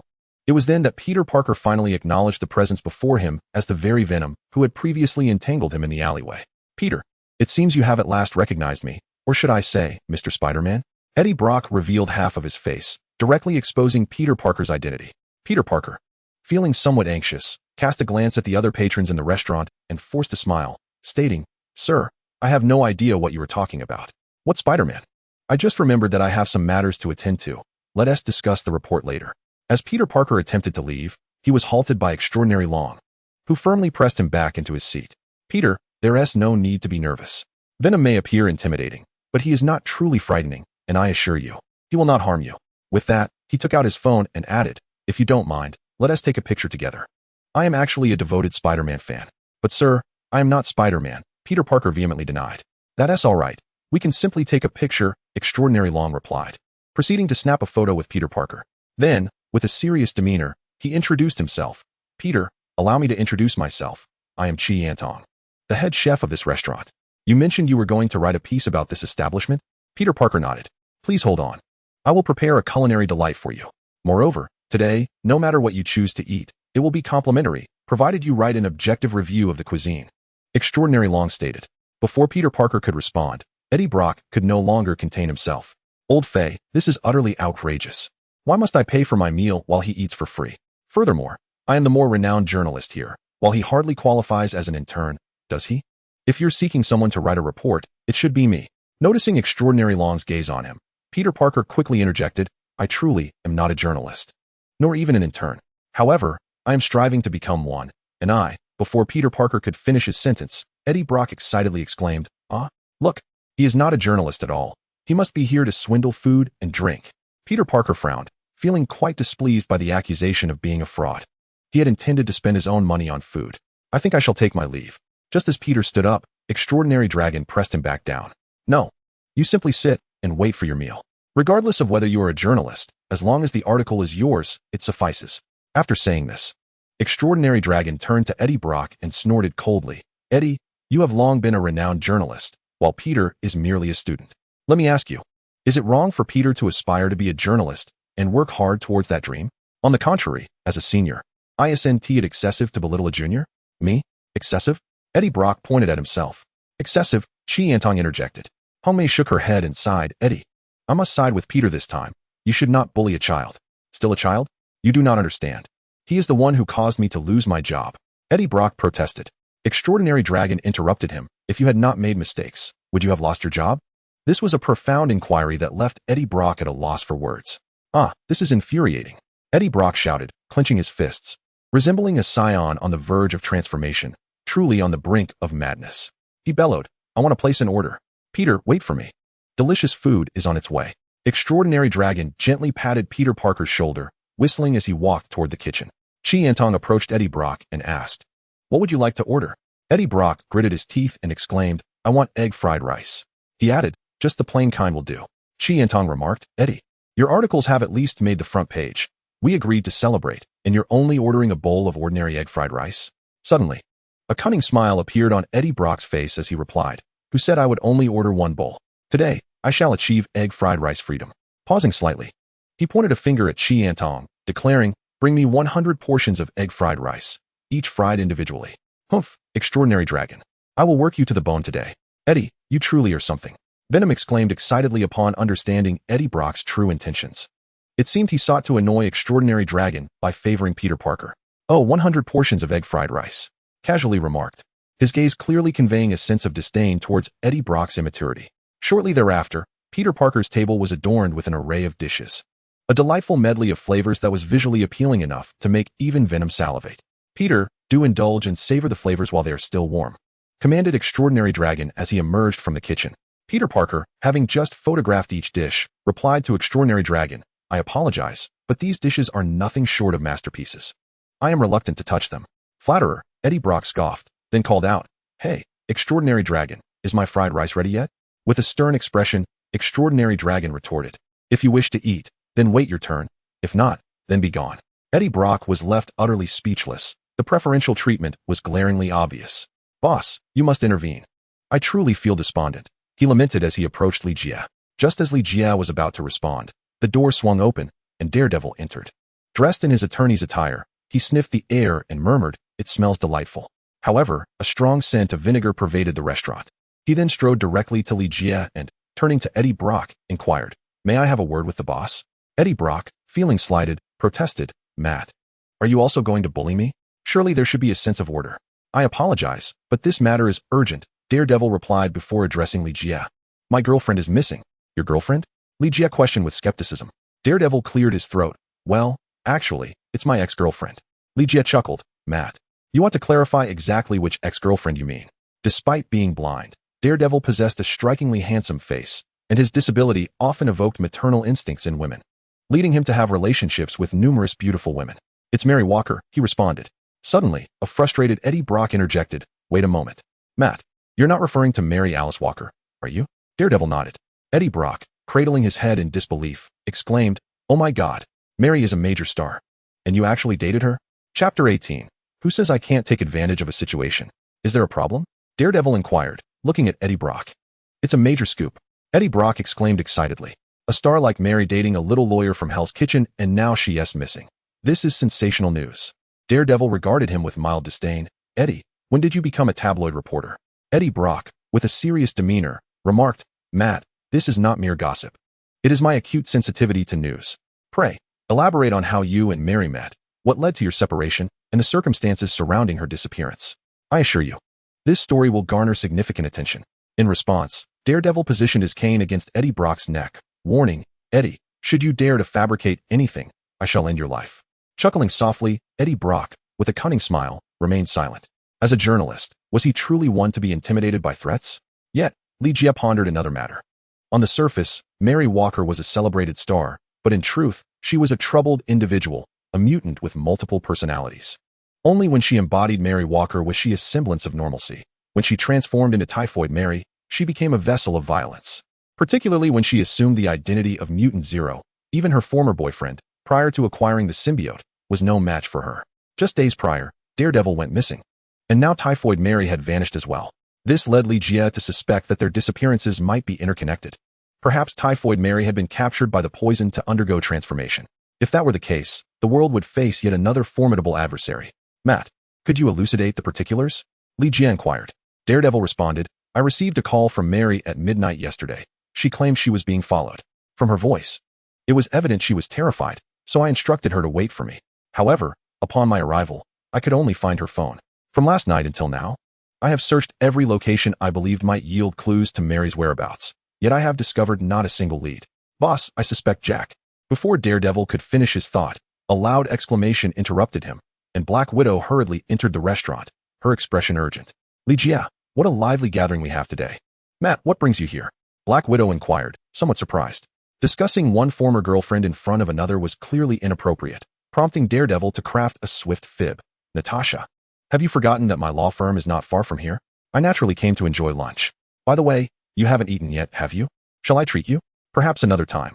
Black Widow's thoughts were evidently elsewhere, and she quickly turned to Li Jie, stating, Jack, there is a crucial mission I must entrust to you. What mission? Li Jie asked, intrigued. Black Widow cast a wary glance at Daredevil and Venom, cautioning. This is not a suitable place for discussion. We should proceed to your office. Is there something so clandestine that it necessitates a meeting in your office?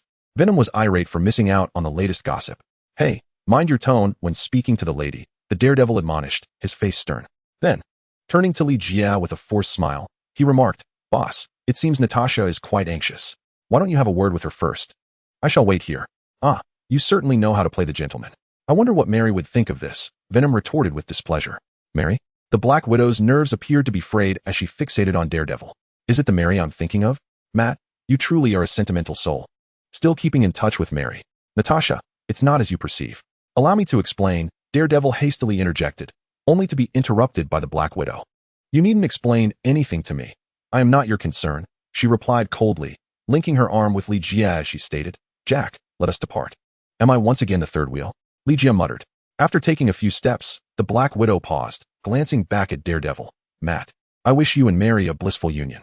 Ah, such a strong scent of jealousy, Venom teased before addressing Daredevil. Matt, what do you think of the headline? The Hell's Kitchen lawyer and his A-list girlfriend's secrets with a top agent. I surmise it will surely explode, making headlines across all major newspapers. With a sigh, Daredevil swung his billy club at Venom, anticipating the attack. Venom performed a backflip while carrying Eddie Brock to evade the strike. Matt, why so angry? If you dislike the title, we can always come up with another. Go to hell. Daredevil summoned his symbiote and charged forward once more. Hey, could you two keep it down? Exceedingly Dragon exclaimed, concerned that their skirmish might disrupt Peter Parker's culinary evaluation. He then turned to Hong Mei and Chi Antong, complaining, as seniors, can't you intervene? If a guest walks in, they will surely be frightened away. Hong Mei pulled out a cigarette, stating, well, there are no other customers now, so a little drama is quite enjoyable. Indeed. Chi Antong chimed in, pulling out a chair to watch the spectacle. Exceedingly Dragon cast a glance at the calm Peter Parker, pondering, hey, you still claim you're not Spider-Man? A normal person would hardly be this composed witnessing a symbiote battle. Peter Parker, indeed, had neglected his expression management. He was internally evaluating the threat posed by the symbiotes, contemplating whether to intervene as Spider-Man. Office. As soon as Black Widow entered, she released her grip and locked the office door behind her. She then addressed Li Jie with urgency. Jack, we have a grave situation. Yesterday, a secret experimental facility of Symbiotic was attacked. Natasha, there's no need to rush. You must clarify your words. Which facility was targeted? And who were the assailants? Li Jie inquired leisurely. With a serious expression, Black Widow replied, Jack, this is classified information that I am unable to disclose unless you agree to undertake this mission. Very well. Natasha, you may leave now. Li Jie gestured towards the door. Black Widow realized she was entirely at his mercy. Had there been any other alternative, she would not have sought him out. Let me show you a video, she suggested, handing him her phone. In the footage, SUV raced wildly. The driver was a fully armed soldier, while the passenger, a man in a black suit wielding a scepter, exuded an air of authority. In the back seat, a short-haired man armed with a metal bow was shooting arrows at pursuing assailants. Aside from the driver, Li Jie recognized the man in the passenger seat immediately, the self-styled god of mischief, Loki. The scepter he held was the Mind Scepter, embedded with a yellow gem, one of the infinity stones known as the Mind Stone. Loki could harness the energy of the Mind Stone through the scepter to achieve mind control. The man with the bow was none other than Hawkeye, Black Widow's longtime partner and romantic interest, who had evidently fallen under Loki's influence. It was clear that the secret laboratory Black Widow mentioned was dedicated to the study of the Tesseract. Decades ago, Captain America had fallen into a deep sleep while vying with Red Skull for the Tesseract. For years, S.H.I.E.L.D.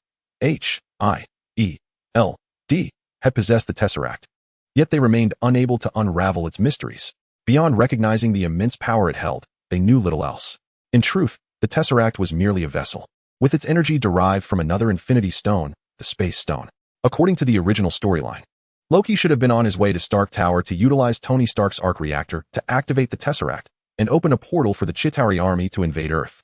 However, Li Jie noted a significant discrepancy in the timeline. In this world, while Tony Stark indeed possessed an arc reactor, it was still in its nascent stage, and he had no intention of using it to generate new energy for the benefit of humanity. Moreover, after Li Jie utilized his hive mind perception, Loki did not materialize before Iron Man, Tony. Additionally, there was the peculiar instance where Venom, despite not being bonded with Peter Parker, possessed spider-like abilities. Li Jie harbored suspicions that the trajectory of this world diverged from his understanding of the Marvel Universe. It seemed as though, after Loki had seized the Tesseract, S.H.I.E.L.D. should have been relentlessly pursuing him, rather than dispatching Black Widow to seek assistance from him. Feigning ignorance, Li Jie gestured towards Hawkeye on the screen and remarked, "If I am not mistaken, he should be your friend, correct?" "Indeed, he is Hawkeye, a master archer," she affirmed. Hawkeye, a senior agent of S.H.I.E.L.D., was ostensibly responsible for the security of the experimental base at the time of the incident. Yet he had turned assailant, suggesting a betrayal of S.H.I.E.L.D. Li Jie inquired. "Impossible. Hawkeye would never betray S.H.I.E.L.D. Black Widow exclaimed passionately. "Natalia, how do you account for this attack?" Li Jie pressed. Shaking her head, Black Widow replied, "I cannot explain it. Hawkeye has acted against reason. I can only say this is utterly illogical." "Are you suggesting he was coerced?" Li Jie queried. After a moment's hesitation, Black Widow responded, "I contacted Hawkeye's family before coming here. They are currently safe. Apart from them, I cannot conceive of any other means to coerce him." "Then who is this individual?" Li Jie pointed towards Loki and asked. Black Widow replied, "I do not recognize him, but he is evidently the mastermind behind this incident. Perhaps locating him will elucidate what has transpired with Hawkeye." Li Jie returned the phone, stating, "So, you have come to me in hopes that I can find the one with the scepter and rescue your friend?" "Yes," Black Widow nodded in agreement. Li Jie feigned a troubled expression, saying, "To orchestrate an attack on a secret S.H.I.E.L.D. facility and escape unscathed, this person must possess extraordinary strength." "Jack, name your price," Black Widow immediately urged. "Natalia, if I am not mistaken, your invitation for me to undertake this mission is of your own volition and not S.H.I.E.L.D.'s directive," Li Jie articulated. Black Widow nodded, acknowledging the devastation of the base and Hawkeye's grave error. S.H.I.E.L.D. had issued a warrant for Hawkeye's arrest, and Black Widow feared that if he fell into the wrong hands, the consequences would be dire. Hence her appeal to Li Jie, hoping to locate Hawkeye before others could. Li Jie spread his hands, stating, "So, that means you cannot afford my services, correct?" The Black Widow bit her lip, fully aware that her allure to Li Jie had diminished significantly, and she found herself lacking in resources. "Jack, apart from you, I have no one I can trust," she declared. "Set a condition." Li Jie extended 3 fingers and stated, "I require 3 things. First, the Tesseract." The Black Widow's immediate reaction was one of surprise. "How do you know about the Tesseract?" She recalled that she had not mentioned its theft. Li Jie chuckled. "The Tesseract being in the possession of S.H.I.E.L.D. is hardly a secret. I need it." The Black Widow shook her head gravely. "That is impossible. S.H.I.E.L.D. would never relinquish the Tesseract to you. So, is there no negotiation?" Li Jie sighed. The Black Widow quickly responded, "All right. Let me be frank. The Tesseract was taken by Hawkeye and that enigmatic figure in the video during last night's attack. If you can retrieve the Tesseract without S.H. I-E-L-D. Noticing, I can feign ignorance.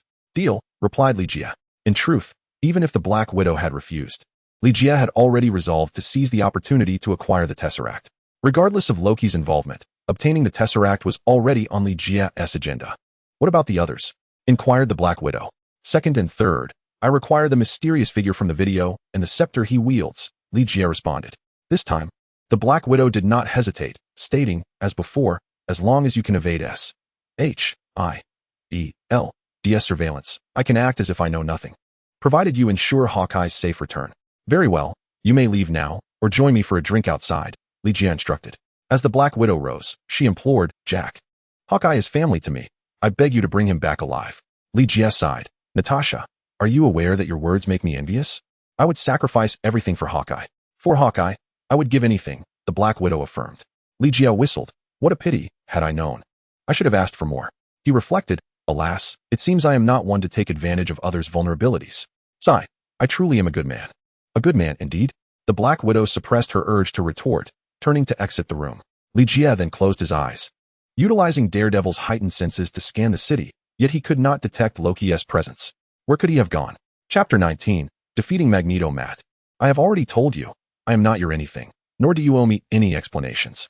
Natasha, I assure you that there is nothing between Mary and me. And furthermore, she has gone missing. Matt, if your girlfriend is indeed missing, it would be prudent to inform the authorities. Now, I have matters to attend to.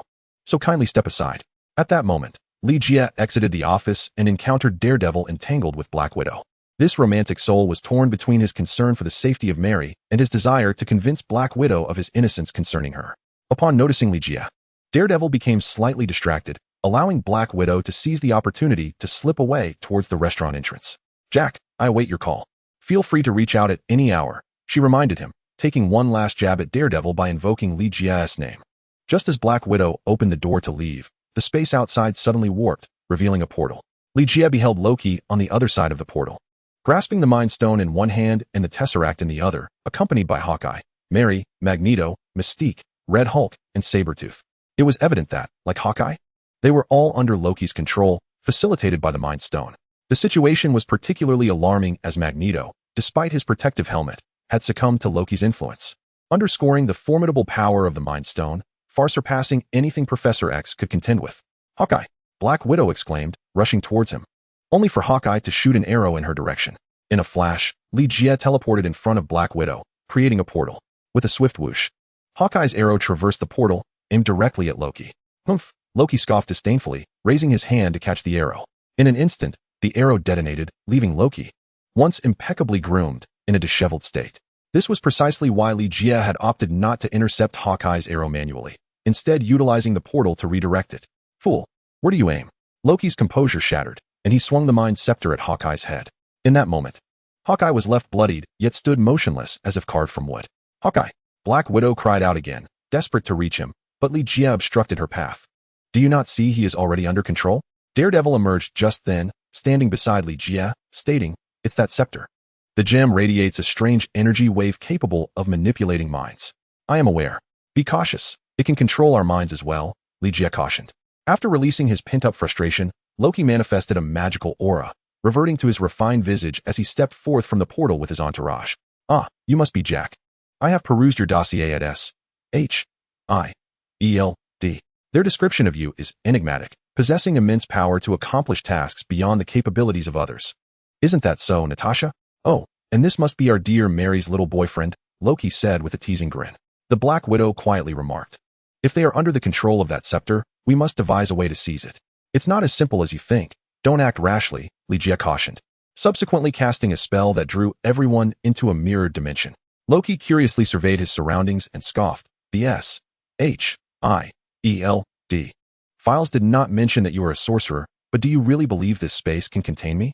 Loki, I do not intend to confine you. I merely wish to prevent outsiders from interrupting us, and to protect those uninvolved, Ligia explained. You know me? Loki inquired, astonished. Ligia smiled and replied. You are the Prince of Asgard, the god of mischief. Is it so peculiar that I am familiar with you? Has my reputation already reached Earth? Loki muttered, then fixed his gaze on Ligia with a grin. Jack, you are quite amusing, and I find you delightful. As long as you pledge your loyalty to me, I can take you on a journey across the cosmos, crafting a grand narrative. Upon hearing this, Li Jie comprehended Loki's intentions. Thanos had sent him to obtain the Tesseract to open a portal for the Chitauri army to invade Earth. However, upon acquiring the Tesseract, Loki had a change of heart. He realized the presence of numerous mutants and formidable superheroes on Earth, leading him to the notion that he could simply use the Mind Stone to control them and bend them to his will. Thus, he could command an already formidable army. With this idea, Loki's ambitions began to swell rapidly. He envisioned starting from Earth and ultimately returning to Asgard to reclaim the throne he so desperately desired, gaining complete dominion over the 9 realms. No, Loki's aspirations extended beyond the mere 9 realms. He sought to expand beyond them, even aspiring to become the sovereign of the entire universe. All of this hinged upon his possession of both the Mind Stone and the Space Stone. The Mind Stone would enable him to maintain a powerful army, continuously expanding it, while the Space Stone would allow him to transport this formidable force to any desired location for conquest. With the Mind Stone and the Space Stone, he could secure an invincible position. Even if his ultimate plan were to fail, he could utilize the Space Stone for an escape. Loki, I am more than willing to follow you into the cosmic fray, but what of Thanos? Li Jie deliberately brought up Thanos. Thanos. Loki's heart quivered, his expression betraying palpable fear. How do you know of Thanos? He inquired. Li Jie replied, Of course I know Thanos, for he is right here. No sooner had he spoken than a portal manifested, and Thanos, accompanied by the Black Order, stepped into the mirrored realm. What lay before them was not the genuine Thanos and his minions, but rather an elaborate ruse orchestrated by Li Jie, with Doctor Strange performing the role. Having previously encountered Thanos in the Venom universe, the symbiote Doctor Strange effortlessly transformed himself and Venom to resemble Thanos and the Black Order. Upon witnessing Thanos and the Black Order, Loki's legs weakened in terror. Loki, have you forgotten the task I entrusted to you? Doctor Strange, mimicking Thanos' demeanor, inquired. Thanos' countenance, devoid of rage yet commanding, instilled dread in Loki, whose voice trembled as he stammered. And no, I haven't forgotten. The symbiote Venom, embodying the form of Ebony Maw, bellowed, Loki, kneel at once. With a resounding thud, Loki fell to his knees. A gesture far more fluid than even when he had paid homage to Odin. There was no way around it. Before Odin, regardless of his transgressions, he would be forgiven as the favored son. Thanos, however, was different. Loki had witnessed firsthand the annihilation of a planet at Thanos' whim. The prospect of death loomed large. Confronted by Thanos, the flickering ember of ambition within Loki was snuffed out, and his mind raced with strategies for overcoming this formidable obstacle. Esteemed Thanos, he began. I have successfully secured the Tesseract, but I have yet to discover the means to unlock its energies. Please grant me a bit more time, and I shall, mid-sentence. The cunning Loki sensed something amiss. He lifted his gaze to Doctor Strange, asking, Thanos, may I inquire how you arrived here? Doctor Strange replied coldly, Loki, do I need to report my every action to you? Not at all. That was not my intention. Loki hastily lowered his head, though his suspicions deepened. Li Jie understood that deceiving the god of lies was no simple feat. Thus he urged Doctor Strange to hasten. Loki, your involvement here is over. Now, surrender the Mind Stone and the Tesseract, Doctor Strange commanded, then addressed Venom, Ebony Maw, fetch the items. Understood, Venom responded, advancing toward Loki. With a swift glance, Loki turned and shouted to the figures behind him, kill them. In an instant, Hawkeye loosed an arrow that struck Venom squarely in the chest. Ah! Venom cried out in pain, shedding his pretense and lunging towards Loki in his true symbiotic form. Upon witnessing Venom revealing his true form, Loki immediately rose and retreated, exclaiming, I have long known that you are imposters. Such trifling tricks dare to present themselves before me, Loki. Dispose of them. With that, the formidable Mary Walker positioned herself before Loki, brandishing her dual blades in a fierce clash with Venom. Simultaneously, Magneto extended his right hand, unleashing a flurry of metallic projectiles that soared towards Doctor Strange and his companions. Sabretooth, Mystique, and Red Hulk also sought their respective targets to engage in battle. At this juncture, Loki's focus was entirely on Doctor Strange and his allies, leaving Li Jie unnoticed. A portal materialized before Li Jie, leading directly to Loki. Grasping a black sword in each hand, he swung towards the portal. By the time Loki became aware of the impending threat, it was too late. With a swift motion, Li Jie severed Loki's arms. Then, with a deft flick of his blade, both the Mind Stone and the Tesseract fell into Li Jie's possession. However, upon acquiring the Mind Stone and the Tesseract, a frown creased Li Jie's brow. Just moments before, Daredevil's heightened senses had detected energy fluctuations emanating from the Mind Stone. Yet now it lay still, devoid of any vitality. The Tesseract, too, exhibited no signs of energy. A realization struck Li Jie. They were mere illusions. Turning his gaze to the vanishing Loki, who bore a mocking smile, he remarked, Interesting. Jack, we shall meet again. The Loki that had recently appeared was but a ruse, a trick of illusion that Loki often employed. Thor had fallen for this ploy on more than one occasion. Although the Loki was an illusion, the 6 minions of Magneto were very much real. Thus, a fierce battle commenced. Black Widow, concerned for Hawkeye's safety, engaged him in combat to shield him from harm. Daredevil, motivated by similar worries, clashed with Mary Walker. Unfortunately, Mary had tapped into powers akin to those of a mutant, rendering Daredevil no match for her.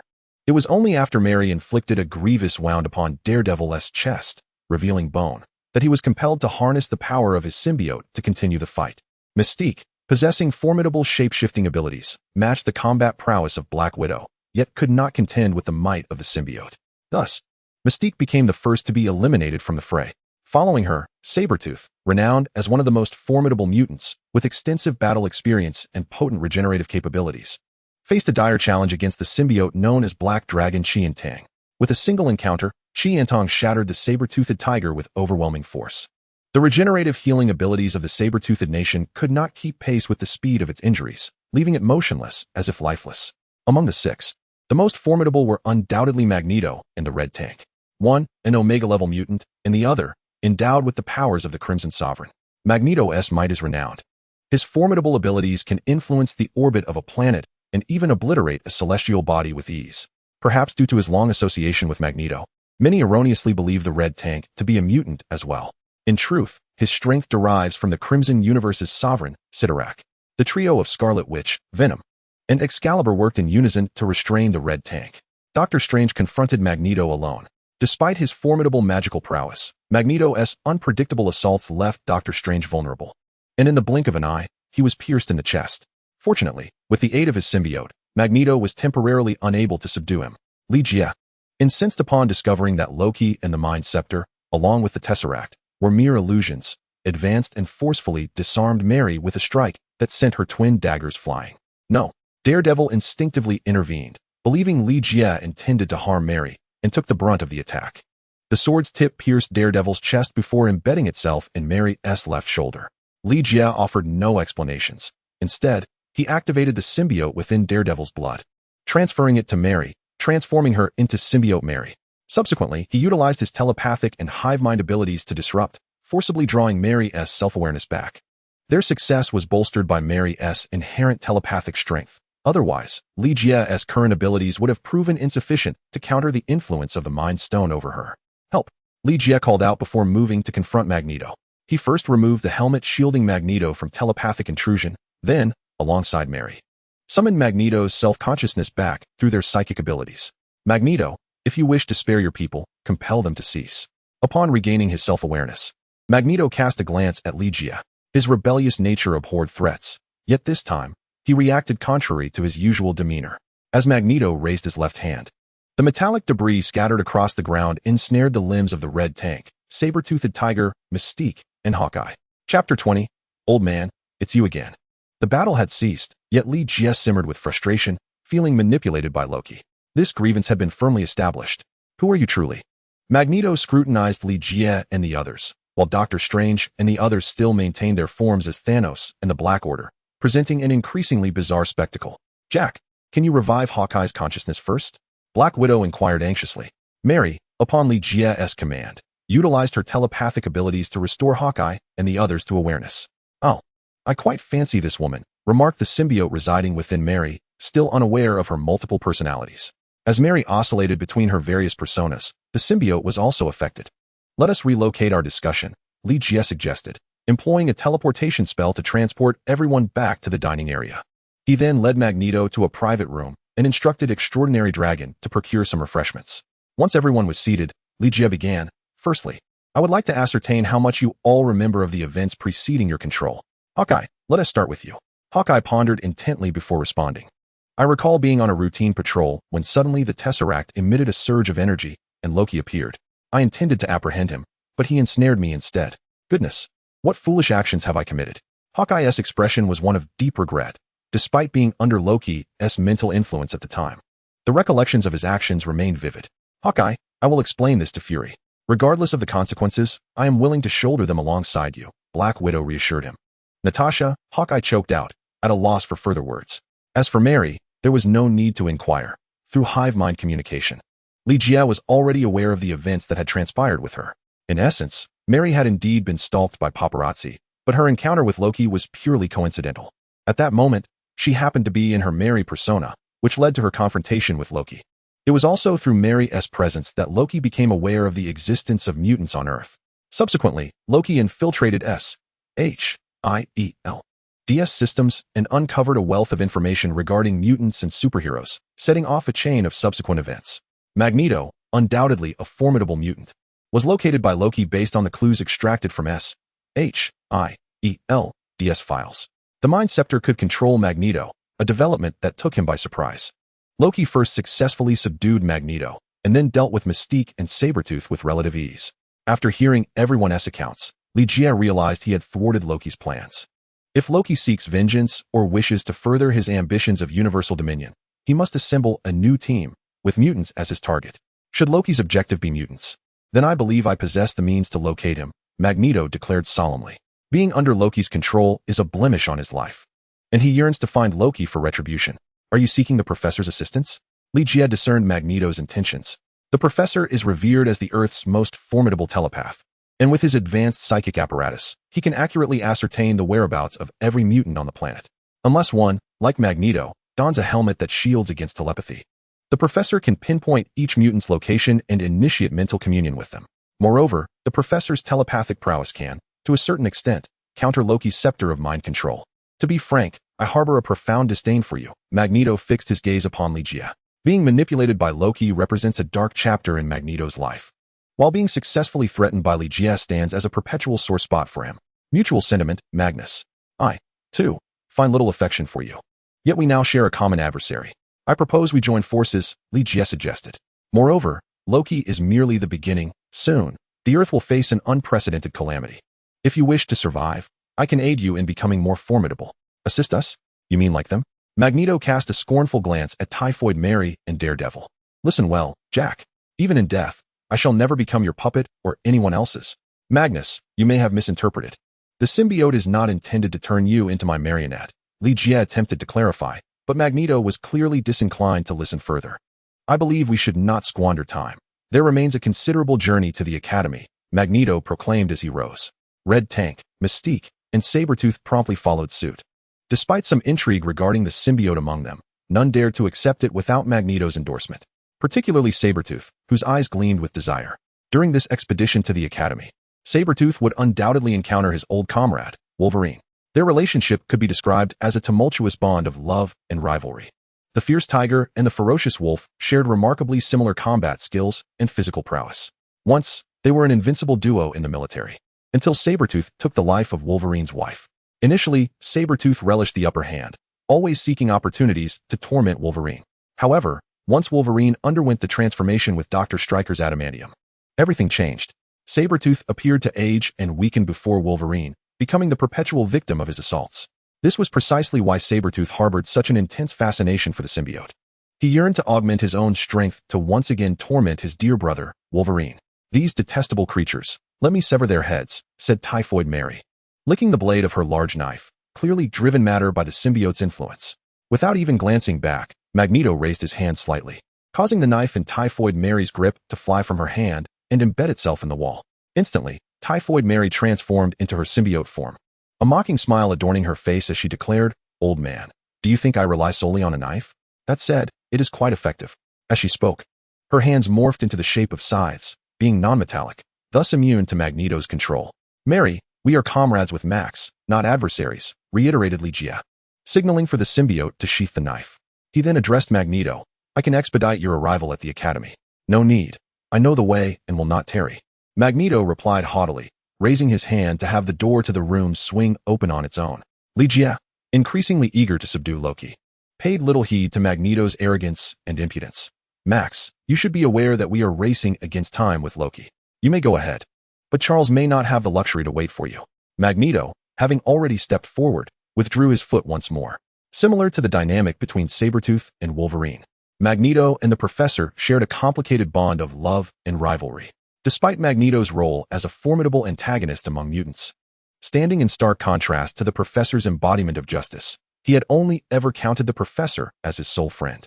For the Professor's sake, Magneto would even willingly sacrifice himself. With a decisive clap, Magneto shut the door again and turned to Li Jia, saying, "You are quite verbose. Let us commence."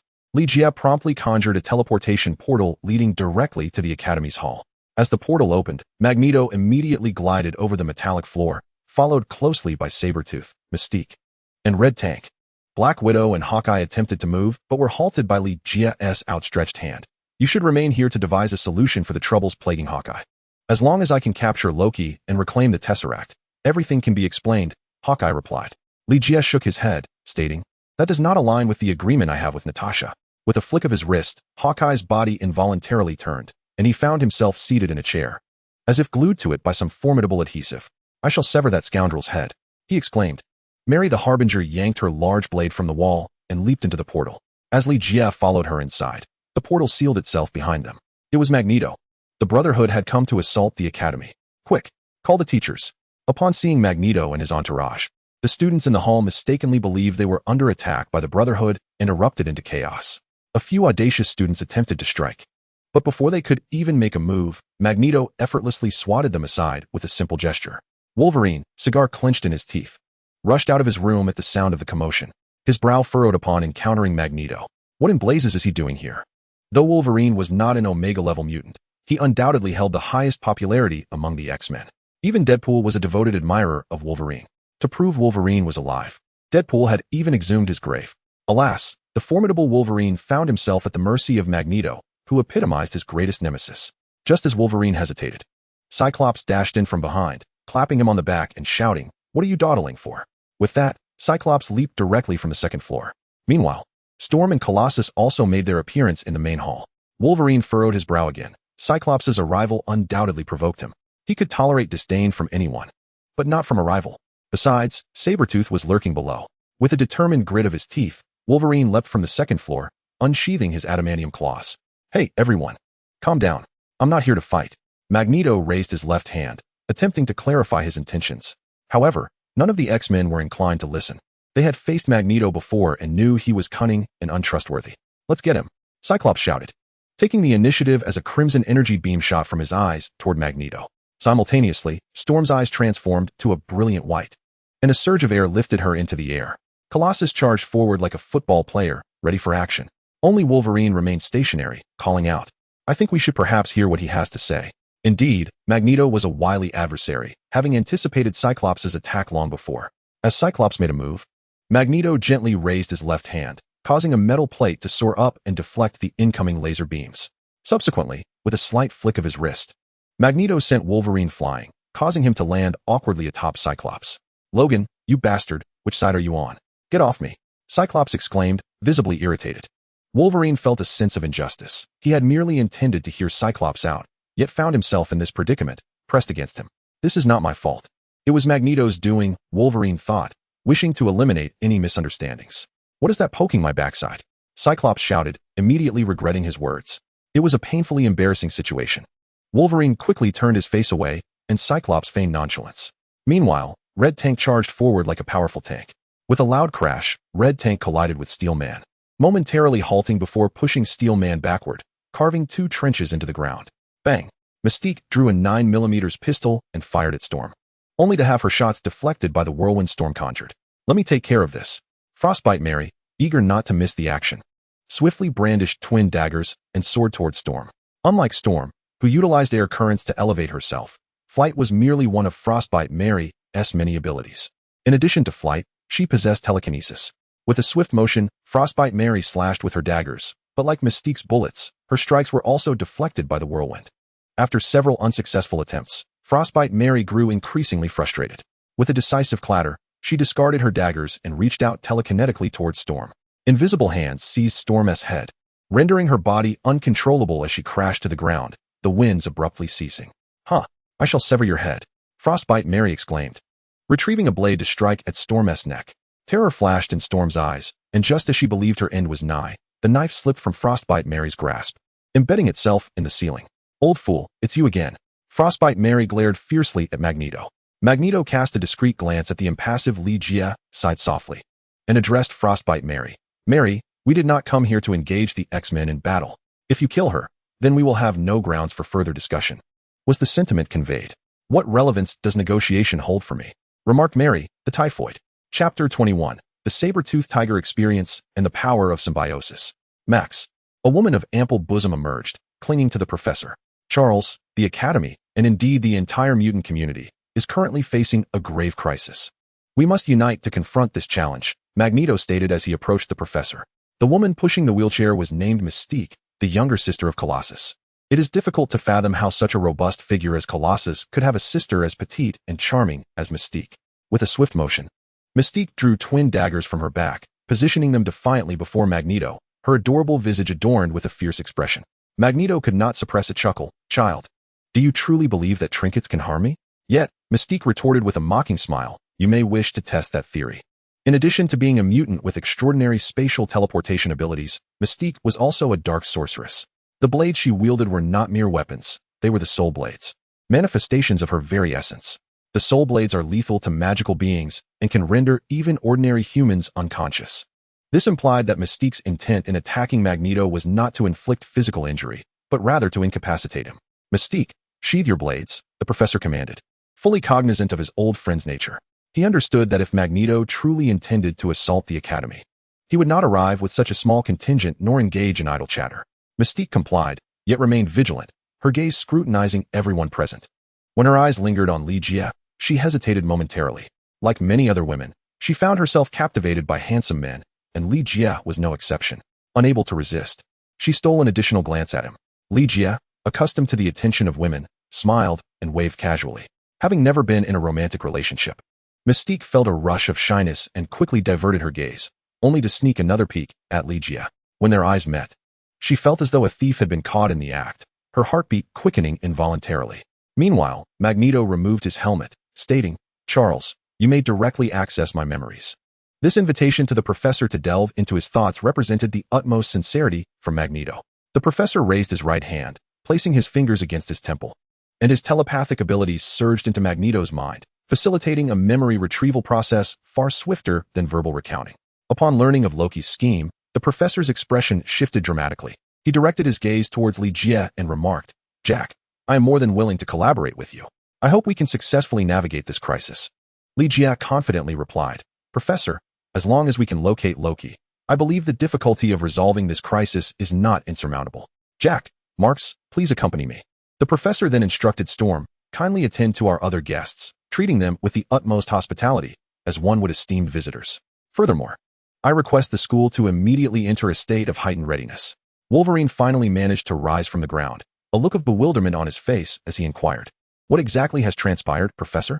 The professor responded, A formidable adversary has descended upon Earth, wielding an artifact capable of controlling all mutants, intending to turn us into his combat puppets.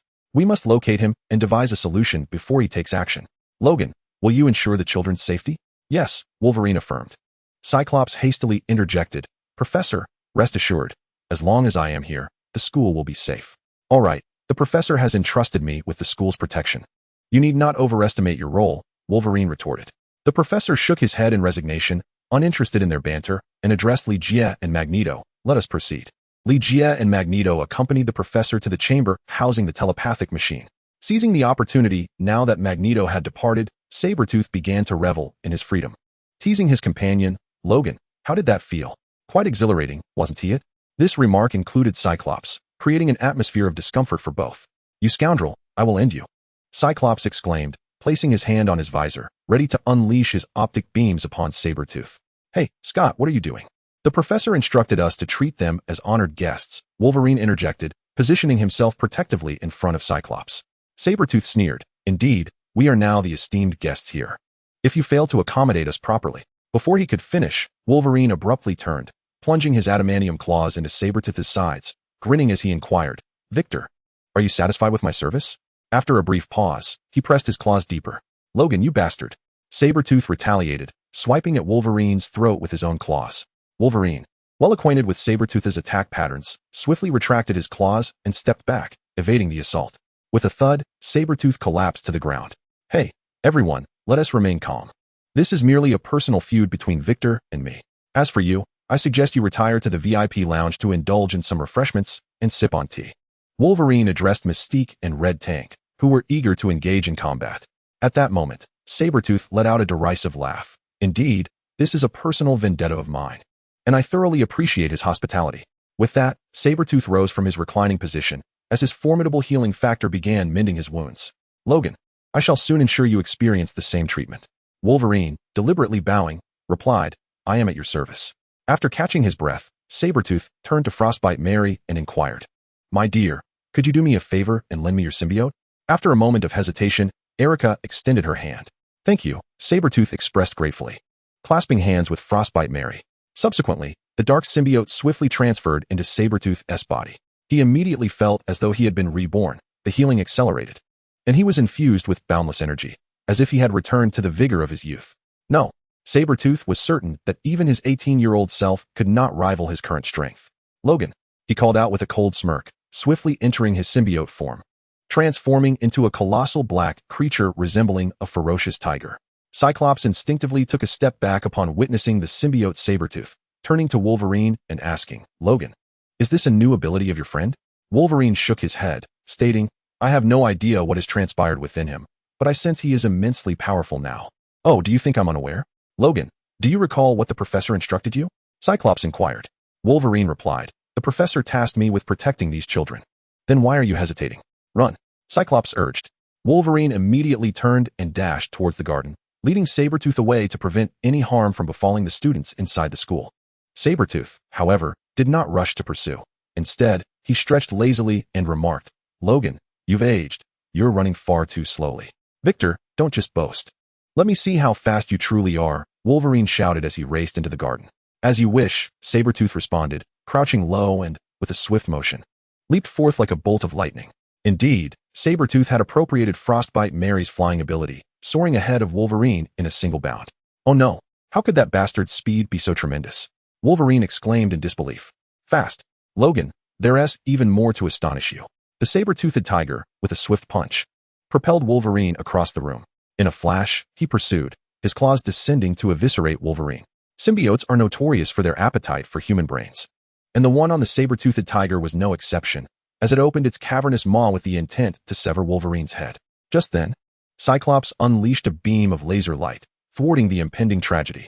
Wolverine, endowed with a robust healing factor akin to that of a saber-toothed tiger, felt his wounds mending at an alarming rate, yet the sensation of pain remained painfully real.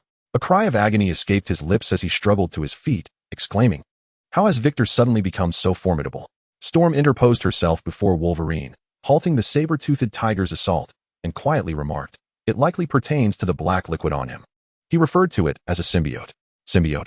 Wolverine's adamantium claws sprang forth once more as he gasped, "We need to acquire some for thorough examination to uncover its vulnerabilities." Enough. Do you truly wish to escalate matters here? Mystique emerged from the room, having refrained from intervening alongside Red Hulk. Yet she would not allow Storm and her companions to outnumber them. Colossus approached, stating, "Logan, let's refrain from further conflict. The professor instructed us to host them, not to engage in combat, and we may face greater troubles ahead. Unity is paramount." Unity? With him? Bah. Wolverine spat disdainfully at the ground after casting a glance at the saber-toothed tiger. Haha, Logan, it seems you are afraid. This sensation is utterly delightful. The saber-toothed tiger continued to taunt Wolverine, though he had no intention of resuming his assault, primarily due to the damage inflicted on the symbiote by Cyclope's earlier attack. The symbiote's weaknesses lie in sound and fire, making Cyclope's abilities one of its greatest adversities. Li Jie, having recognized this, commanded the symbiote to return to Carnage. "I must take my leave," the symbiote announced before retreating to Carnage's form. The saber-toothed tiger, feeling a sense of unfulfilled excitement from his earlier torment of Wolverine, had not experienced such exhilaration in quite some time. "Let us retire to the lounge," Storm suggested. As they made their way there, the saber-toothed tiger deliberately positioned himself between Mystique and Red Hulk, whispering, "Hey, you all witnessed it. The symbiote truly enhances our strength, but it also renders us puppets of that individual," Mystique cautioned. "What of it? As long as it grants me greater power, that is all that matters." The saber-toothed tiger indifferently proclaimed his genuine desire to grow stronger, largely fueled by Wolverine's influence. Ever since Wolverine underwent transformation and acquired adamantium, the saber-toothed tiger had yearned for a similar enhancement, yet his efforts proved futile. In the past, it was always the saber-toothed tiger who tormented Wolverine, but in recent years, the tables had turned, leaving the saber-toothed tiger with a bitter taste of defeat. Now, with the prospect of gaining power sufficient to vanquish Wolverine. He was unwilling to let this rare opportunity slip away. Max will not be pleased, remarked the Red Tank. Upon hearing Magneto's name, the saber-toothed tiger felt a wave of despondency wash over him. Perhaps it is merely a misunderstanding on Max's part regarding the symbiote. What if we could persuade him? The saber-toothed tiger inquired, refusing to give up hope. Mystique appeared momentarily moved. The recent demonstration of the symbiote's effects was undeniable, and acquiring it could compensate for his combat deficiencies. Let us wait and see, Mystique replied, leaving her words open-ended. In the telepathic chamber, the professor had donned his helmet and connected to the machinery, enhancing his telepathic abilities to locate Loki through the anomalies presented by mutants. Initially, he anticipated a lengthy endeavor.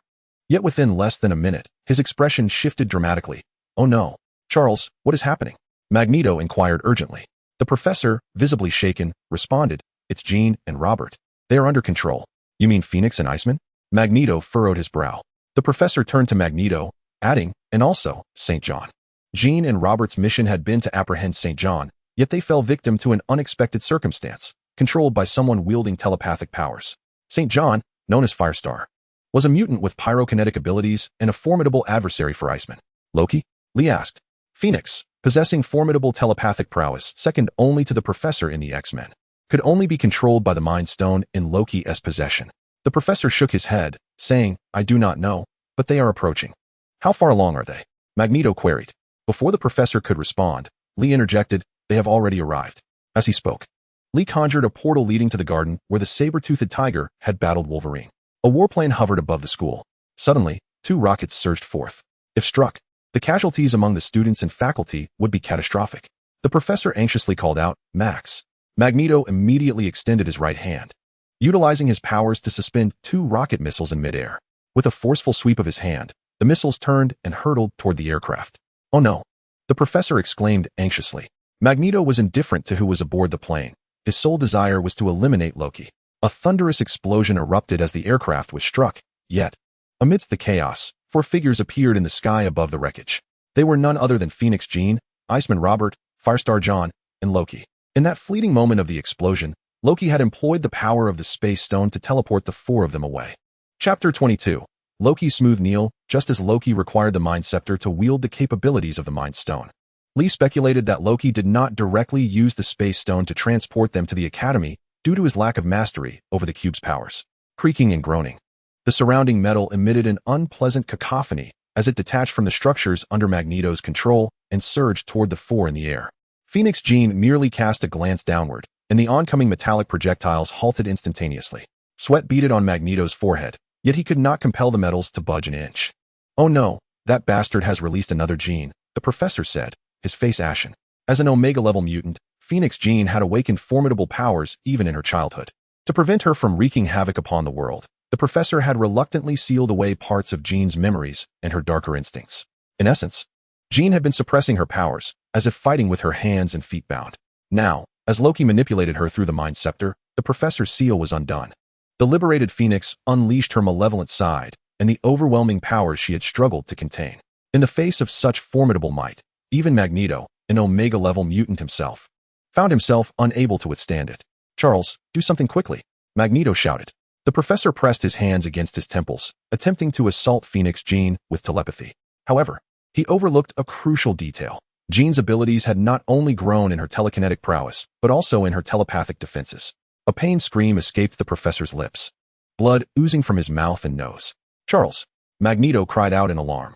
I'm fine, the professor gasped, having sustained severe internal injuries. Bastard, just because the tiger doesn't roar, do you think I'm a sickly cat? Seeing his old friend injured ignited a fiery rage within Magneto, awakening his latent potential and unleashing an even stronger magnetic force directed at Phoenix Jean in the sky. The suspended metallic object stirred once more, advancing a mere meter forward. Yet, it was but a solitary meter. The Phoenix's eyes brimmed with disdain as she gently waved her hand, causing the recently moved metallic entity to halt abruptly, only to surge toward Magneto with even greater velocity. Lee Jie swiftly pulled Magneto and the professor back, sealing the portal. Bang! The garden of the Academy lay in ruins due to the attack. Loki chuckled coldly, reveling in the acquisition of such a formidable warrior. If he could forge an army using Jean Grey as a base, what fear would he have in conquering the cosmos? Loki's confidence in his plans and future grew ever stronger as he addressed Iceman. Now it's your turn, my frosty friend. Transform this place into a realm of ice. The air beneath Iceman's feet plummeted to freezing temperatures, manifesting ice crystals. In the blink of an eye, these crystals coalesced, forming a towering ice column that expanded outward from its core. Moments later, the entire academy and the surrounding forests within miles were encased in ice. Those who had failed to escape, along with small creatures, were turned into exquisite ice sculptures within the confines of the psychic resonance chamber. Though Magneto had been pulled back just in time by Li Jie, a metal shard had pierced his chest, leaving a gaping hole the size of a fist. Max, are you all right? The professor, disregarding his own injuries, leapt from his wheelchair and struggled to embrace Magneto, exclaiming, "Oh no, Max, you cannot be harmed. Trust me, you will be fine." Magneto glanced down at the wound in his chest, blood spilling from his lips as he spoke. "Charles, it seems I must depart before you. I have fantasized countless times about my departure, yet never envisioned it would be in your embrace. Charles, to die in your arms feels remarkably comforting." No, Max. You shall not perish. Listen, you cannot die. I refuse to allow it. Hold on, survive for me. That is an order. The professor shouted fervently. In that moment, the bond between them transcended mere friendship, evolving into something profound. Ahem. Li Jie cleared his throat, raising his hand and stating, "Apologies, but I do not wish to intrude. However, I cannot afford to witness your emotional exchange prolong any further. For every second we linger here, a life may be lost outside. Therefore, we must take action." It was only then that Magneto and the professor realized Li Jie was still present. Upon reflecting on the recent conversation between the two, even the impending demise of Magneto felt oddly sentimental. My goodness, how could I, Magneto, a once mighty hero, utter such words? The professor, equally uncomfortable, found himself in a dilemma. Embracing Magneto felt inappropriate, yet placing him on the ground seemed even more so. Observing the silence between them, Li Jie continued, "It appears you both lack a viable solution. So let us proceed with my approach. What do you intend to do?" Magneto protested, albeit hesitantly. "Marx, whether you like it or not, the decision is no longer yours to make. Moreover, you should be grateful that I have granted you the chance to continue living." With those words, Li Jie proceeded to implant symbiotes within both Magneto and the professor. With the aid of the symbiotes, the injuries sustained by Magneto and the professor began to heal rapidly, and their abilities were further enhanced. Importantly, Li Jie acquired the skills of both Magneto and the professor through the symbiotes, rendering the endeavor worthwhile. Once Magneto's body had healed, he utilized his magnetic powers to levitate in midair, exclaiming with excitement, "Though I detest being controlled by a symbiote, I cannot deny that this power is precisely what I require. Hey, Marx, you will come to appreciate me." The symbiote responded exuberantly, enveloping Magneto in its form. Simultaneously, the professor not only healed his internal injuries but also recovered from years of disability, standing in awe as he exclaimed, "Marx, look, I can stand. It's truly incredible that I am able to do so. This is merely a small gift. With me, you shall never require that wretched contraption again." As the symbiote spoke, it transformed the professor, effortlessly shattering his wheelchair. "Oh no, that was my wheelchair." The professor cried out, then added, "Well, I suppose I won't need it for the time being. Quickly, open the portal. I can hardly wait to confront that scoundrel Loki." Magneto urged Li Jie. Li Jie replied, "I think it prudent for the professor to create a mental barrier first. I do not wish to witness either of you becoming puppets in Loki's hands." "Indeed, caution is advisable," the professor concurred, conjuring a mental barrier. "As long as you remain within 10 meters of me, even if Loki employs the Mind Scepter, he will not be able to control you in the short term. Now, let us hasten to open the portal," Magneto insisted once more. Li Jie initiated the portal to transport Magneto and the professor, yet chose not to accompany them, instead using magic to transform himself into the appearance of a 10-year-old boy. The professor and Magneto had only just departed when, under the combined assault of Iceman and Phoenix, the Academy swiftly succumbed. Loki trailed behind, exerting control over the captured mutants with his scepter of mind manipulation. Except for Storm and Wolverine, along with a few instructors who had been resting in the lounge, the vast majority of students had already fallen under Loki's dominion. Oh, he had captured several more. Loki was elated to see a group of students recently brought back by the Human Torch, among whom was the transformed young boy, Li Jie. "Well then, from this moment on, you shall be my children," Loki proclaimed, raising his scepter to scrutinize the abilities of the mutants before him. Li Jie first confirmed that Loki was indeed real and not an illusion, and when it was his turn, he deliberately remained still, inviting Loki to draw nearer. Loki lifted his scepter towards Li Jie's forehead, at which point, Li Jie suddenly struck. With a swift motion, 2 dark blades pierced Loki's heart. Loki's eyes widened in disbelief, unable to fathom that he would meet his demise at the hands of a mere child. Without granting Loki a moment to react, Li Jie seized both the Mind Scepter and the Space Stone. Staggering backward, Loki bellowed at the Human Torch, who stood nearby. Eliminate him. Hurry. However, Li Jie had already employed magic to draw Loki into a mirrored realm, ensuring that no one could interrupt their confrontation. Who are you? Loki asked in terror. Loki, devoid of the Mind Scepter and the Tesseract. I am curious to see how much power you truly possess, Li Jie responded, revealing his original form. Is it you? Loki recognized Li Jie, attempting to flee but failing due to his severe injuries. With a resounding thud, Li Jie slammed Loki onto the ground. The Asgardian gods are quite disappointing, aren't they? Li Jie mocked. Loki was hailed as the most gifted sorcerer among the younger generation of Asgard, endowed with unparalleled magical resources. Had he devoted himself to the arcane arts, he would undoubtedly be the mightiest wizard across the 9 realms. Alas, despite being a mage, Loki preferred close combat, resulting in a rather inadequate blend of melee prowess and mediocre magical skill. Kid, since you are aware that I hail from the Asgardian pantheon, it would be wise for you to release me. I can pretend today never occurred. Otherwise, my brother Thor will lead the Asgardian army to ravage this planet, Loki threatened, adopting the regal demeanor of an Asgardian prince. Oh, Thor, the god of thunder. Is he aware that you are now merely Thanos' errand boy? Li Jie scoffed. Loki's face fluctuated between shades of blue and purple as the princely heir of Asgard. It was indeed a source of great humiliation for him to be reduced to a mere errand boy for the infamous Thanos. If Odin were to discover this, Loki might never return to Asgard in his lifetime. Who are you, and how do you know so much? Loki asked in fear. Li Jie replied, my identity is of little consequence. What truly matters is the choice you are about to make.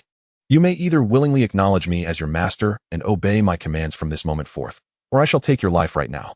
Before Li Jie could finish his sentence, Loki smoothly knelt upon the ground, prostrating himself as he said, Loki pays homage to his master.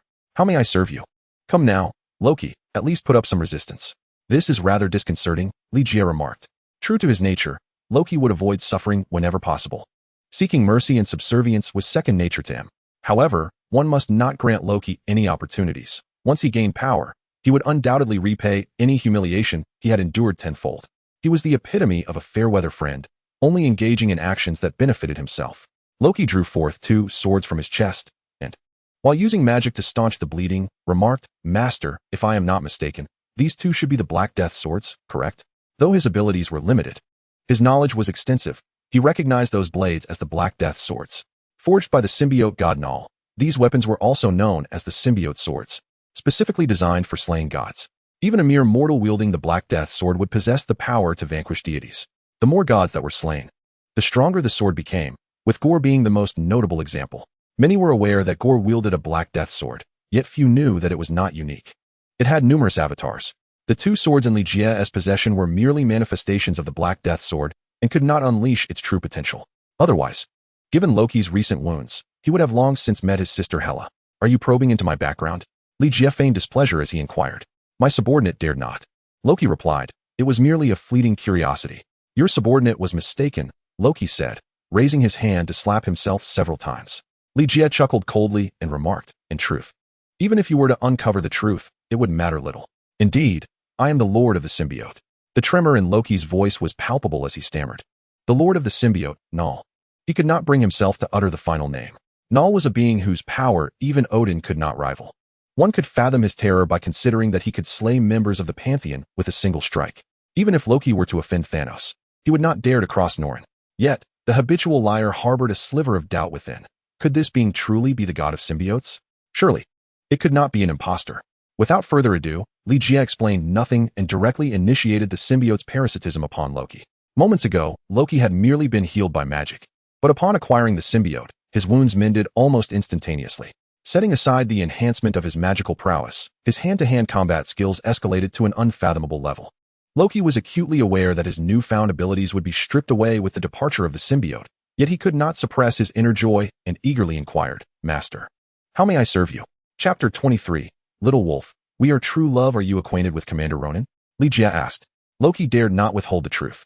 Even if he wished to fabricate a lie, Li Jie could effortlessly uncover it through memory reading, compelling him to respond honestly.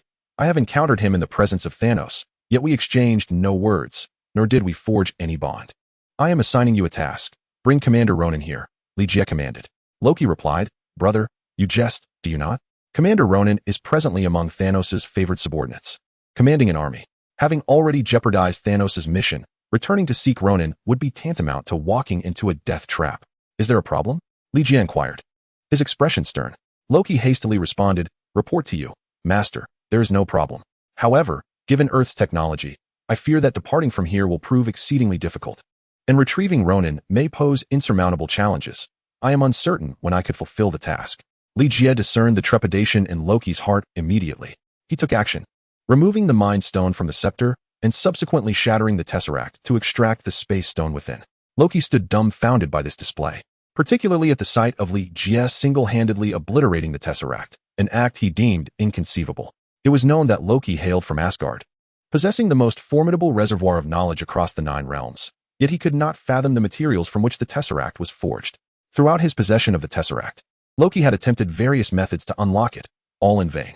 Yet, here was Li Jie, effortlessly shattering it. Was this reasonable? Indeed, he was the god of symbiotes. Li Jie then employed magic to fuse the shards of the Tesseract, embedding them within the scepter. This scepter now possesses the capability of 2 spatial transports, allowing you to traverse to any location in the universe.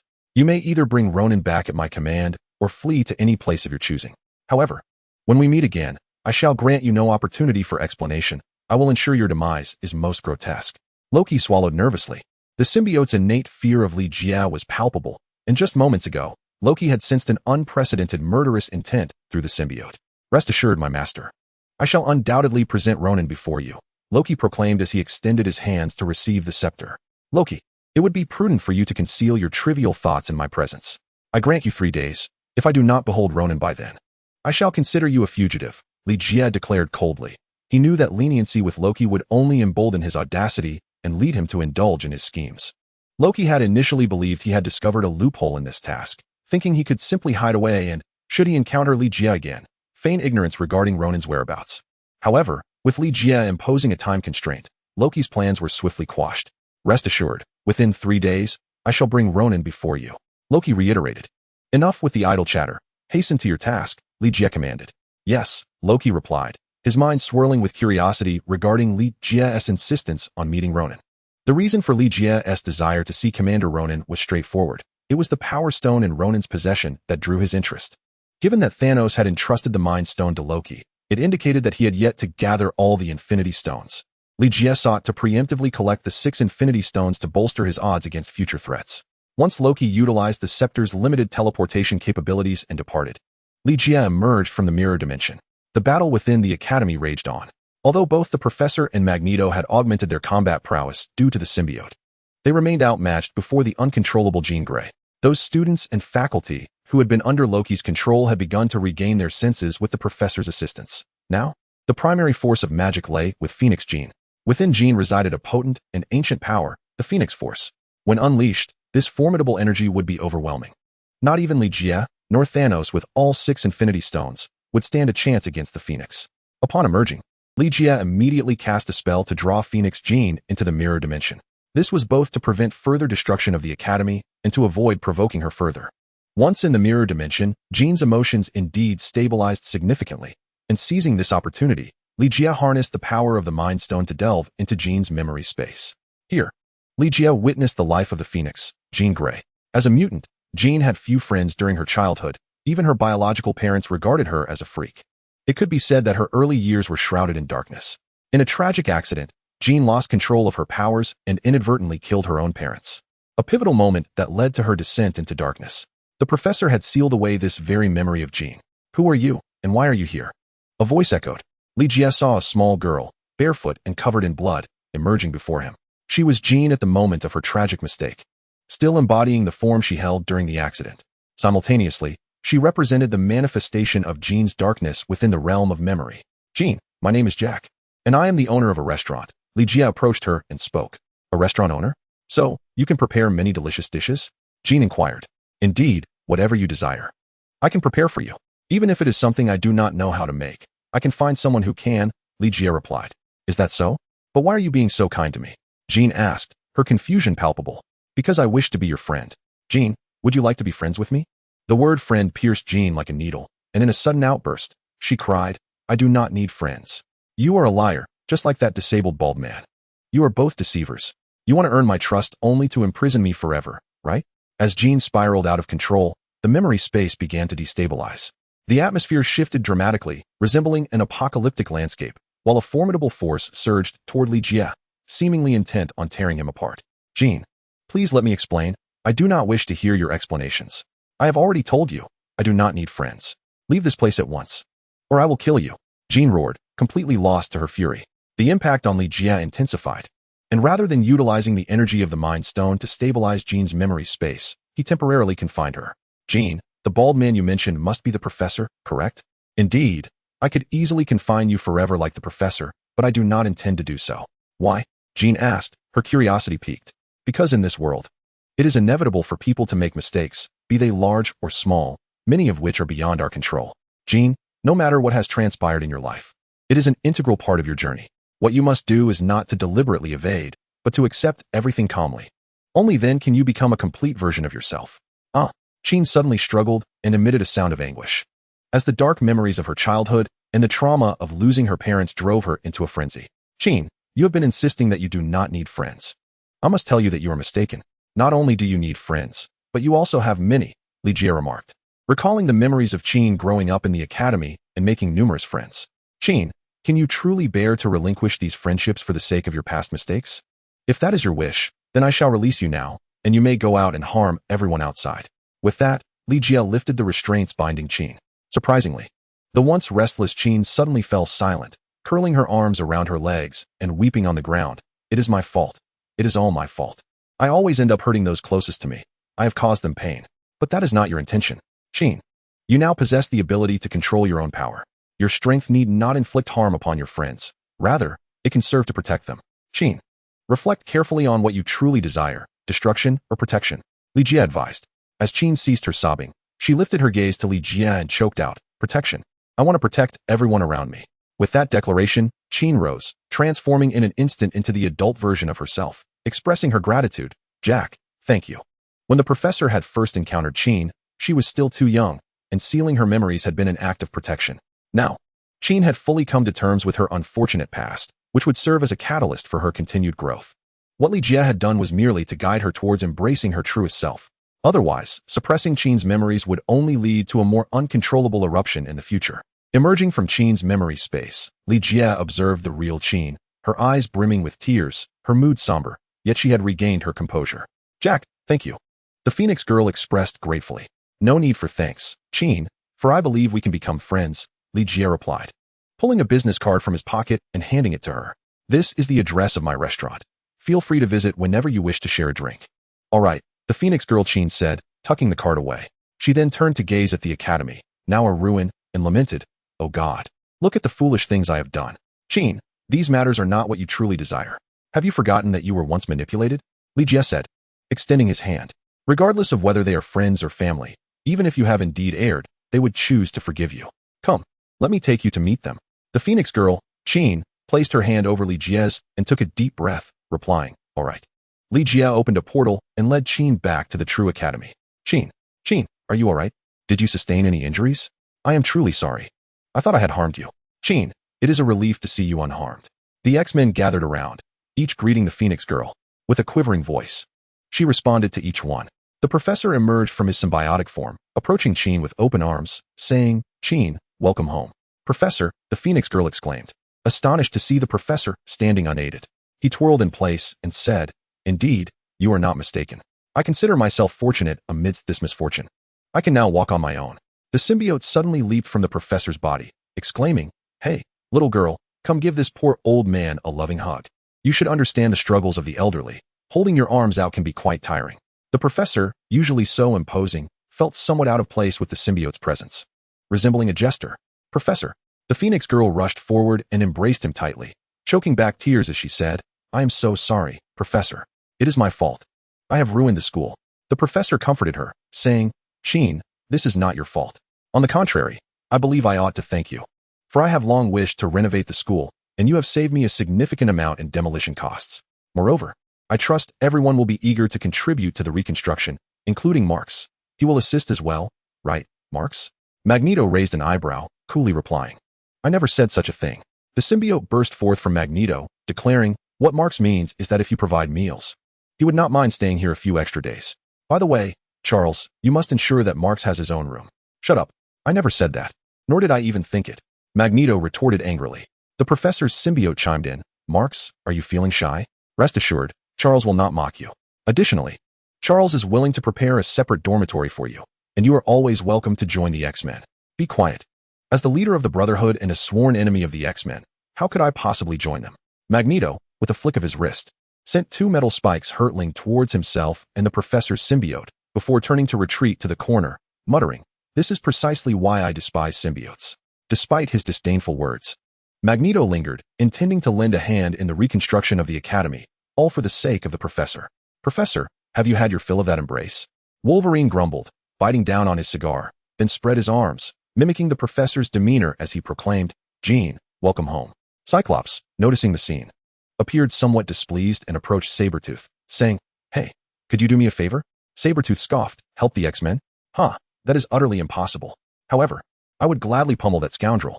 With that, Sabretooth charged at Wolverine with astonishing speed, sending him flying. Little Wolf, we are true love.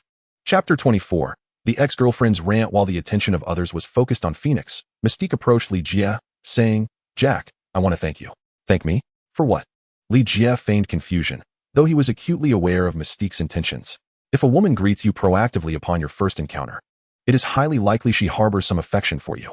Moreover, with his striking appearance, Li Jie possessed an undeniable advantage in the presence of women. Thank you for everything you did today. Without you, I shudder to think how things might have concluded, especially regarding what you did for Jean. That should be Jean thanking me, Li Jie quipped. Mystique's face flushed with embarrassment, momentarily at a loss for words. I'm not joking. Here is my business card. If you ever find yourself in Hell's Kitchen, remember to look me up. I'll treat you to a meal. Li Jie extracted a card from his pocket and handed it to Mystique. Upon receiving the card, she exclaimed, Yes, I will definitely seek you out. Then, realizing her directness, she hastily added, I mean, if I happen to be in Hell's Kitchen for any business, I will certainly look for you. All right, just remember that, Li Jie said, bidding farewell to both the professor and Magneto before departing with Mary. As he left, both the professor and Magneto tacitly refrained from mentioning the symbiote. The benefits of the symbiote for both individuals are undeniably apparent. Even Magneto, who previously harbored deep-seated prejudices against it, has now willingly accepted the reality of the symbiote residing within him. After Li Jie departed, Steelman approached the secret keeper and remarked, Hey, you mustn't be harboring feelings for that pretty boy, right? Brother, what nonsense are you spouting? That is utterly preposterous. The secret keeper replied, her cheeks tinged with crimson. With a serious demeanor, Steelman continued, Secret keeper, you have matured, and it is high time you considered romance. However, you would do well to steer clear of someone like Jack. Why? The secret keeper inquired with curiosity. Steelman responded, Because pretty boys are unreliable. If you seek companionship, you ought to look for someone dependable, like me. Do you understand? The secret keeper glanced at the burly Steelman. Someone like you? I might as well be asking for my own demise. Brother, I understand. Rest assured, I would never be attracted to someone like Jack. She exclaimed, Professor, where is your wheelchair? The secret keeper seized the opportunity to make her exit. Steelman shook his head, inwardly lamenting the difficulties of raising a young woman. At Dragon Chef Restaurant, Black Widow and Hawkeye lingered, uncertain of their next move, contemplating the possibility of waiting for news. Upon seeing Li Jie emerge from the portal, Black Widow immediately approached him. Jack, what is the situation? Where are the others? Why didn't they return with you? Of course they left. What were we supposed to do? Keep them here for dinner? Li Jie replied. What I meant was, did you find Loki? Any news on the Mind Stone and the Tesseract? Black Widow pressed. Li Jie answered, the issue has been resolved. We had a confrontation with Loki, who, recognizing his disadvantage, fled Earth with the Mind Stone and the Tesseract. He escaped? Black Widow frowned, her expression questioning.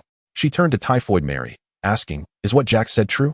Typhoid Mary shot Black Widow a disdainful look. Why should I answer your inquiries? With that, she turned away, summoning Extraordinary Dragon. Bring me something to eat. I'm famished. Having been rebuffed by Typhoid Mary, Black Widow turned back to Li Jie. He shrugged. I've said all I needed to say. If you choose to believe me, that is your prerogative. Black Widow quickly interjected. Jack, I'm not doubting you. I just need some evidence to present to Fury. He won't believe me otherwise. If he doesn't believe, let him investigate, Li Jie replied. Do not forget that you still owe me a favor. I am quite fatigued and shall retire now, Li Jie stated before turning to stride towards his office. Hawkeye approached Black Widow, inquiring in hushed tones, what is the situation? Black Widow replied, the issue should be resolved. The Mind Scepter and Tesseract are likely in Jack's possession. However, he will not admit it, and I lack concrete evidence. How shall we report this to Fury? Hawkeye frowned. If we return empty-handed, Nick Fury will undoubtedly be skeptical. After a moment's hesitation, Black Widow suggested, "Perhaps you should find a place to lay low until I can clarify this matter." Hawkeye appeared reluctant, casting a glance towards Li Jie's office before asking, "Can we not exert some pressure on Jack? If I can retrieve the Tesseract, Fury will choose to believe me." Black Widow, with a serious demeanor, cautioned, "Barton, I strongly advise against provoking Jack. Do you not yet comprehend the menace he embodies, having resolved this matter in such a brief span?" "Natalia," Hawkeye began, but was interrupted. "Barton, this topic ends here. Come, I will arrange a place for you," Black Widow concluded, walking towards the exit. Upon returning to his office, Li Jie took up a sheet of paper and a pen to sketch a portrait, subsequently utilizing a teleportation method to arrive at Kingpin's office. Kingpin, though appearing corpulent, was, in fact, a mass of muscle, having reached the pinnacle of human physicality. Upon Li Jie's arrival, Kingpin had just felled a sparring partner adorned with a golden belt, leaving him incapacitated on the floor. Upon spotting Li Jie, Kingpin swiftly cleared the area and approached him, saying, "Boss, if you require my assistance, just give me a call. There was no need for you to come all this way. I detest wasting time." As Li Jie handed over the sketch, he inquired, "Do you recognize him?" Kingpin glanced at the large-headed figure and replied, "Samuel Stearns. He was merely an ordinary man until he became extraordinarily intelligent due to gamma radiation exposure. Known as the Leader or Red Leader, he is a recent criminal upstart, and I am aware he has a contentious relationship with the Hulk." Kingpin's dominance as the shadowy ruler of New York City largely stemmed from his extensive intelligence network. He was well informed of any notable criminal in the city. "How long will it take to locate him?" Li Jie asked. Kingpin responded, 24 hours. Li Jie declared, "I can grant you a maximum of 12 hours. I expect to see him within that time frame, alive. Do you understand my meaning?" "Understood." Jean did not hesitate to agree. That evening, as the restaurant opened its doors, Venom sauntered in, whistling a merry tune. "Hello, Old Chi, you look remarkably dapper today. Old Fei, I would like a humble plate of fried rice, please. Oh, is that our esteemed manager Hong? You appear even younger and more radiant than the last time we met. And to this charming and respectable boss, it is my utmost honor to see you." Venom seemed to be in high spirits, his mouth curving with a sweetness akin to honey, his body swaying as he walked. "Eddie, have you hit the jackpot?" Wondered Extraordinary Long with curiosity. "Jackpot? Oh no, no, no. Old Fei, even if I had won, I wouldn't be this ecstatic. Well, I know you all have many questions in your minds, so allow me to reveal today's answers. Ahem. In fact, I opened an account on a social media platform today and published my very first article. Can you guess the readership of that article now?" Eddie Brock puffed out his chest with pride, awaiting the inevitable curiosity from others. "I'm going to check if we have any rice left," Extraordinary Long said, turning towards the kitchen. Chi Antong was busy dusting with a feather duster, Hongmei was engrossed in her phone watching short videos, and Li Jie was munching on sunflower seeds. Not a single soul paid Venom any mind. "Hey, you don't need to be so envious." All right. I'll tell you. As of 10 minutes ago, the readership of my article has surpassed 1 million. Brothers, this is my debut article on social media, and it has achieved such remarkable success. What do you think that signifies? Ahem. Precisely, it highlights that I am an exceptional journalist and the influence of a great reporter. All right, you may applaud now. Venom held his head high, basking in self-adulation, awaiting the applause that never came. Instead, a pair of nunchaku came whistling through the air like a propeller, striking Venom squarely in the face. "Hey, who ambushed me?" Venom shouted indignantly, then picked up the nunchaku and remarked, "Wait a moment, this looks oddly familiar. I feel like I've seen it somewhere before." "That's the weapon of Daredevil," Li Jie reminded him. "Daredevil, the blind one?" Venom exclaimed in surprise, nervously turning to glance around, as if contemplating an escape. Just then, he spotted Daredevil entering through the door. "Hey, brother, I guess you must have dropped your belongings." Venom, with a swift motion, hurled his nunchaku into the air. Daredevil raised his hand and caught it with a resounding clap, his expression unyielding as he declared, "Eddie, I believe I have warned you sufficiently. Should you continue to spout nonsense, I shall take your life." Retreating slightly, Venom raised his hands in an awkward gesture, exclaiming, "Daredevil, I believe there must be some misunderstanding between us." "Misunderstanding? Pray tell, what was the meaning of your online article, The Adventures of Superstar Mary and Daredevil?" Daredevil seethed. His teeth clenched. "You saw it.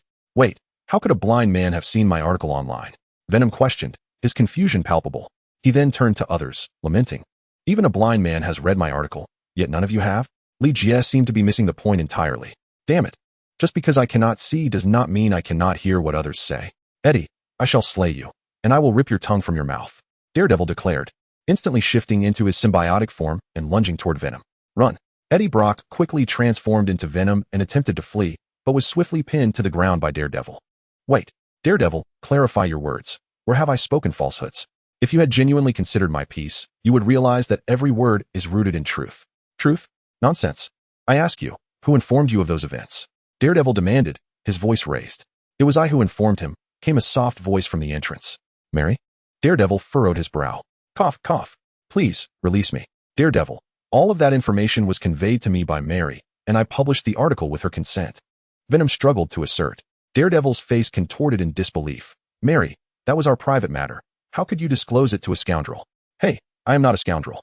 Though, if you insist, you may add reporter to that title." "Scoundrel reporter has a certain ring to it." Venom chuckled at his own jest, seizing the opportunity as Daredevil relaxed to shove him away and rise.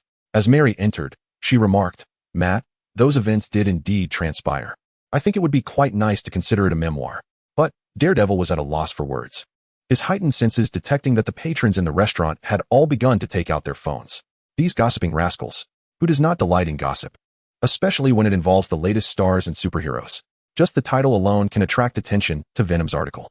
"Mary, take a look at the menu and decide what you'd like.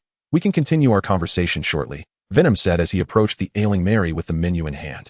Mary replied, "It matters not what we eat, as long as there is wine." Daredevil frowned and remarked, "Mary, surely you don't intend to prolong this?" Venom chuckled. "Well, the title suggests a few anecdotes. Naturally, it requires 2 or 3 installments. Did you not see the comments? The readers are eager for the continuation, particularly regarding your exploits in bed. Is it true that you are that inept?" Daredevil's brow furrowed deeply as he pulled a chair and sat down. "Old Chi, bring me a bottle of the strongest liquor you have." Venom responded, "Old Chi, add Daredevil's tab to mine. I shall settle it later. By the way, Daredevil, if you believe Mary has erred in any way, feel free to point it out. Alternatively, we can engage in discussion, for my articles maintain a strict adherence to accuracy."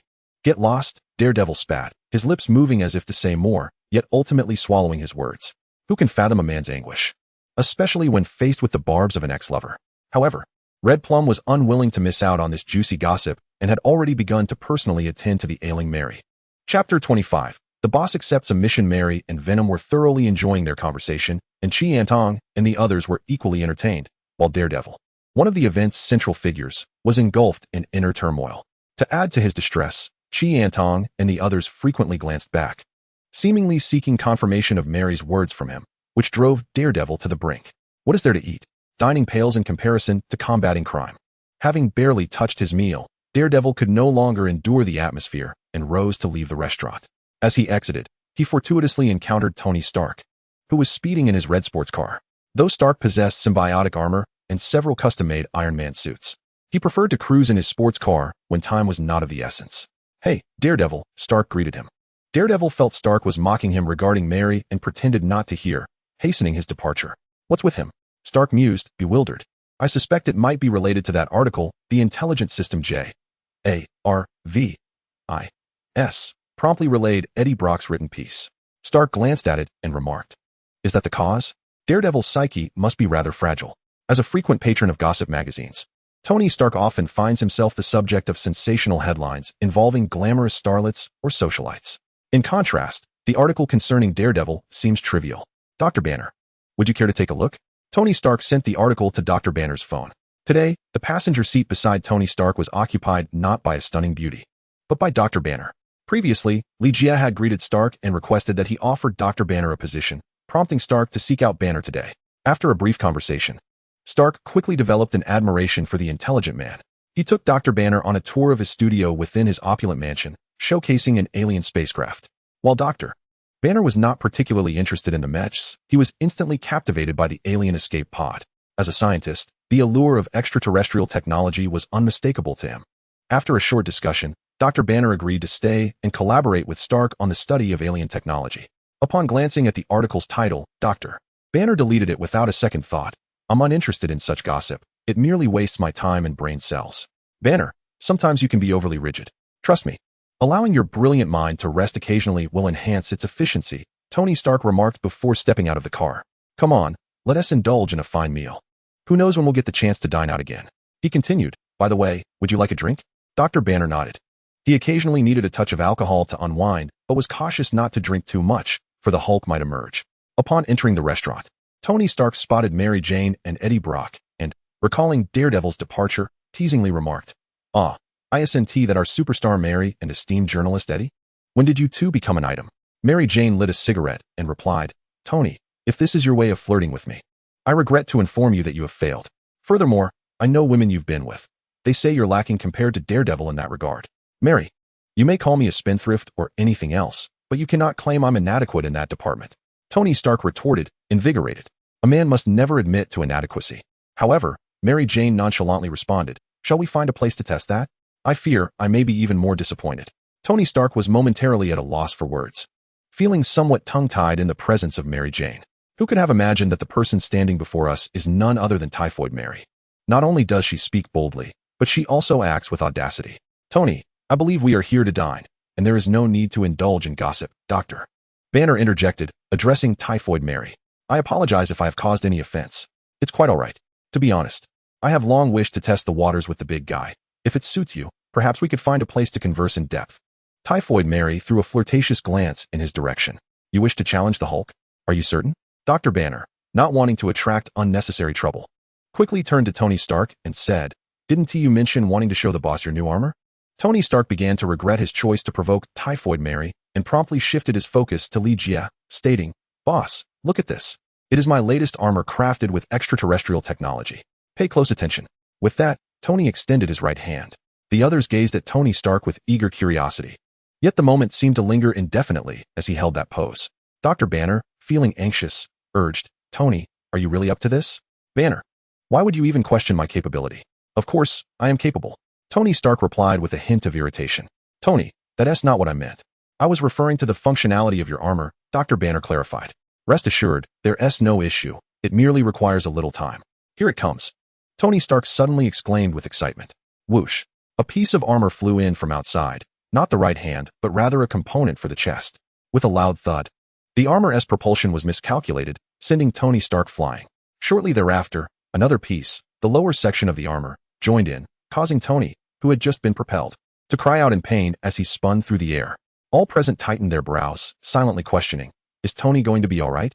The sounds of impact echoed as Tony continued to twist and turn mid-air, each encounter with the armor parts delivering a painful blow. One couldn't help but wonder if he had designed this armor for self-punishment. Fortunately, the assembly process was not lengthy. Ultimately, Tony Stark landed in a striking pose. Clap.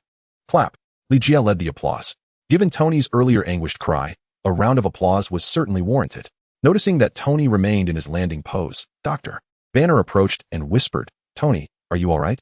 Tony Stark, with his arc reactor aglow, implored, "Banner, I cannot rise. Lend me your assistance. And ensure that no one perceives my predicament as you help me to a chair."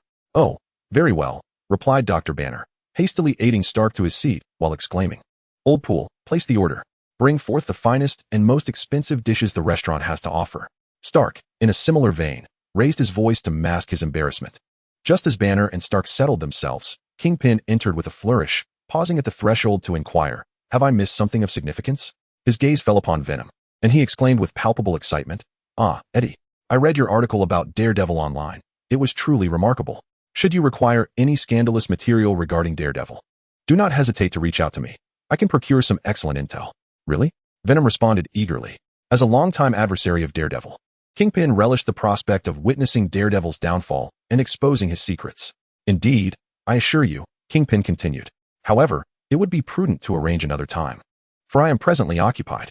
With that, he swiftly approached Lee, bending slightly as he whispered, "Boss, the target has been located, and he rests within my trunk." "Understood," Lee replied, rising to accompany Kingpin as they exited together. Upon opening the trunk, Kingpin revealed a blood-stained sack, which began to stir at the sound, emitting faint noises. As he unfastened the sack, an exaggeratedly large head emerged, its eyes glaring venomously at Kingpin.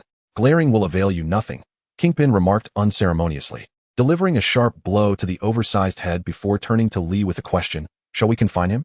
As Lee beheld the creature before him with its green cranium, he felt an overwhelming psychic force wash over him, a manifestation of telepathy, one of the creature's abilities. It dawned on Lee that this encounter was an elaborate trap set by the creature.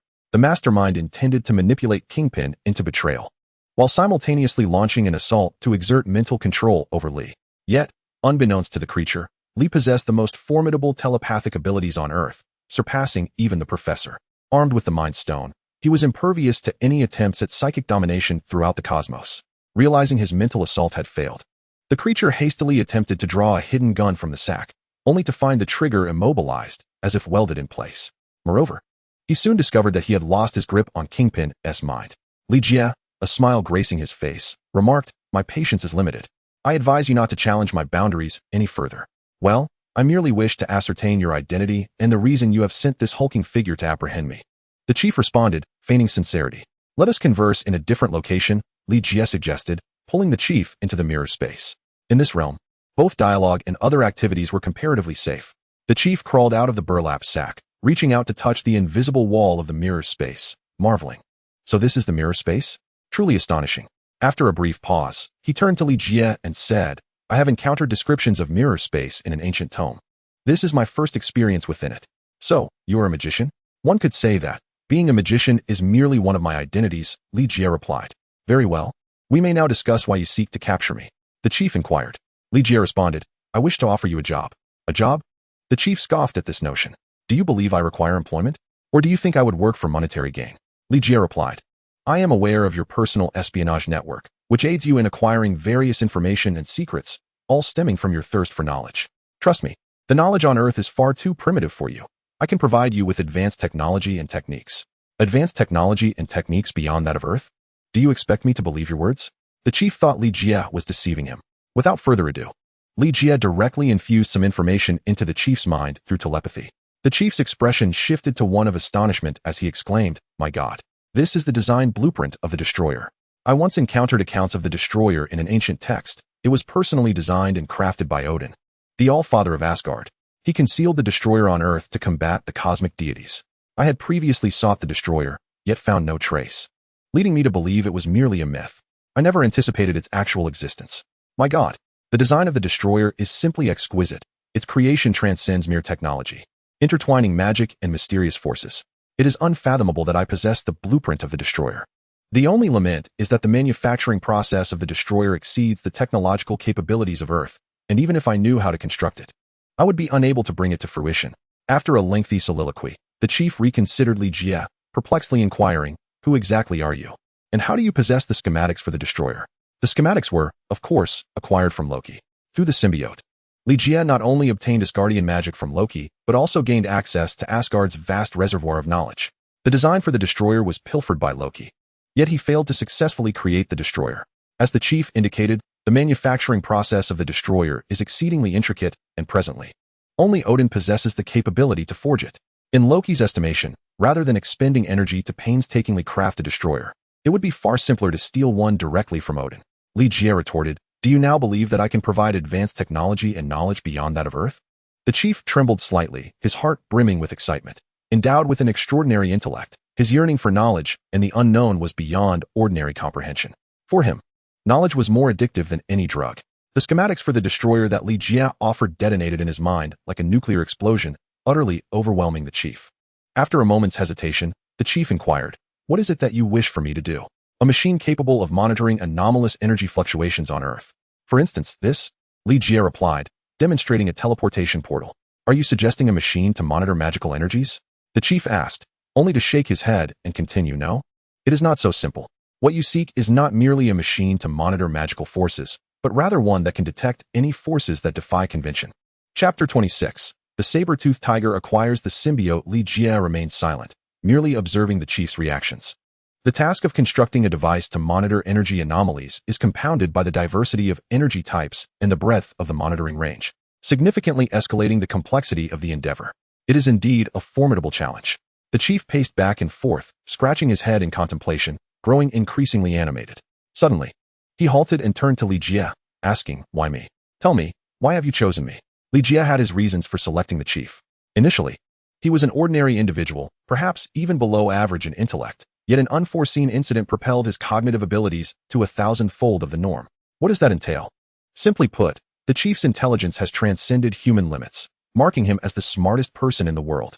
Some claim that the prodigy, Dakai, is the most intelligent being on Earth. having invented various machines that surpass human capabilities. For instance, the ingenious Shingun is capable of constructing machines that can vanquish extraterrestrial foes. He has also devised time machines, among other wonders. The most extravagant of his inventions allowed him to encounter God, who subsequently resurrected the stone figure. This is the origin of Shingun's name. However, in Li Jie's perspective, the chief is far more astute than Shingun. He merely lacks the fortuitous circumstances and support that Shingun possesses. Li Jie responded, "In truth, I could have sought out Dr. Banner to create this machine." Banner? The chief frowned, feeling a sense of aversion at the mention of Dr. Banner. Li Jie continued, "Indeed, Dr. Banner is the most brilliant mind in the world today. Yet, I believe you are more intelligent and possess greater potential than Dr. Banner." The chief scoffed, "You speak rightly. Perhaps I may not match that bumbling oaf in strength, but when it comes to intellect, he is decidedly inferior to me. Very well. I shall assist you in creating this marvelous machine, but I am not your subordinate. We shall be partners." "Agreed," Li Jie replied. "As long as the chief is able to construct this machine, it matters not whether he is a subordinate or otherwise." The chief then expressed his concerns. "Creating the machine you describe is no simple task. The technical requirements, materials, manpower, and funding are all exceedingly high. Can you address these challenges?" "Certainly. Otherwise I would not have sought you out. By the way, initially we only need to resolve the spatial energy fluctuations. Come, I will take you to a certain location," Li Jie said as he activated the teleportation portal, transporting the chief to the Life Foundation. When the chief encountered Carlton Drake, he was seen scuttling across a massive machine in a symbiotic form. "What manner of creature is that?" the chief inquired, furrowing his brow, evidently unaware of the symbiote. With a thud, Carlton Drake leaped down from a height of several meters, greeting Li Jie with a bow. "Boss, my apologies. I was unaware you would be here." "It is quite all right. Allow me to introduce someone to you. This is Sten, and he will temporarily remain with you to complete a machine, for which you must provide him with full support," Li Jie stated. "Of course, boss," Carlton Drake acknowledged, turning to the chief. "Sten, I did not expect we would have an opportunity to collaborate." The chief, puzzled, replied, "Your voice sounds familiar. You cannot possibly be Dr. Drake, can you?" "Indeed. It is I." Carlton Drake emerged from the symbiote, his face adorned with a broad smile as he inquired, "Do you remember? I once extended an invitation for you to join my company, hoping we could together unravel the mysteries of evolutionary genetics, but you declined my offer. So, I presume you have succeeded? Is this creature that now accompanies you a manifestation of that success?" The imposing figure scrutinized the half-human, half-monster visage of Carlton Drake. "Monster? You fool, we are advanced life forms. It is through our assistance that the inferior humans have attained remarkable capabilities." The creature, known as Slaughter, bellowed, his fury barely contained. And had it not been for Li Jie standing nearby, he would have undoubtedly taken a bite out of the leader's head.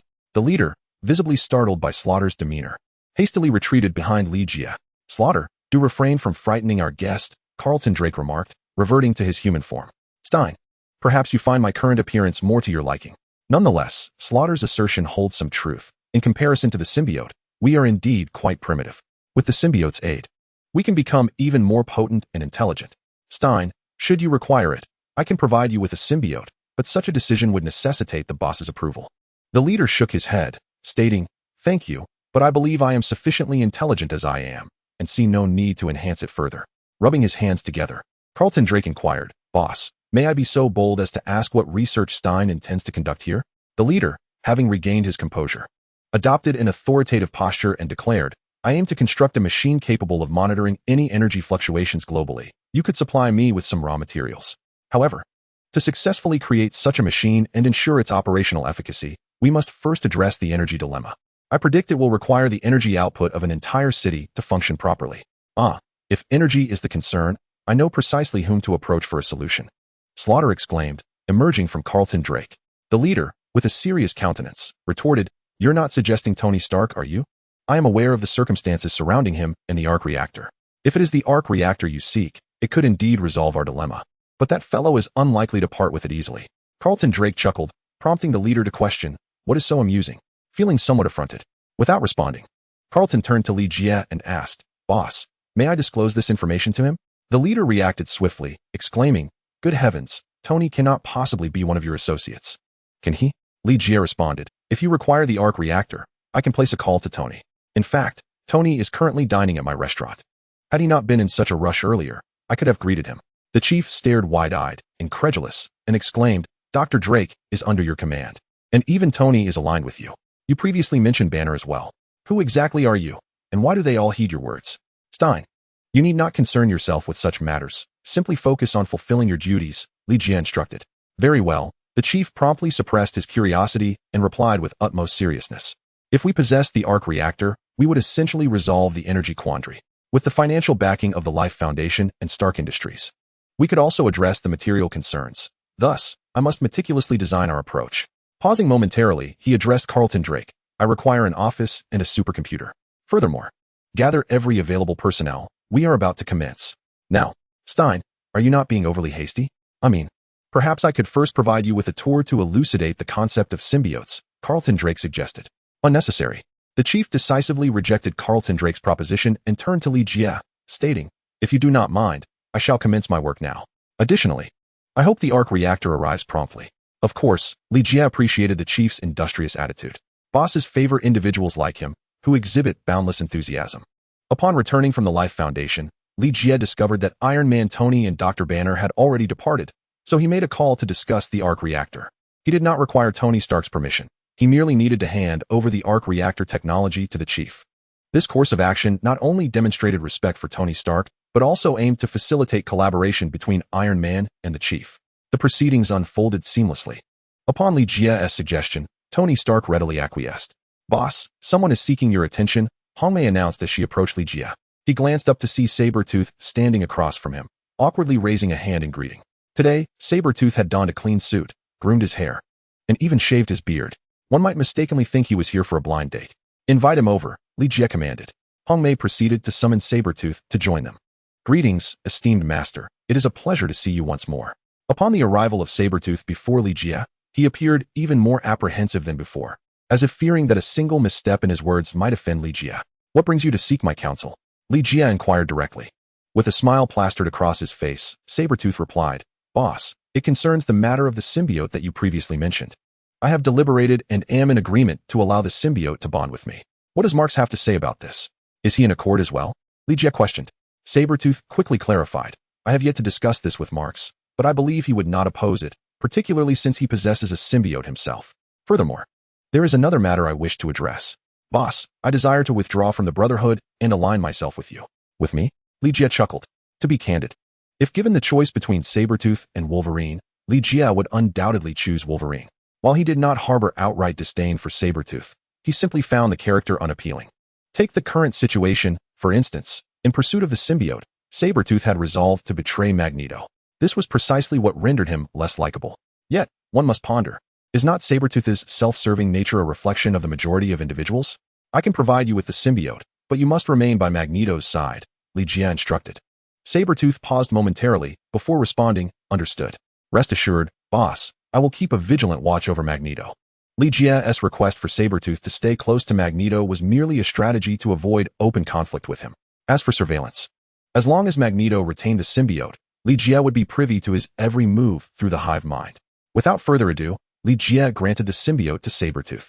In truth, there was an ulterior motive for sending Sabretooth back to Magneto, to convey a message to the formidable mutants that he could enhance their power, thereby establishing a formidable symbiote team. The sensation was exhilarating. As Sabretooth assumed the form of the symbiote, he clenched his fists and a cold smirk crept across his lips. Logan, at long last, we can engage in some serious fun. Thank you, boss. Should there be nothing else, you may take your leave, Li Jie instructed. Yes, boss. Rest assured, I shall keep you apprised of the situation regarding Magneto. After a brief acknowledgement, Sabretooth leapt to the ceiling, scaling the walls like a spider before descending at the doorway and exiting. He then vaulted to the rooftop, sprinting across the terrace with fervor. The reason Li Jie was able to swiftly dispatch the saber-toothed tiger was due, in part, to his extraordinary senses, which detected the emergence of a spatial portal in the back alley of the restaurant. Shortly thereafter, the Secret and Wolverine appeared from within. Secret, perhaps we should reconsider, Wolverine said, a hint of hesitation in his voice. The Secret quickly grasped Wolverine's arm, asserting, Logan, now that we have arrived here, do you not think it would be too late to back out? Furrowing his brow, Wolverine replied, the symbiote would indeed enhance my strength. Yet I fear I might become dependent on it, or worse, be controlled. Logan, if you are unwilling, I shall not compel you. However, I must remind you that it was you who implored me to bring you here. Moreover, you have witnessed the remarkable power the saber-toothed tiger gained from the symbiote. Should you wish to be bested by him in the future, I have no objections. Wolverine's brow knitted in contemplation as he rolled the cigar in his mouth. feeling quite conflicted. Secret, I am merely concerned. You mentioned the rarity of the symbiote. What if he refuses me? Since when did you become so indecisive, Logan? How can you ascertain the outcome without first attempting? After a moment of thought, the Secret suggested, let us first enter. I have heard that the chef here prepares exquisite dishes. We shall dine, and if you have made up your mind, you can seek out Jack. If not, we shall simply enjoy our meal. What do you say?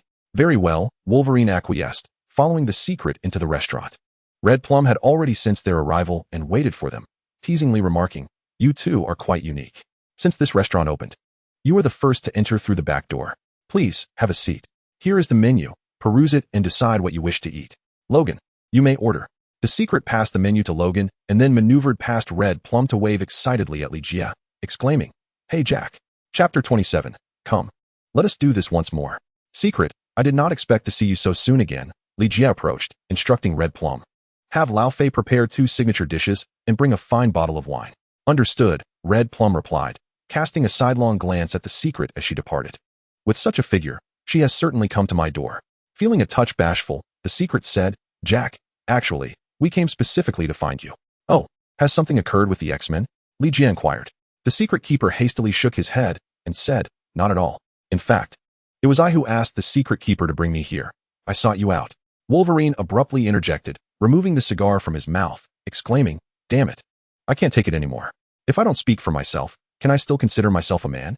Jack, I have come for the symbiote. I wish to become its host. Logan, are you certain? Ligia inquired. Yes, I am absolutely certain. I require the symbiote, Wolverine replied, placing the cigar back between his lips. Please, take a seat. Ligia gestured for Wolverine and the Secret Keeper to sit down. At that moment, Chi Antong arrived with drinks, pouring a glass for each individual.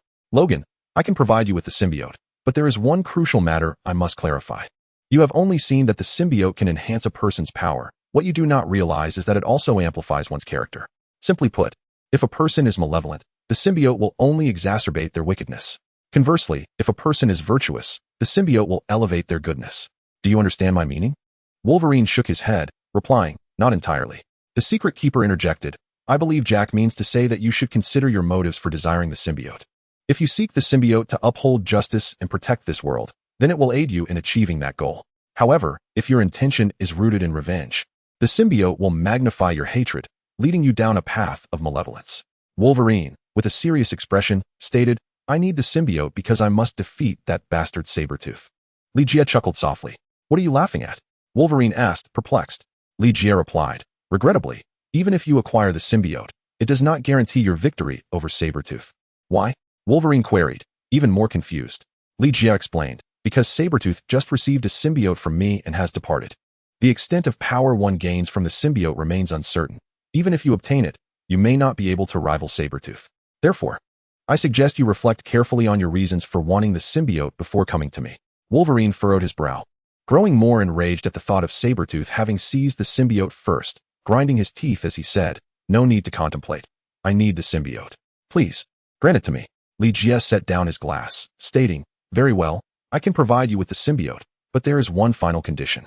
After you acquire the symbiote, you must pledge your loyalty to me, or I shall reclaim it and personally end your life.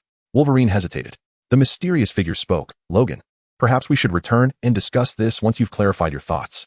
Wolverine shook his head and replied, there's no need for contemplation. Without the symbiote, I could never hope to defeat Sabretooth. Pausing for a moment, Wolverine extended his adamantium claws and declared, Jack, as long as you do not compel me to act against my conscience, I pledge my allegiance to you. Please grant me the symbiote. Ligia lightly tapped his fingers on the table, and a symbiote materialized, slithering like liquid towards Wolverine and entering his body through his adamantium claws. Moments later, Wolverine's physique began to swell, transforming into the symbiote form. The sensation was utterly exhilarating.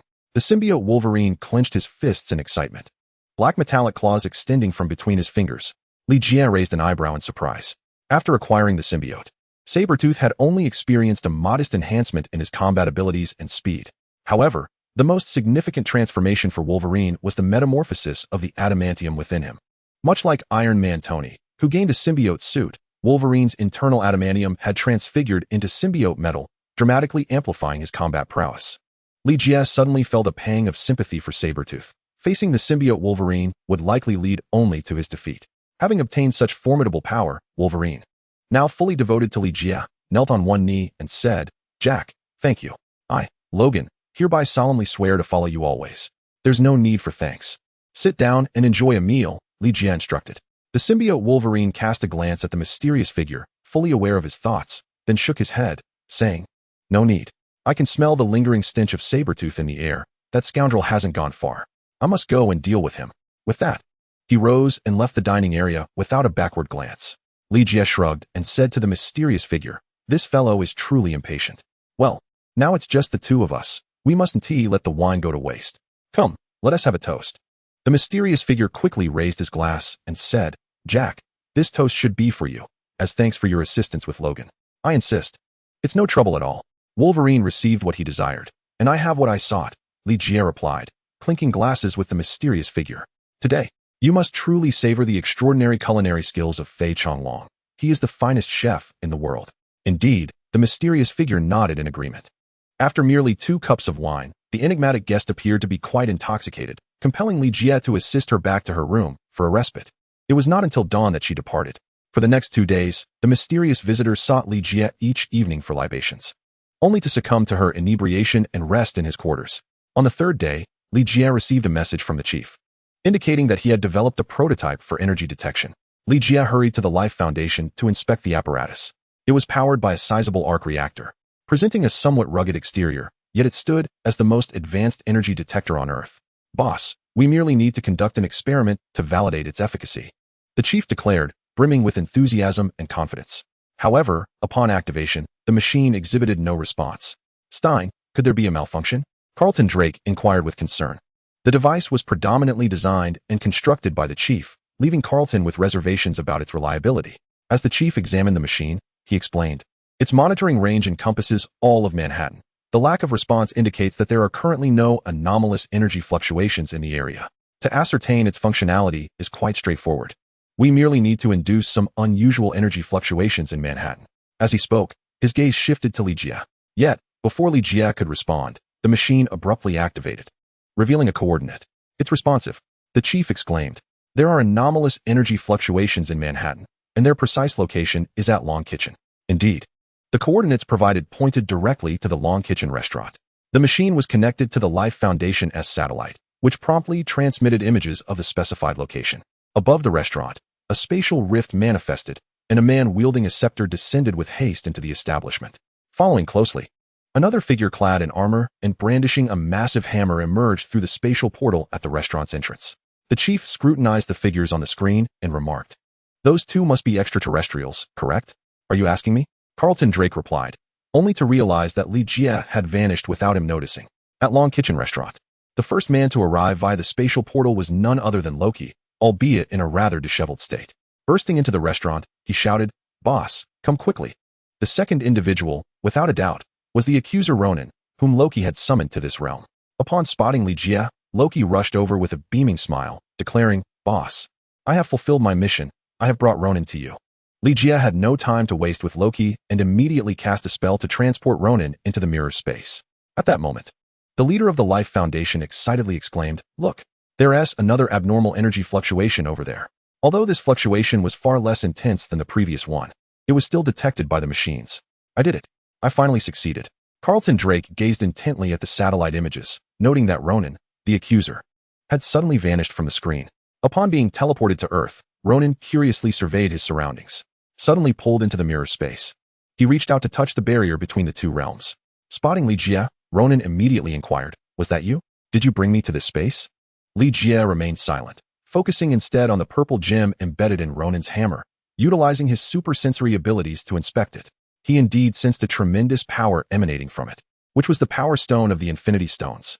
"Hey, I'm talking to you," Ronan, the accuser, shouted, growing irritated.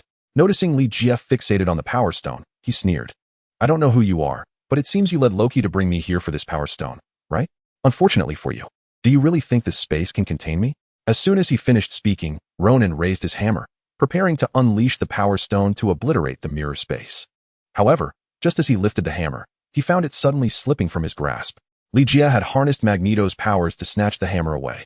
It was indeed true that villains often meet their demise through their own verbosity. Had Ronan used the power stone from the outset, he would not have so easily relinquished his weapon to Li Jie. "Who are you?" Ronan exclaimed, momentarily flustered at losing both his weapon and the Power Stone.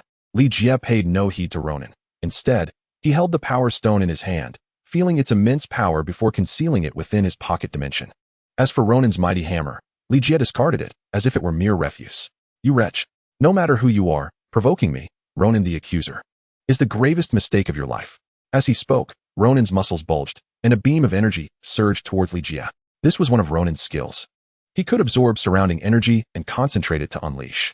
With a slight motion of his right hand, Li Jie conjured a portal to consume the energy beam, which then reappeared behind Ronan. With a resounding crash, Ronan was knocked to the ground by his own power. This strike left the accuser Ronan grievously injured. After spitting out blood, he glared at Li Jie with resentment and inquired once more, "Who on earth are you?" Li Jie, however, paid him no heed and instead summoned Loki through a teleportation portal. Upon seeing the accuser Ronan sprawled on the ground, Loki understood that Li Jie had succeeded and hurried over to congratulate him, saying, "Congratulations, boss." Li Jie gestured towards the fallen Ronan and instructed Loki, "Treat him as he treated you before." Setting aside the use of magic, Loki's combat prowess was inherently inferior to that of Ronan. And with the latter wielding the Power Stone, it was evident that Loki was at a severe disadvantage and would have been utterly vanquished had it not been for the staff's remaining spatial teleportation ability. Upon learning he could exact revenge, Loki felt invigorated and transformed into his symbiotic form, reaching for Ronan's hammer, which he enveloped in his symbiote. With a gleeful laugh, symbiotic Loki swung the hammer in the air, exclaiming, "Now I finally understand why that scoundrel Thor loves using a hammer." After a brief pause, he hurled the hammer towards Ronan, shouting, "Ronan, take this blow." Seeing the attack, Ronan quickly rolled to evade it, only to hear a resounding crash as the hammer struck the ground beside him, creating a sizable crater. A cold sweat broke out on Ronan's brow. Had he been even a moment slower, he would have faced dire consequences. Symbiotic Loki chuckled mischievously, "Ronan, my apologies, it's my first time using such a weapon. But rest assured, I shall grant you a swift end." With that, he swung the hammer once more towards Ronan. With a loud crack, Ronan could not fully evade the blow this time, and was struck on his right arm, resulting in a shattering fracture that caused him to break out in cold sweat. "Ronan, do not blame me. If you had not dodged, I would not have missed. Come, let us try again. This time, do not evade. I shall give you a quick end." Symbiotic Loki sneered as he prepared for a third strike. The hammer wielded by Ronan was no ordinary weapon. It was said to originate from the same forge as Thor's hammer, capable of withstanding the Power Stone's might. Even without the Power Stone, it remained formidable, shattering Ronan's armor with ease. Loki refrained from killing him outright, desiring to savor the torment as retribution for the previous pursuit, or else Ronan would have been struck down long ago. Nevertheless, it was not long before the accuser, Ronan, lay there like a lifeless dog, motionless. The symbiote, Loki, grew weary of the situation, opening his mouth as if to bite off Ronan's head, only to be halted by Li Jie. "Loki, enough." Though Loki's teeth grazed Ronan's head, he was compelled to withdraw upon hearing Li Jie's command. "Boss, is there anything else I can do for you?" The symbiote Loki asked, rubbing his hands together with a sycophantic expression, entirely devoid of the demeanor befitting a prince of Asgard. "This is no concern of yours.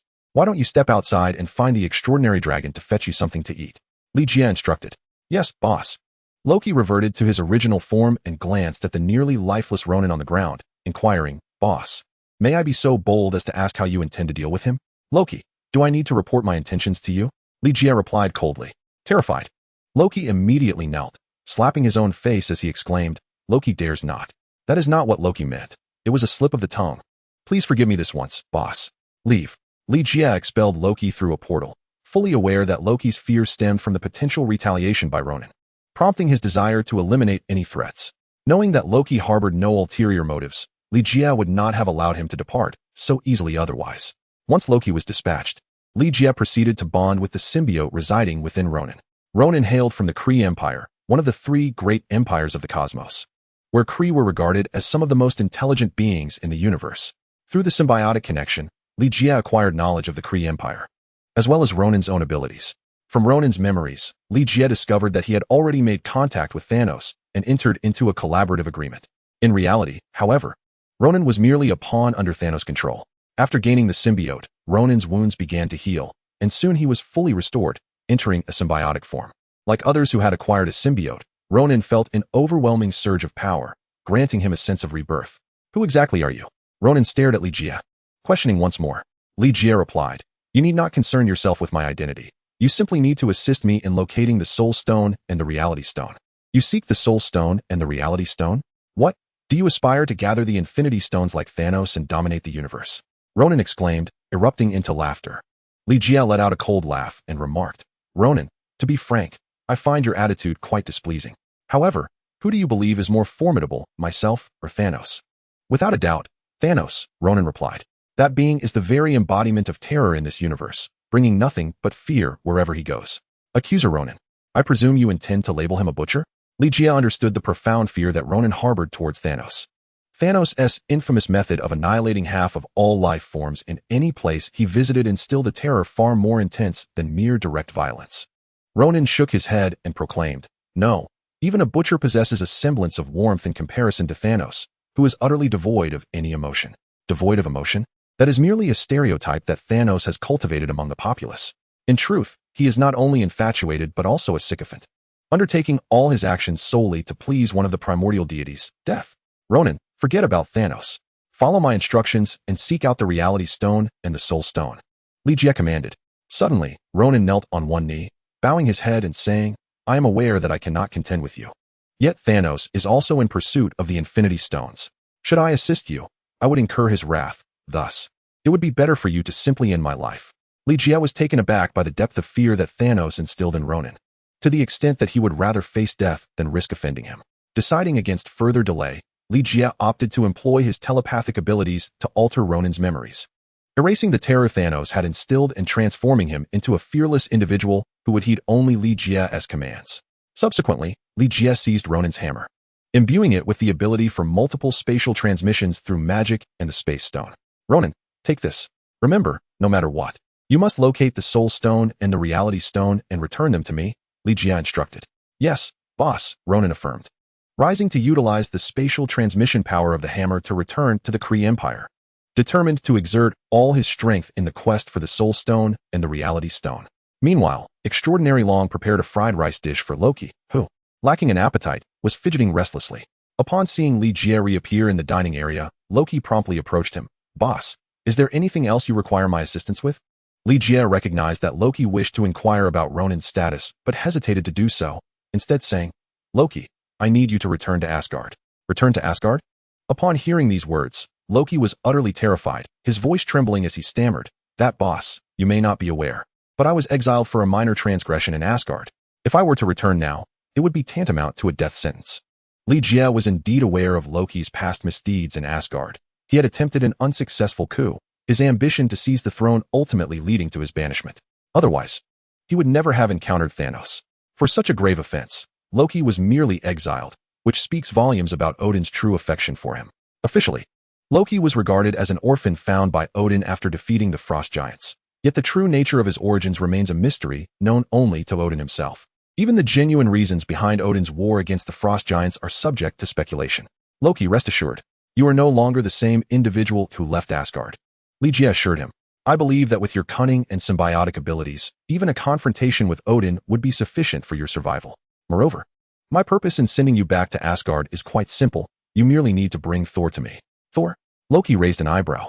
Loki, do you not wish to give Thor a taste of his own medicine, similar to what you did to Ronan? Li Jie inquired. The prospect was enticing. As the second prince of Asgard, Loki had always been compared to the god of thunder, Thor. Regrettably, Loki's inherently frail constitution rendered him inferior to Thor in almost every respect.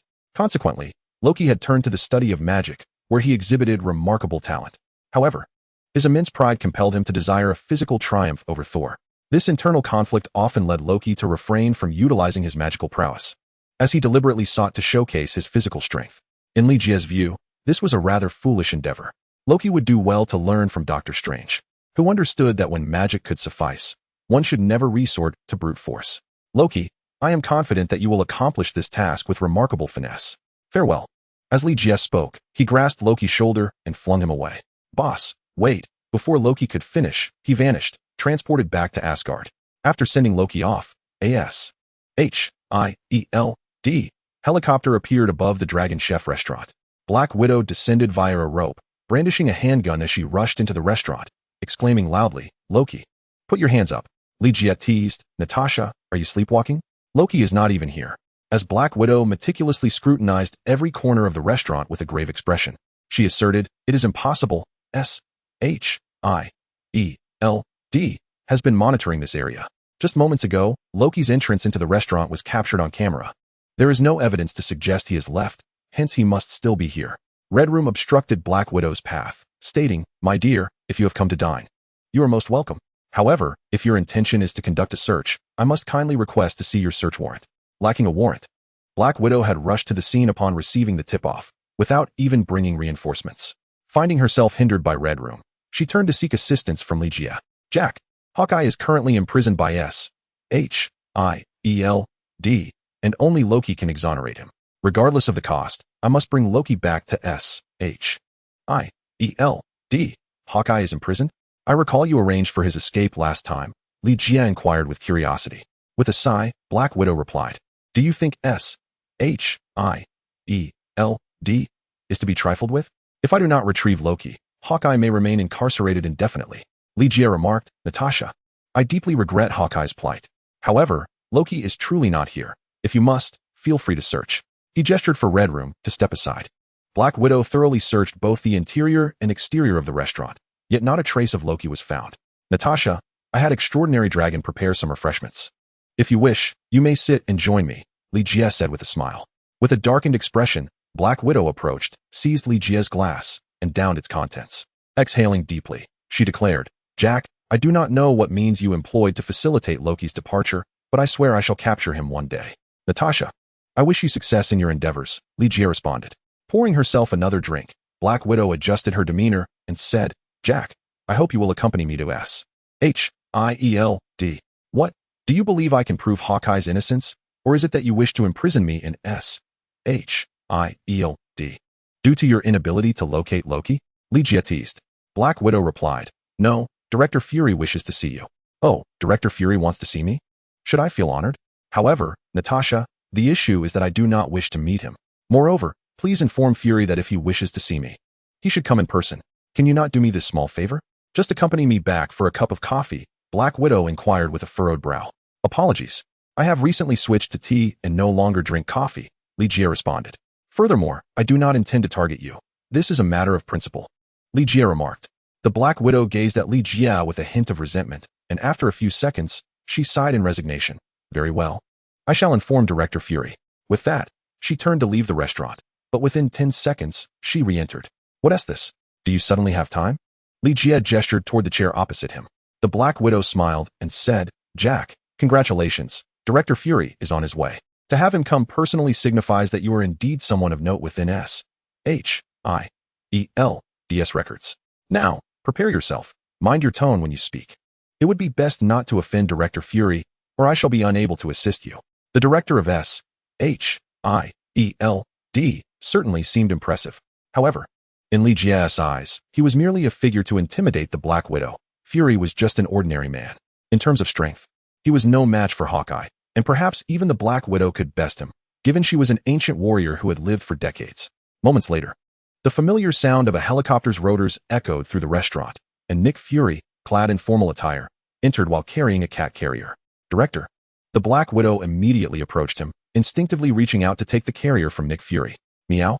The orange cat confined within the carrier mewed, and Nick Fury promptly swatted away the Black Widow's hand. "Be careful, it is extremely dangerous." The Black Widow looked at the orange cat in puzzlement, her mind questioning the threat posed by a mere kitten. After all, she had faced the Hulk and would not be fearful of a cat. Yet, Ligia instantly recognized that the creature Nick Fury was carrying was no ordinary feline, but rather the pet of Captain Marvel, Carol Danvers. Even Captain Marvel herself was unaware that her seemingly adorable orange cat was, in fact, one of the most formidable beings in the universe. It was said that the Devourer of Worlds had a stomach connected to parallel universes, capable of consuming nearly everything in existence. Nick Fury's presence with the Devourer of Worlds in the restaurant was indeed a small surprise. Observing the creature, Ligia couldn't help but wonder what extraordinary reactions might occur if a symbiote were to bond with the Devourer. "I presume this dashing young man is Jack, whom Natasha frequently mentions to me. I must express my gratitude in person for the troubles you've resolved for S.H.I.E.L.D., Nick Fury said, extending his hand toward Ligia. Chapter 29, Ebony Maw. Ligia playfully retorted, "My apologies. Natasha insisted that I must give the director of S.H.I.E.L.D. the proper respect. However, as I have not washed my hands, I cannot shake yours." Otherwise, it would be a sign of disrespect towards you. The Black Widow's face instantly turned green. You truly know how to flatter me. Such a trivial trick could hardly embarrass Nick Fury, who maintained a broad smile as he retracted his hand and inquired, "Is it all right if I take a seat? I happen to be a bit hungry and would like to order something to eat. Of course, our restaurant is open for business. How could we turn away a guest?" Li Jie chuckled, turning to Extraordinary Dragon and asking, "Is there anything left to eat in the restaurant?" Extraordinary Dragon replied, "There's a bit of leftover rice. I can prepare some fried rice." Director Fury, would fried rice be acceptable to you? Li Jie asked. "Certainly. I have consumed far worse meals," Nick Fury responded. "What? You dare to call it subpar? Under my extraordinary culinary skills, even the simplest dish becomes a delicacy." Extraordinary Dragon retorted, visibly offended. Nick Fury hastily clarified, "That was not my intention. I merely meant that there are foods worse than fried rice, such as instant noodles or salad. I did not imply that your cooking is unappetizing. In that case, you must finish the fried rice I prepare for you," Extraordinary Dragon replied, taking a couple of steps before pausing. "By the way, can you handle spicy food?" "Absolutely. I relish spicy dishes," Nick Fury affirmed. "Excellent," Extraordinary Dragon said with a peculiar smile, proceeding towards the kitchen. Li Jie then brought over a plate of braised fish that he hadn't touched yet and pointed to the creature beside him, saying, "This is what I left over. If you don't mind, you can feed it to your cat." "Fried rice for me, fish for the cat? Well, that seems fair enough, considering cats naturally adore fish. I suppose that should be fine." Nick Fury opened the cage, and the creature promptly dashed out, lying on the ground to savor its meal. Extraordinary Dragon was remarkably quick. Before Nick Fury could even broach the main topic, a plate of fried rice had already been placed before him. Upon glancing at the fried rice, which had more chili than rice and eggs combined, Nick Fury furrowed his brow. "Is this even edible?" Extraordinary Dragon stood by earnestly, stating, "I already sought your approval earlier. Since you indicated that you could handle spicy food, I specially prepared our restaurant's signature dish, the Devil's Spicy Fried Rice. I hope you enjoy it." With a thud, a kitchen knife fell perfectly to the floor. Extraordinary Dragon hurriedly picked it up, grinning as he said, "As a chef, I believe it's perfectly acceptable to carry a knife with me, wouldn't you agree?" Nick Fury glanced at the knife dancing incessantly before him and chuckled awkwardly. "No problem." He then picked up the spoon and took a small bite, instantly feeling a rush, yet he feigned composure and remarked, "Delicious." This devilishly spicy fried rice was truly a culinary delight. I have never tasted such exquisite egg fried rice. If it's so tasty, you should indulge a bit more. Extraordinary Dragon stood there, assuming the role of a supervisor. Nick Fury replied with a smile, "Rest assured, I will finish it. However, may I have a moment alone with Jack?" Li Jie interjected, "Director Fury, if you wish to discuss matters regarding the Avengers, I believe there is no need to waste any more time, for I have already informed Natasha that I will absolutely not be joining. Jack, please don't worry. I did not come here to invite you to join the Avengers. I wanted to." Nick Fury abruptly paused mid-sentence, furrowing his brow as he turned to Black Widow. "Natasha, why am I here? Are you asking me?" Black Widow replied, somewhat bewildered. Previously, Nick Fury had merely hinted at wanting to meet Li Jie, which, in her view, was undoubtedly related to the Avengers. Now, with his sudden assertion that his purpose was not concerning the Avengers, she too was left in a state of confusion. "You can't possibly have come all this way just to eat devilishly spicy fried rice, can you?" After a moment's contemplation, Black Widow responded, "Director, I suspect your visit pertains to Hawkeye." "Yes, it is indeed related to Hawkeye. I hope you." Nick Fury again stopped mid-sentence, turning to Black Widow. "What has happened to Hawkeye?" At this moment, Black Widow sensed something was amiss with Nick Fury, as if the esteemed director had suddenly developed amnesia. She suspected it might be connected to Li Jie, yet lacked any concrete evidence. The peculiar state of Nick Fury was indeed linked to Li Jie, as he had suffered a partial erasure of memories due to mental manipulation. Black Widow continued, "Not long ago, Loki invaded Earth, took control of Hawkeye, and seized the Tesseract. Hawkeye is currently imprisoned in S.H.I.E.L.D.'s facility." With a loud clap on the table, Nick Fury exclaimed, "I know Hawkeye well. He is utterly loyal to S.H.I.E.L.D. Who ordered his confinement?" "Director, that order came from you," Black Widow replied. "I issued that order? I must have been utterly confused to make such a dreadful decision. No, I must rectify this mistake." As he spoke, Nick Fury pulled out his phone and dialed, "Coulson, relay my orders. Immediately release Hawkeye." Black Widow raised an eyebrow, suspecting that Nick Fury's unusual behavior was related to Li Jie, yet she was reluctant to correct this peculiarity. After all, she had been striving to rescue Hawkeye, and now she had seemingly achieved her goal. After hanging up the phone, Nick Fury stood and said, "Jack, thank you for taking the time to meet with me. Moreover, the Devil's Spicy Fried Rice here is truly exquisite." Pausing momentarily, He turned to Black Widow and remarked, "Natasha, there are numerous tasks that Symbiote requires us to address. Let us not squander any more time here. Is that it? Are we leaving just like that?" Black Widow observed Fury striding decisively towards the restaurant exit and hurried to catch up, reminding him, "Director Fury, your cat. Forget about that cat. It's not mine. It belongs to Carol," Fury replied without turning back as he exited the restaurant. Black Widow glanced at the Flurkin and then back at the already departing Fury. "Well, who am I to question the director?" She mused. "Jack, I do not know how you managed to persuade Fury to do all this, but thank you nonetheless." With that, Black Widow sprinted after Nick Fury, internally praying that once Fury regained his senses, he would confine Hawkeye again. "Meow," the Flurkin called out. "What, still not full?" Li Jie instructed, "Extraordinary Dragon, go slice some more sausages for it, and bring along a drink." He then addressed the Flurkin. "It seems you have nowhere else to go for the time being. If you don't mind, you may consider this place your home." "Meow." The Flurkin leaped onto Li Jie's lap, nuzzling against him. This creature was truly adept at camouflage, resembling an ordinary cat in every way. Unless Nick Fury's memory was restored by another individual with formidable telepathic abilities, it would remain irretrievably lost for a lifetime. In the blink of an eye, the Flurkin had been at the Dragon Kitchen restaurant for 2 days. That evening, the boss made a rare appearance, bringing with him an upgraded version of the energy anomaly detector, a wristwatch. The most noteworthy aspect of this upgrade was not merely its form as a watch, which allowed for mobility, but its capability to predict energy fluctuations 3 seconds in advance. The boss beamed with pride as he stated, 3 seconds in advance may seem brief, even insufficient for a person to react, yet from a technological perspective, it signifies a monumental breakthrough. Apart from reporting on work progress to Li Jie, the boss was eager to test the predictive function of the device. Beep, beep, beep. The watch suddenly emitted a red alert. The boss exclaimed with excitement, "Here it comes." According to the instrument's prediction, a tremendous surge of energy will manifest above the restaurant in 3 seconds. Before the statement could be fully articulated, the chief, brimming with excitement, dashed out of the establishment. 3 seconds is but a fleeting moment. By the time the chief exited, he beheld a figure hovering in the air above the restaurant, an individual with a head reminiscent of an octopus, adorned with a white, bone-like helmet, and hands clasped behind his back. "Are you an alien?" the chief exclaimed.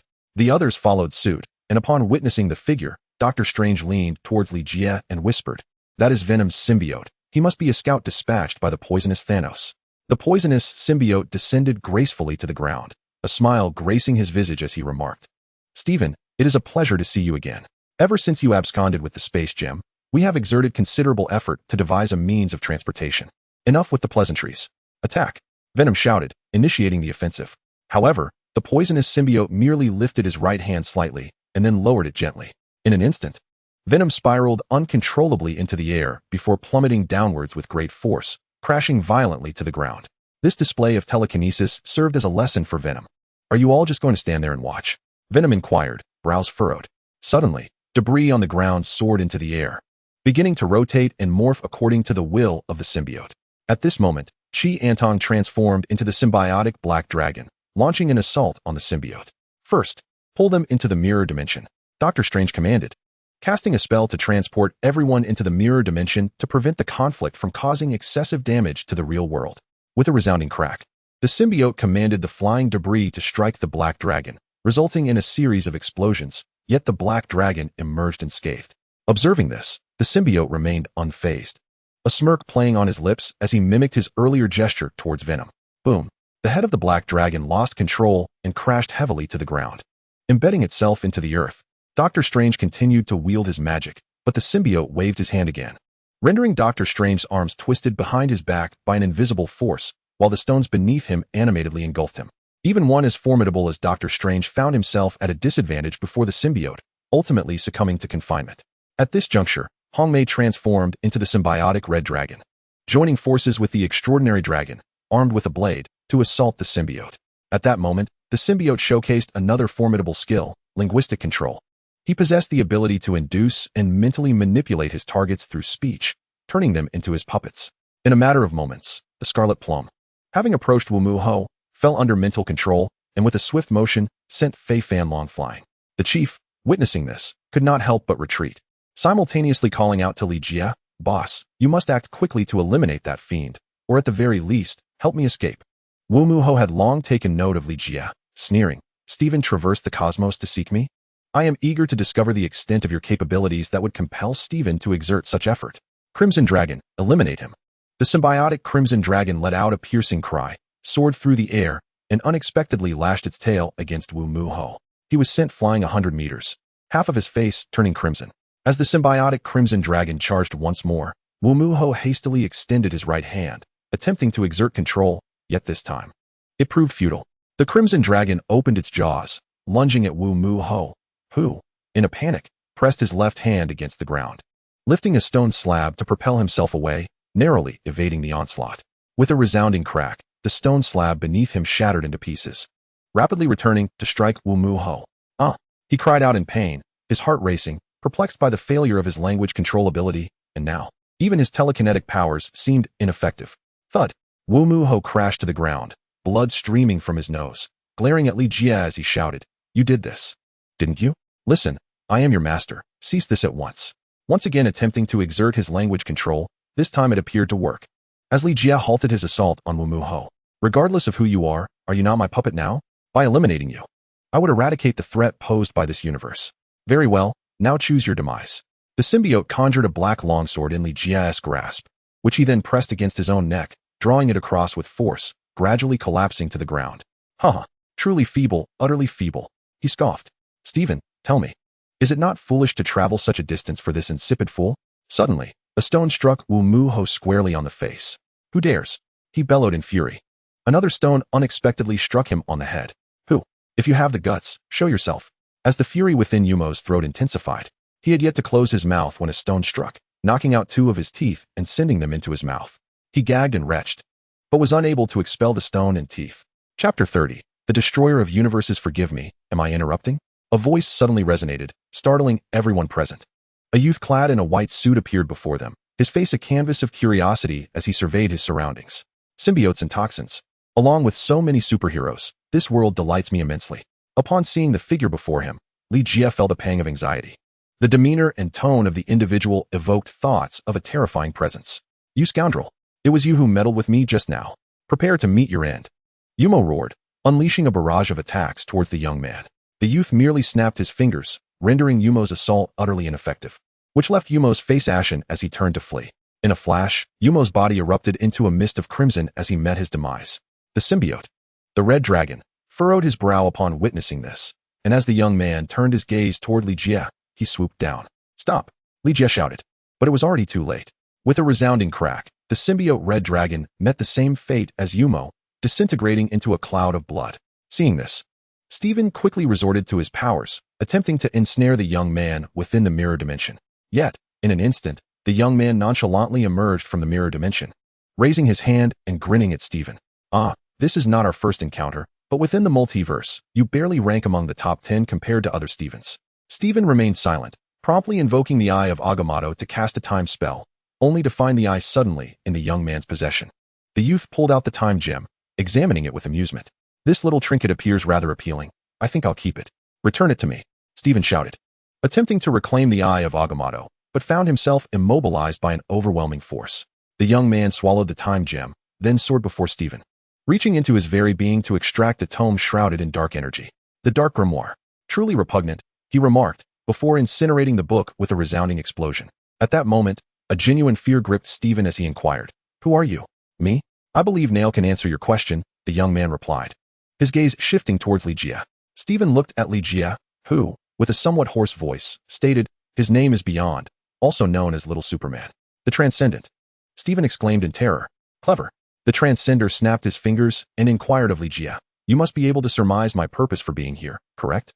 "You wish to annihilate this world," Li Jie replied. The Transcender nodded with a smile. "Indeed, a perfect answer."